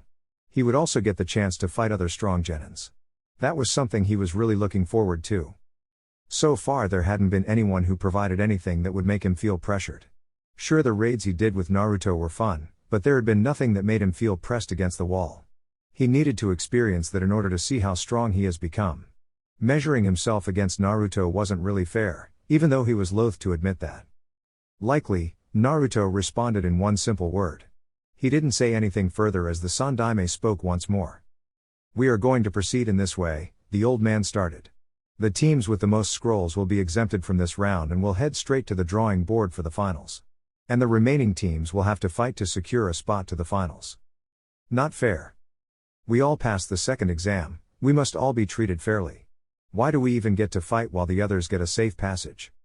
The Sandaime Hokage merely smiled as he responded, his tone contained some steel in it. Not fair? The old man asked. Teams who have the most scrolls fought the most teams and actually won those matches, no? Doesn't that mean that they are strong and ready for the finals? Teams with just 2 scrolls in the meantime were only able to defeat one team, this means that they had less competition. If we are talking about being fair, saying the teams who have just 2 scrolls have made the same effort as a team with 6 scrolls would be unfair. Hayate took over from the Sandaime Hokage. You were all given the same opportunities and the same playing field. Having just 1 scroll means you have barely just made it, even though that was the requirement for passing the second test. There are those who pass with flying colors and those who do just enough. We cannot simply put those 2 groups in the same room. Because your results show that you're not equal. There were a few murmurs with the genins, but neither Hayate nor the Sandaime entertained them. The former merely continued with his job. Team Baki, you came in first and had the second most scrolls, you're exempted from this round, and Team 7, you came in third but had the most scrolls than any other team. We watched you executions, and you have been exempted from the preliminaries.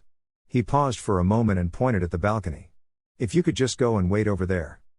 Ino looked at Naruto with a careful eye. It wasn't that she was having any evil and naughty thoughts. No, she was just feeling slightly jealous that he gets a get-out-of-jail-free card while she has to fight. If she had been on his team, she would have been avoiding any fighting now, but because she was stuck with Kuji and Shikamaru, she had to grind through to get to the next point. It was really disappointing. You will not be fighting as teams but 1-by-1 matches.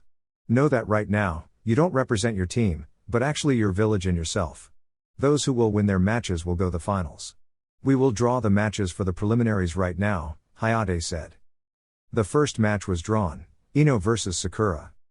Second match Lee vs Kiba. There were other matches paired up.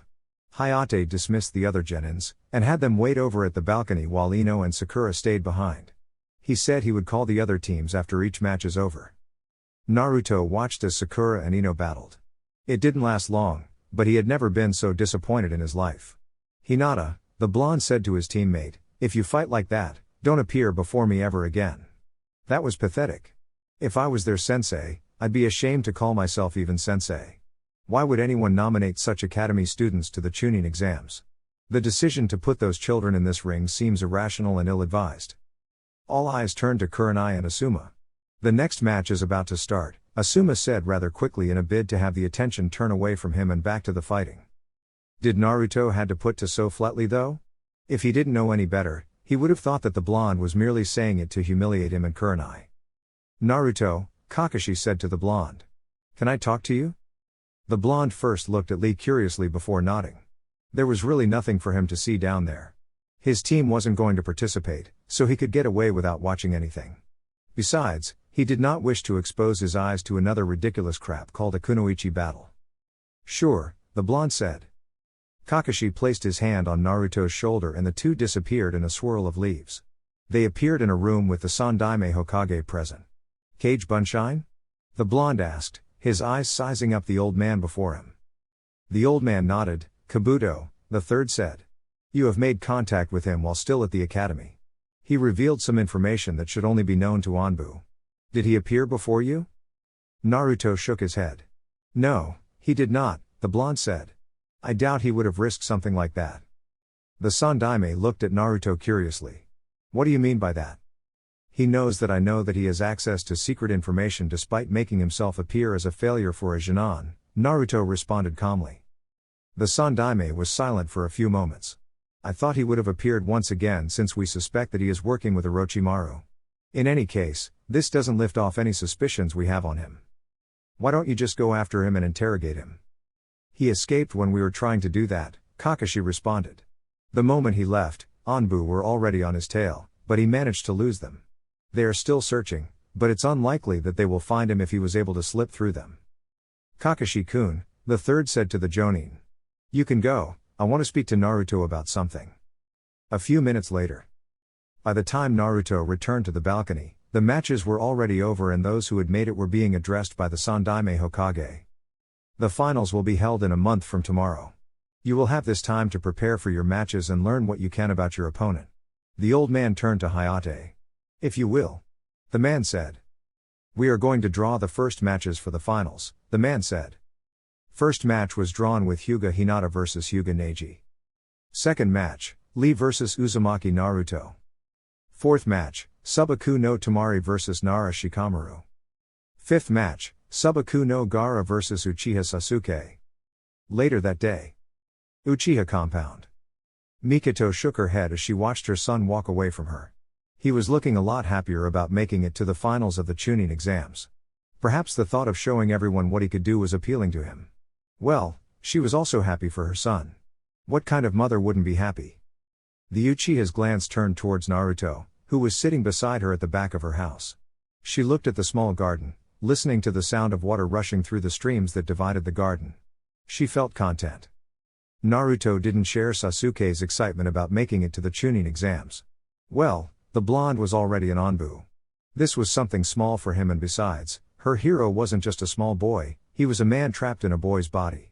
Mikoto giggled at the thought. Perhaps she was starting to lose it. What would Kushina say if she knew how she thought of her son? You look happy, Naruto said to the woman on his left hand. Maybe I am, Mikoto said calmly, a wide smile on her lips. I am happy for Sasuke. Seeing him so excited like this, makes me remember the old days. He was a sweet innocent child, and cute. The woman said smiling. Naruto didn't immediately respond, he first went through some thoughts before saying something to the woman. I tend not to think much about yesterday and the last. I really don't care much for the past. Memories we have will always be with us, whether good or bad. Good memories should not hold us back from living the present and the future. The little innocent Sasuke of the past is gone. Perhaps parts of him remain, but this is the present, not the past. Instead of focusing on the past, how about we look forward to tomorrow? Our future and happiness does not lie in the past, but we can find it tomorrow and now. Mikoto smiled, it was a bit of sly smile. You don't know much I am looking forward to tomorrow, dear. If possible, I'd wish for the days to speed ahead. The Uchiha said in a firm tone, carrying some anticipation in it. Naruto was forced to turn to look at Mikoto. She had a strange look on her face. Perhaps there was something good that she was looking forward to. He was curious. What awaits you? You, Mikoto merely said. Naruto gave her a confused look, but she shook it off. You'll see eventually, she said. I didn't think you'd be the one to talk about happiness though. Kushina will be ecstatic when she learns of it. I can imagine that. I think everyone desires to be happy at some point. Priorities sometimes get in the way, Naruto said, his eyes staring into the beautiful flowers that breathed a fresh breath. If you wish for it, you can have it. You have me. If you require me to show you happiness, I can. I understand that there are some things you cannot ask of your mother. She paused, smiling warmly. You have given me a chance to live. I know my sons are okay. That makes me happy, but you know, even I sometimes wish to feel alive. I don't want to grow old being lonely. You have my mother. There are things she can't give and she is just S friend. It took 2 minutes for Naruto to respond to the statement. He looked at Mikoto for a moment before looking away. You mean relationship? Mikoto nodded. Your mother says she can't love anyone else but I can. This is why I look forward for tomorrow so that I can claim he who will make me feel alive again. Naruto raised an eyebrow, thinking. I hope he will be a worthy person, not a despicable man. Mikoto smiled, it was a beautiful smile. He is sweet when he wants to be and I know he will make me happy. Naruto thought of it before shrugging off his shoulders. I have never really given relationships that much of a thought despite my engagement to Tamari. Mother does wish for me to be in a relationship when I grow old enough. I think that will be a difficult task for me but I do understand that you need someone who cares for you, the blonde-faced Mikoto as he added, with a small smile. I do hope whoever you find will care for you.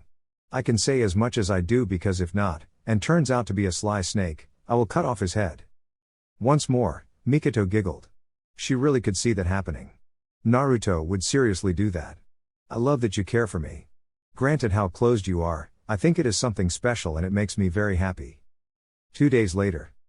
Kakashi didn't know how he was going to start this conversation with Naruto. He didn't want to come off as favoring Sasuke from Hinata. They had all made it to the finals of the Chunin exams, but he wanted to train Sasuke alone. With recent events and the fact that he was a lot more suited to teaching the Uchiha ninjutsu than Naruto, he thought it was best he focused entirely on Sasuke. The Uchiha had a tough match against Subaku no Gaara in the first round and given how the Junon performed, Kakashi wasn't going to take any chances. He needed to do everything possible to make sure that he decreased the gap between Naruto and Sasuke. If he manages to do so, the Uchiha would be able to get the better of Gaara. Kakashi, Naruto said looking at the Jonin, I actually wanted to speak to you about something, the blonde said. Kakashi blinked. I also wanted to talk to you about Sasuke. The stared for a moment, trying to read Naruto's expression but all he got was an indifferent mask that just stared back at him. You wanted to talk about him? Naruto nodded. It will be best if you take your time with him to teach him ninjutsu. Lightning could be his greatest element, I do not know much about it. With this, I figured it would be best if you take your time to teach him whatever you think is best. A little time away from Sasuke would do him good. It would be good to see how far the Uchiha progresses when he is being taught by someone else stronger. He did the best he could, but he could not teach Sasuke everything. Kakashi was an experienced Jonin and someone who had also taught him, so they could benefit something. I had something similar in mind, Kakashi said. You wouldn't have a problem if I teach him a dangerous jutsu, would you? Sasuke was by all means Naruto's student. The blonde communicated with the Uchiha's mother and has been overseeing his training for some time now. It was only best he asked the blonde's opinion. It doesn't matter what you teach him, Naruto said with an indifferent shrug. At this point, I think he does need something strong in his arsenal. If he doesn't learn anything, he'll start thinking I'm holding him back. Sometimes you need to nurse his pride a bit, but not too much or else he will become full of himself. Kakashi nodded, inwardly he shook his head. Naruto had a thing about arrogance. It was like the blonde saw it as a disease and was not above reminding Sasuke that he had his limits. Always remain humble, no matter how far you think you're progressing, that is something that Naruto apparently told Sasuke. Despite all his skills and genius, Naruto was never the one to be smirking and hitting himself on the chest looking all puffed after accomplishing something, he always maintained the line. Well, when it came to discipline, the blonde was like a trained royal child. Perhaps it had something to do with the fact that he saw most people as low lives. He was above them, and his way of living should be better. Of course, he wasn't the one to lord over people. Hinata? Kakashi asked. At least he had to know how the blonde would deal with the Hyuga. Honestly, Kakashi was just a sensei in name to the girl, Naruto was her real sensei. Even so, he was the leader of Team 7, he could not simply hope for the best without making sure that things would be okay. How are you even going to deal with your own training? I have sort of hit the barrier of my age, Naruto said calmly. There isn't much I can learn now. I just have to perfect what I do know. Perhaps Fuinjutsu can do, and I need to get better control of the power sealed within me. Kakashi didn't show any reaction to that. Naruto didn't have a problem about talking about the Baijuu sealed within him. Someone else would be nervous about starting, but Naruto was not. Sasuke knew about the Baijuu and Hinata most likely knew about it. Being a Jinchuriki was something normal for Naruto and not a burden that he was forced to carry by the Yondaime Hokage. The Sandaime Hokage didn't even seem to have a problem with him using the power of the Baijuu. The old man said it was fine as he was sure that Naruto wouldn't be corrupted by it, and as long as he wasn't drawing it unconsciously, there was no risk of the power taking over his body. Better control over it would be good for him when he does come to face other Jinchurikis. You don't really have a problem with using that power, huh? Naruto shook his head. It is available. Only foolishness would lead me to avoid using it, even though it does cause my body harm. Well, that depends on how much I use anyway. A small portion does no harm since my body has grown used to it because it was been inside of my body since birth. I do understand my limits. I must admit that I have become rather dependent on it. Every time I think of a troubling situation, the power comes to mind. The blonde paused for a moment. I must improve if I am to avoid becoming too dependent on it, that without it, I will become helpless in battle. Kakashi nodded. That is something that you have taught Sasuke well. Hinata uses her Byakugan almost exclusively though. The Hyuga Taijutsu style is based around the Byakugan. Trying to teach her to fight without it would require teaching her a new style. I will try to help her fight without it nonetheless. There will be enough time during this month. The blonde paused. I will need to leave the village to be able to get all the time needed to train. You're going to leave the village without your mother? Kakashi sounded shocked as he spoke. Don't be ridiculous, Naruto said with a blank look on his face. Mother is coming along. I also need her help with some Fuinjutsu. Will Hiashi allow his daughter to leave the village with you though? Kakashi didn't see that happening. That man wouldn't allow for something like that to happen. With how the man viewed Naruto, it was likely that he was going to think the blonde would influence his daughter in a bad way, even though he has discarded her. He doesn't have to agree to it, Naruto said indifferently. Seeing a raised brow from Kakashi, the blonde explained. Hinata is a shinobi of the Hidden Leaf, thus a subordinate of the Sandaime Hokage. If he says that she was taken away by her sensei for a month-long training camp in preparation for the finals, he would not complain, especially if the Sandaime approved of it. Well, that is what official records will say anyway, Kakashi said with a smile. Do you really think these things on your own? That is just using a technicality to get what you want. Have you spoken to the Sandaime about it? Naruto shook his head. No, he said. I will, but I have already told Hinata to prepare for the journey away from the village. We won't be going far anyway, but a distance enough to avoid unwanted eyes. Well, I'm sure the Sandaime Hokage has already figured you'd want to continue training Hinata and he will be making preparations of his own. His schemes need to work with you doing your part, the Jonin said carelessly. What about the Sand siblings? They leave today for Suna and will return to the village in time for the exams. Naruto responded calmly. Well, most genins are returning home, Kakashi said, finding no surprise in that. Then again, Sunagakure was the only other village that had participants in the finals. The others were from Konohagakure. It wasn't that much of a surprise that the Hidden Leaf was dominating. The host nation tended to be the dominant force in the exams. How are you going to prepare your match against Lee, though? Kakashi was sure that Naruto would get the most challenge he has ever received in that Junon. If the extremist in training hasn't been slacking off, then Lee would be a frightening opponent for Naruto. There were battles that even strategies would not help that much, especially in one that would be dominated by speed and physical strength. Going against Lee would require Naruto drop his precious sword and focus on taijutsu. Ninjutsu wouldn't do if you can't hit your opponent. It would be possibly for the first time that the blonde would actually be fighting without his sword. I will figure something out, Naruto said calmly.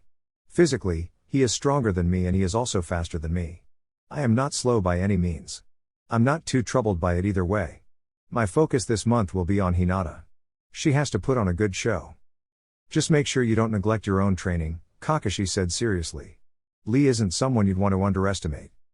Naruto stared at Kakashi blankly for a long minute before speaking, on the different matter. Was the Orochimaru matter resolved? It would be a problem if the snake continues to trouble Sasuke. He needed the Uchiha for things to work out for him, and if Orochimaru wanted to get in the way of that, Naruto would have no problems in plotting for the snake's death. He already detested the kind of human the snake was anyway, so if he became persistent with Sasuke, he would only get mad. Naruto went deep into his head when he thought of getting mad. It has been quite some time since he actually lost it. He always remained calm, no matter what. Even when the villagers were cursing him in front of his mother, he had always remained calm. Perhaps it was because his mother was mad, and there was no need for him to be infuriated as well. Two furious Uzumakas would only lead to a massacre. The Sandaime is dealing with it, Kakashi said a bit too quickly. He kept his mask when Naruto stared into his visible eye. He didn't want to let slip of anything about Orochimaru's plans. The Sandaime was sure Naruto would make his own plans and those plans would not benefit Konoha in any way. I'll see you in a month. The Jonin said before disappearing in a puff of smoke. Uchiha compound. Mikoto looked at her son with a small smile. She was not disappointed that he was actually leaving the village to do some training, but rather she was happy. Kakashi came highly recommended, and if he took things seriously, he would end up helping her son greatly. She would have preferred it if he was also going with Naruto, but she couldn't always get what she wanted. You seem a little excited about this, the Uchiha matriarch said to her son. It had been a long time since she saw him so excited like this. It was nice seeing that something could excite him. Perhaps his sensei had promised him something good. Sasuke nodded. With just me to focus on, I know Kakashi sensei will not slack off. He was actually serious about training me, so I think we will be learning something that will help with my development. It wasn't that he wasn't learning anything useful with Naruto, but he did need some time away from the blonde. The thought that the blonde was still his age still lingered within his mind, and sometimes that didn't make him focus. But with the blonde away, he could focus on wiping out that indifferent mask. Yes, he would tear off that mask. Mikoto looked at her son carefully. Are you not just excited that you'll get to train without Naruto and learn something that he doesn't know? Well, she could see that happening. Sasuke didn't deny it. Not just that, but we all win our rounds. I get to face him in the finals. I will have something he won't see coming. Sometimes it is difficult knowing that whatever I do, I just can't seem to catch up to him. This is my chance. You can catch up to him if you try hard enough, Sasuke, Mikoto said confidently. Naruto is still just like you. You are of the same age and you're both geniuses. You also possess something that Naruto doesn't, the Sharingan. Naruto has the Sharingan. Sasuke corrected. He was sure that his mother was very much aware about this. Naruto didn't seem like he capable of hiding things from her, so the blonde had to have told her about the Sharingans he has. Mikoto shook her head lightly. The Sharingans Naruto has can never be used in the same way as you. He cannot use any ability other than what is programmed into the eyes unless he implants them. Sasuke nodded. Well, he is still a Jinchuriki. That meant he housed chakra that didn't seem to have an end. Chakra was essential in a shinobi battle. Naruto was likely to be better because of his already large amounts of chakra. Naruto's strength has nothing to do with the Kyuubi, dear, Mikoto said firmly. Even without the Kyuubi, Naruto has much more chakra than you, which is why he can use Kage Bunshines without any risks, but you can't. Despite the fact that he has large amounts of chakra, Naruto's fighting style isn't centered on ninjutsu, is it? Sasuke frowned, shaking his head. No, he said. You never see him releasing jutsu after jutsu. Sometimes I even think he only knows 2 or 3 jutsus. He isn't afraid to use just one jutsu the entire battle. But it is quite effective, Mikoto said. In any case, don't look at Naruto as a mountain you cannot climb, my son. I believe that with hard work, you can do it. You are my son and Itachi's brother. It may not come tomorrow, but I know eventually, you will be better than Naruto. He isn't great at everything either. That was something that made Sasuke smile, a beautiful smile that would have made Sakura turn crimson as a classic Hinata would and then faint a second later. Thank you, mother, he said. Naruto is a short-range fighter. He always needs to get close to his opponents to win. I think I will better my mid-range techniques to help make up for that weakness. Do that, Mikoto said. And when you come back, make your mother proud, okay? Of course, Sasuke said firmly. What will Naruto be doing? I don't know, probably going to train Hinata to prepare her for the match against her cousin. He has been a little obsessed in getting her into the right fighting spirit. He has done a good job so far, but with how much time he gives the girl, you'd think that he actually cared, Sasuke said in thought. Mikoto seemed amused. Don't speak of Naruto like that. He is a sweet person. You just never see that side of him, she said. Sasuke looked at his mother with a stare. The first few days, he treated Hinata like a pet mother, The raven-haired said firmly. I don't care much, but it says something when a person looks at another person not as a human but a pet. It was almost creepy at first. Mikoto laughed. Well, that is Naruto, she said. He is special in his own way. Perhaps this is why I like him so much. He sees things differently, and while flawed, I think he is a good person. Sasuke didn't tell his mother that the only person who could actually say that with confidence was her and the blonde's mother. Not even Kakashi had at least once said that Naruto was a delightful person. The blonde was just an indifferent person. His mother just liked the blonde. He shook his head, clearing those thoughts. His mind almost drifted into a foreign land. It would have been something uncomfortable. I will see you when I return, mother. Sasuke waved at his mother as he walked away from her. Hokage office. Allies were something valuable in the elemental nations, but one could never be too sure that they would be there to help in the time of need. The Sandaime Hokage had sent a message to the Yondaime Kazekage to talk to him about what he had learned about Orochimaru's plans. He needed Suna to offer a helping hand as a sign of their friendship and strong alliance. It was still early days, but he was having a bad feeling. The man had so far said that he would only come to Konoha during the day of the finals, so they won't have much time to talk before that. He only hoped that things would work out for the best though. But in case things don't work out, he would have a plan. You could not fully expose your back in the shinobi world. There was always something that was looking forward to stabbing you. The Sandaime would make sure that even if things with Sunagakure don't work out, Konoha would be in the best position to handle its problems. Of course he thought the possibilities of Sunagakure turning their backs on them were very low. Granted, the talks they have held and the agreements they have signed were not just a farce, nothing could go wrong. Sarutobi believed so. He had come to trust Raza, but not with his life of course.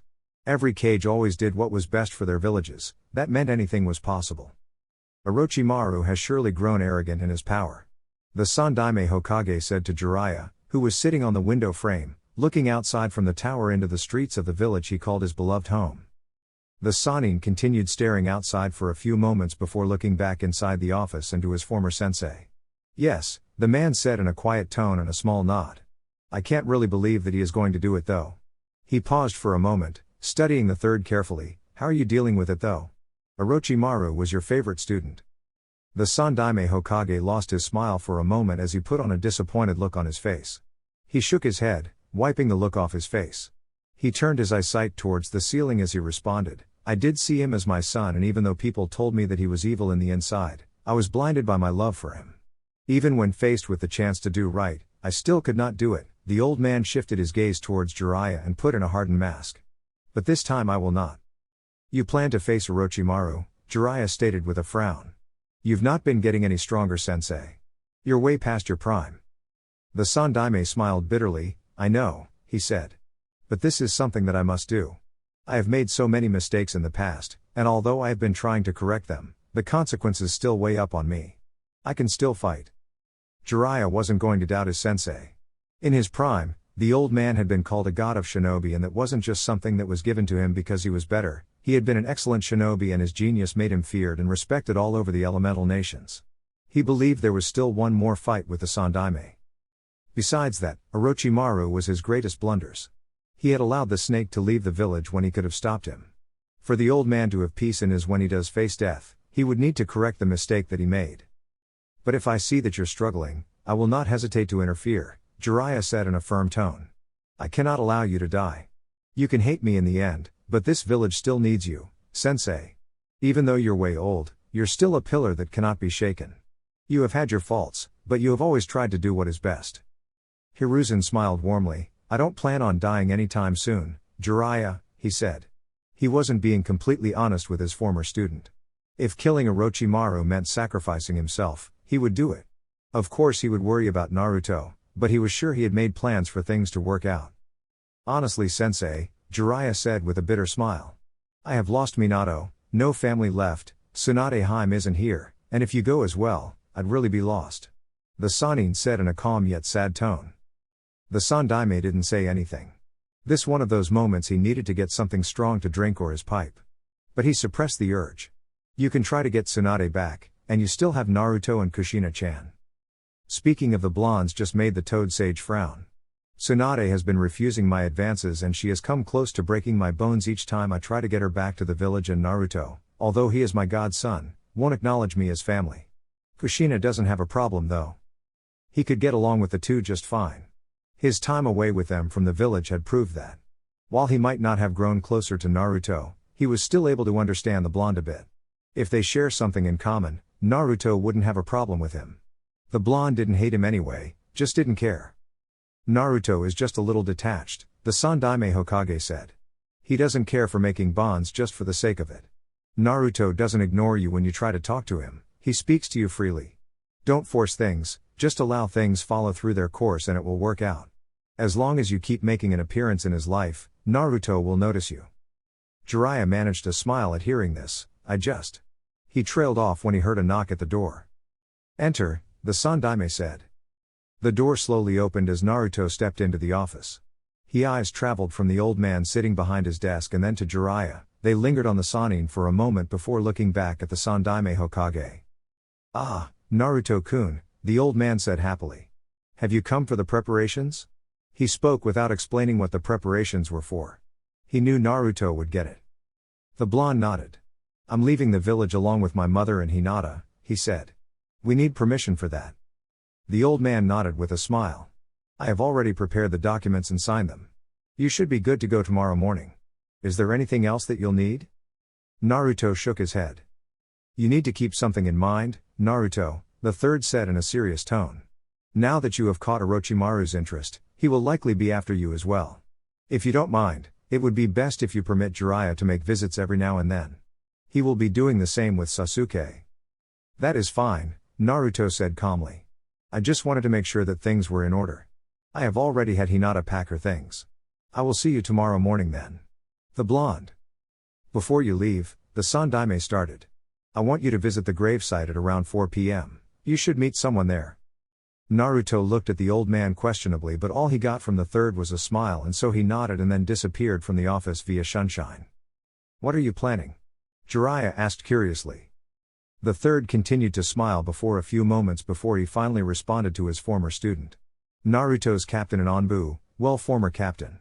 She is having some troubles and I'm sure she will be there at the site by that time. Naruto made a bond with his team during his Anbu days, so I am sure he will be useful.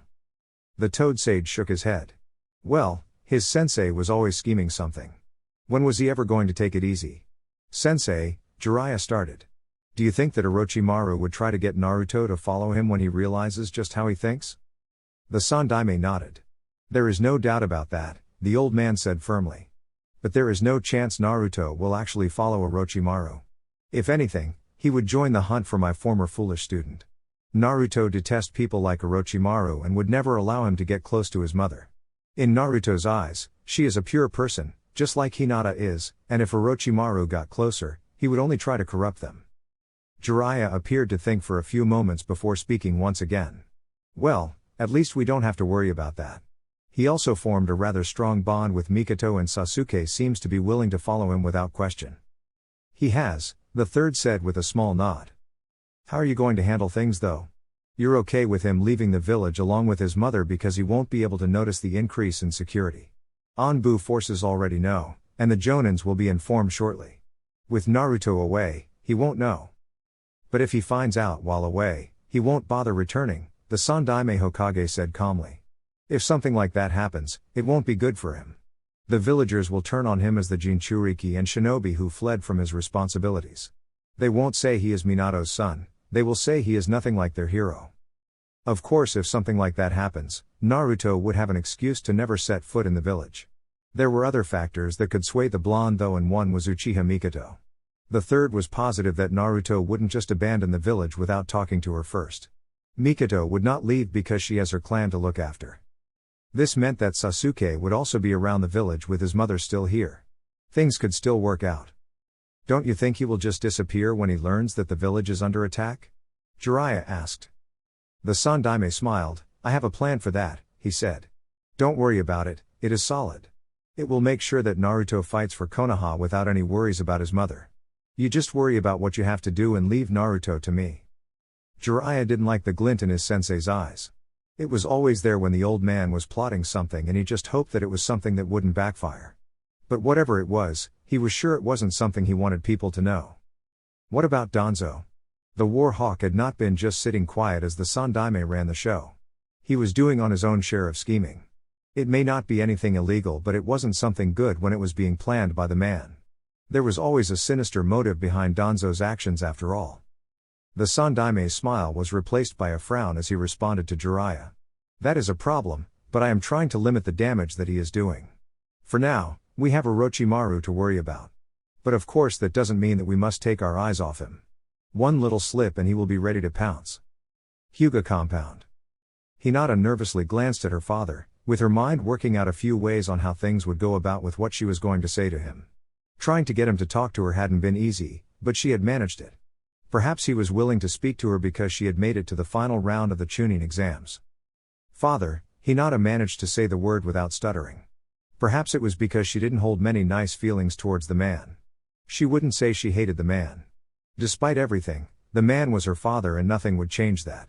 Even so, she didn't hold too many fond feelings towards him. Naruto was always telling her to speak her mind, but when she was faced with those unflinching eyes, she could never really speak her mind about certain things, and to think the man who could stare at her coldly was her father. She was nothing more like a slave bought at a hefty price for the Hyuga to use, but since she had been deemed useless, they had discarded her, but still wished her to live because they had paid a hefty fee. What is it, Hinata? Hiashi questioned in a stern tone. Hinata swallowed when her father merely stared at her coldly, twitching slightly at her stuttering. Any second now and he would stand up and leave the room. She would not be able to say anything to him. I am going to leave the village with my team for this month before the final round of the Chunin exams. Hinata was a lot more surprised than Hiashi at her audacity. The former Hyuga heiress had spoken in a firm tone, not asking her father for permission to leave the village but merely informing him that she was leaving. It sounded as if his opinion didn't matter in her decision to leave the village. Getting over his surprise, Hiashi put on a not-so-amused mask on his face. What makes you think that I am going to allow you to leave the village? He asked, merely out of curiosity. He was daring her to give a response. If the Sandaime approved of it, then there was no way he could stand in the way. She was serving the village as a member of Konoha's military force. If her sensei said she had to be at the training ground at 12 a.m., she would have to be there. He could only use his power to make the Jonin in charge of her reconsider things. I was only informed to tell you that I leave tomorrow and will return on the day for the finals, Hinata said in a humbled tone, her eyes not facing her father. It was a big ask for her to speak without stuttering, but facing the man straight in the eye would just shatter her confidence. Do as you like, Hiashi said dismissively. It isn't like I have much hope for you anyway. You have disappointed me long before, I cannot expect anything good from you. Interestingly enough, Hinata didn't feel down by those harsh words. Perhaps it because she now knew that she was a lot better than what her father believed her to be. Senju compound. Kankuro stared into the sky, running a number of thoughts inside his head. They were ready to leave the village and return to Suna, but it wasn't the return that was making him worry, but rather, what Baki had told him and the fact that he had to keep it a secret from his brother and sister. His sensei had informed him of Suna's planned invasion to Konoha. The man didn't seem to agree with it, but still had to do what needed to be done because he was following orders of the Kazekage. The man had ordered his forces to prepare for war, and shinobi would do so. Sunagakure wasn't in the best of places, but still, it wasn't really in a position of power. It heavily depended on Konoha to thrive. He didn't understand all that, but he still had to do what he needed to do. He didn't think that his father would plot against Konoha, but it was happening. Kankuro didn't really care about anything, he just wanted to make sure that his siblings were safe. Keeping this information from them would keep them safe, then he was going to do so. Temari and Gaara were being kept in the dark because according to Baki, the two were much closer to Naruto and his mother. If Suna was going to betray Suna, it would really be betraying them. If the two knew, they would no doubt tell Naruto about it or his mother. Kankuro had seen how Naruto acted around his mother and he had heard what his sister said about the blonde when things relate to this mother. Kushina also really cared about his siblings, but he could not risk anything, even though he knew that. He didn't really care that much about Naruto anyway.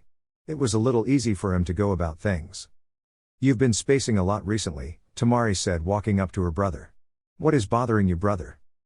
Kankuro turned to face his elder sister for a moment before looking at Gaara, who was just behind Temari.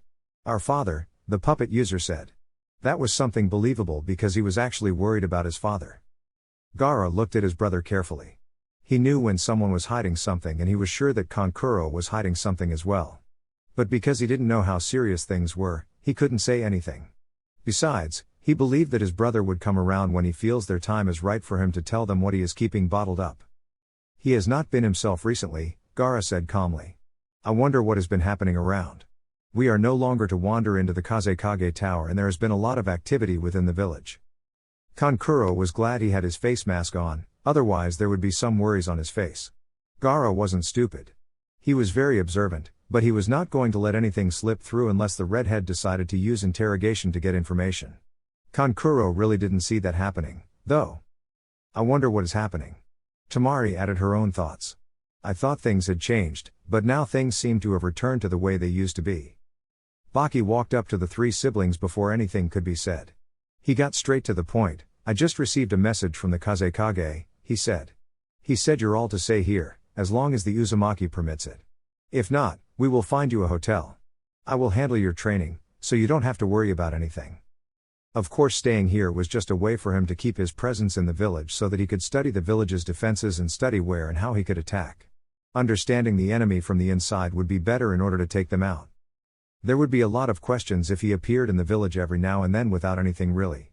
With his students he could get in and out of the village in the pretense of taking them out on a training field outside the village. They had made it to the finals, so no one would question anything. I don't think Naruto's mother will have a problem, Tamari said. But the problem is that Naruto won't be in the village along with his mother. He didn't say anything about the details, but he told me that he would be leaving the village for some training time. All the better, Baki thought. He could make use of the compound without worrying about the Uzumakas catching him. He just had to worry about Konoha's Onbu, but he was sure that he could handle things smoothly. I have already spoken to the Sandaime Hokage and he is okay with everything. You just have to talk to Kushina-san, Baki said. Talk to me about what?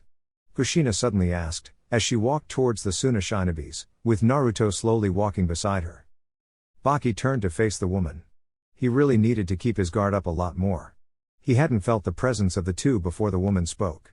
In fact, he hadn't even felt the presence of the blonde beside her until he saw him. What was with that blonde, anyway? Raza-sama has requested that you allow his children to stay here while they prepare for the Chunin exam finals. They only told me that you were leaving the village. Kushina blinked. Well yeah, we are leaving the village, but I don't see any problem if you stay here anyway.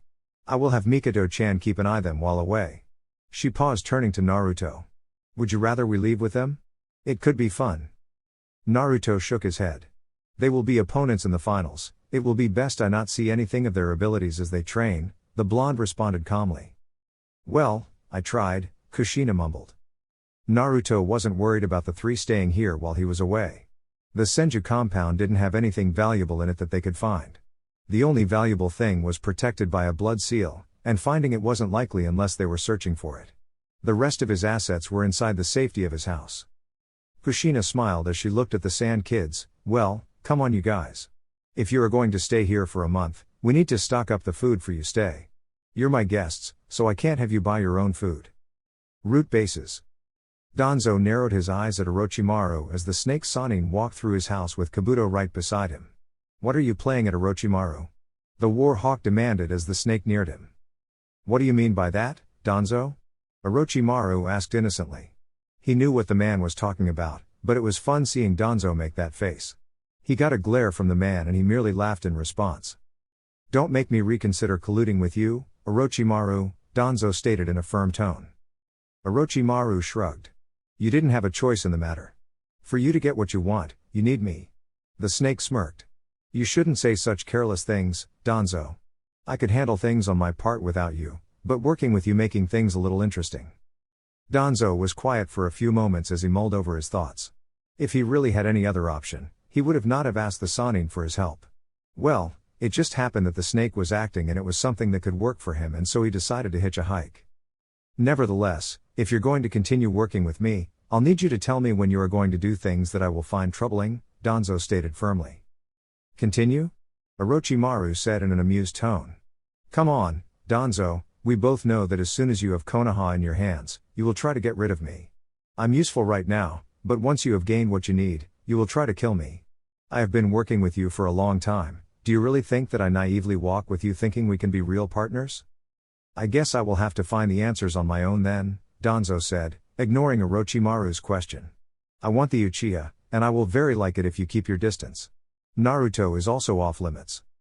You can't have everything you want, Danzo, Orochimaru said calmly. Speaking of Naruto-kun, what can you tell about him? He seems a lot more interesting than I first thought. I heard he humiliated you, Danzo said. If he could smile, he would be smiling right about now. He really did some satisfaction in knowing that the snake had been humiliated by a mere brat. That must have wounded your pride. Kukukukukukukuku, Orochimaru burst out laughing. I must say he caught me by surprise. I didn't think that I would see the Hiraishin in action in his hands, and he seems to control the Kyuubi's power to some degree. There is more to him than that, Danzo said. He is a cunning child, and a former Anbu. I will need him for my new Konoha. The power of the Kyuubi needs to be used for Konoha's safety and goals. The War Hawk paused as he changed the subject. How are things at your end? Fine, Orochimaru said with a grin. Things are moving smoothly. I just hope you don't plan on stabbing me in the back right after I kill my sensei. I will be busy, Danzo said. I'm sure you'll have something planned up just in case. You know me, Orochimaru said, smiling. Make sure you hold your end of the deal, Danzo. I don't want to use threats, but there will be consequences if you don't. I have nothing to lose in this, but with you, you have everything to lose. Graveyard.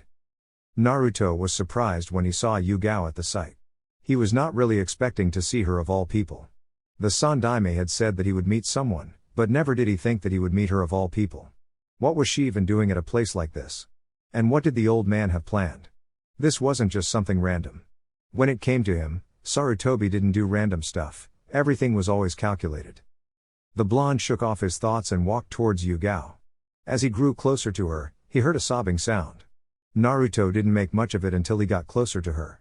She was standing in front of a stone. Who was buried under the stone didn't interest him at all, but he was surprised to see tears streaming running down her cheeks. The blonde frowned slightly as he realizing that the woman was crying. She didn't even seem to have noticed his presence at all. Naruto just stood there, his eyes analyzing the look on her face. Her eyes were all red, and she looked anguished. This was the part of humans that was very much interesting.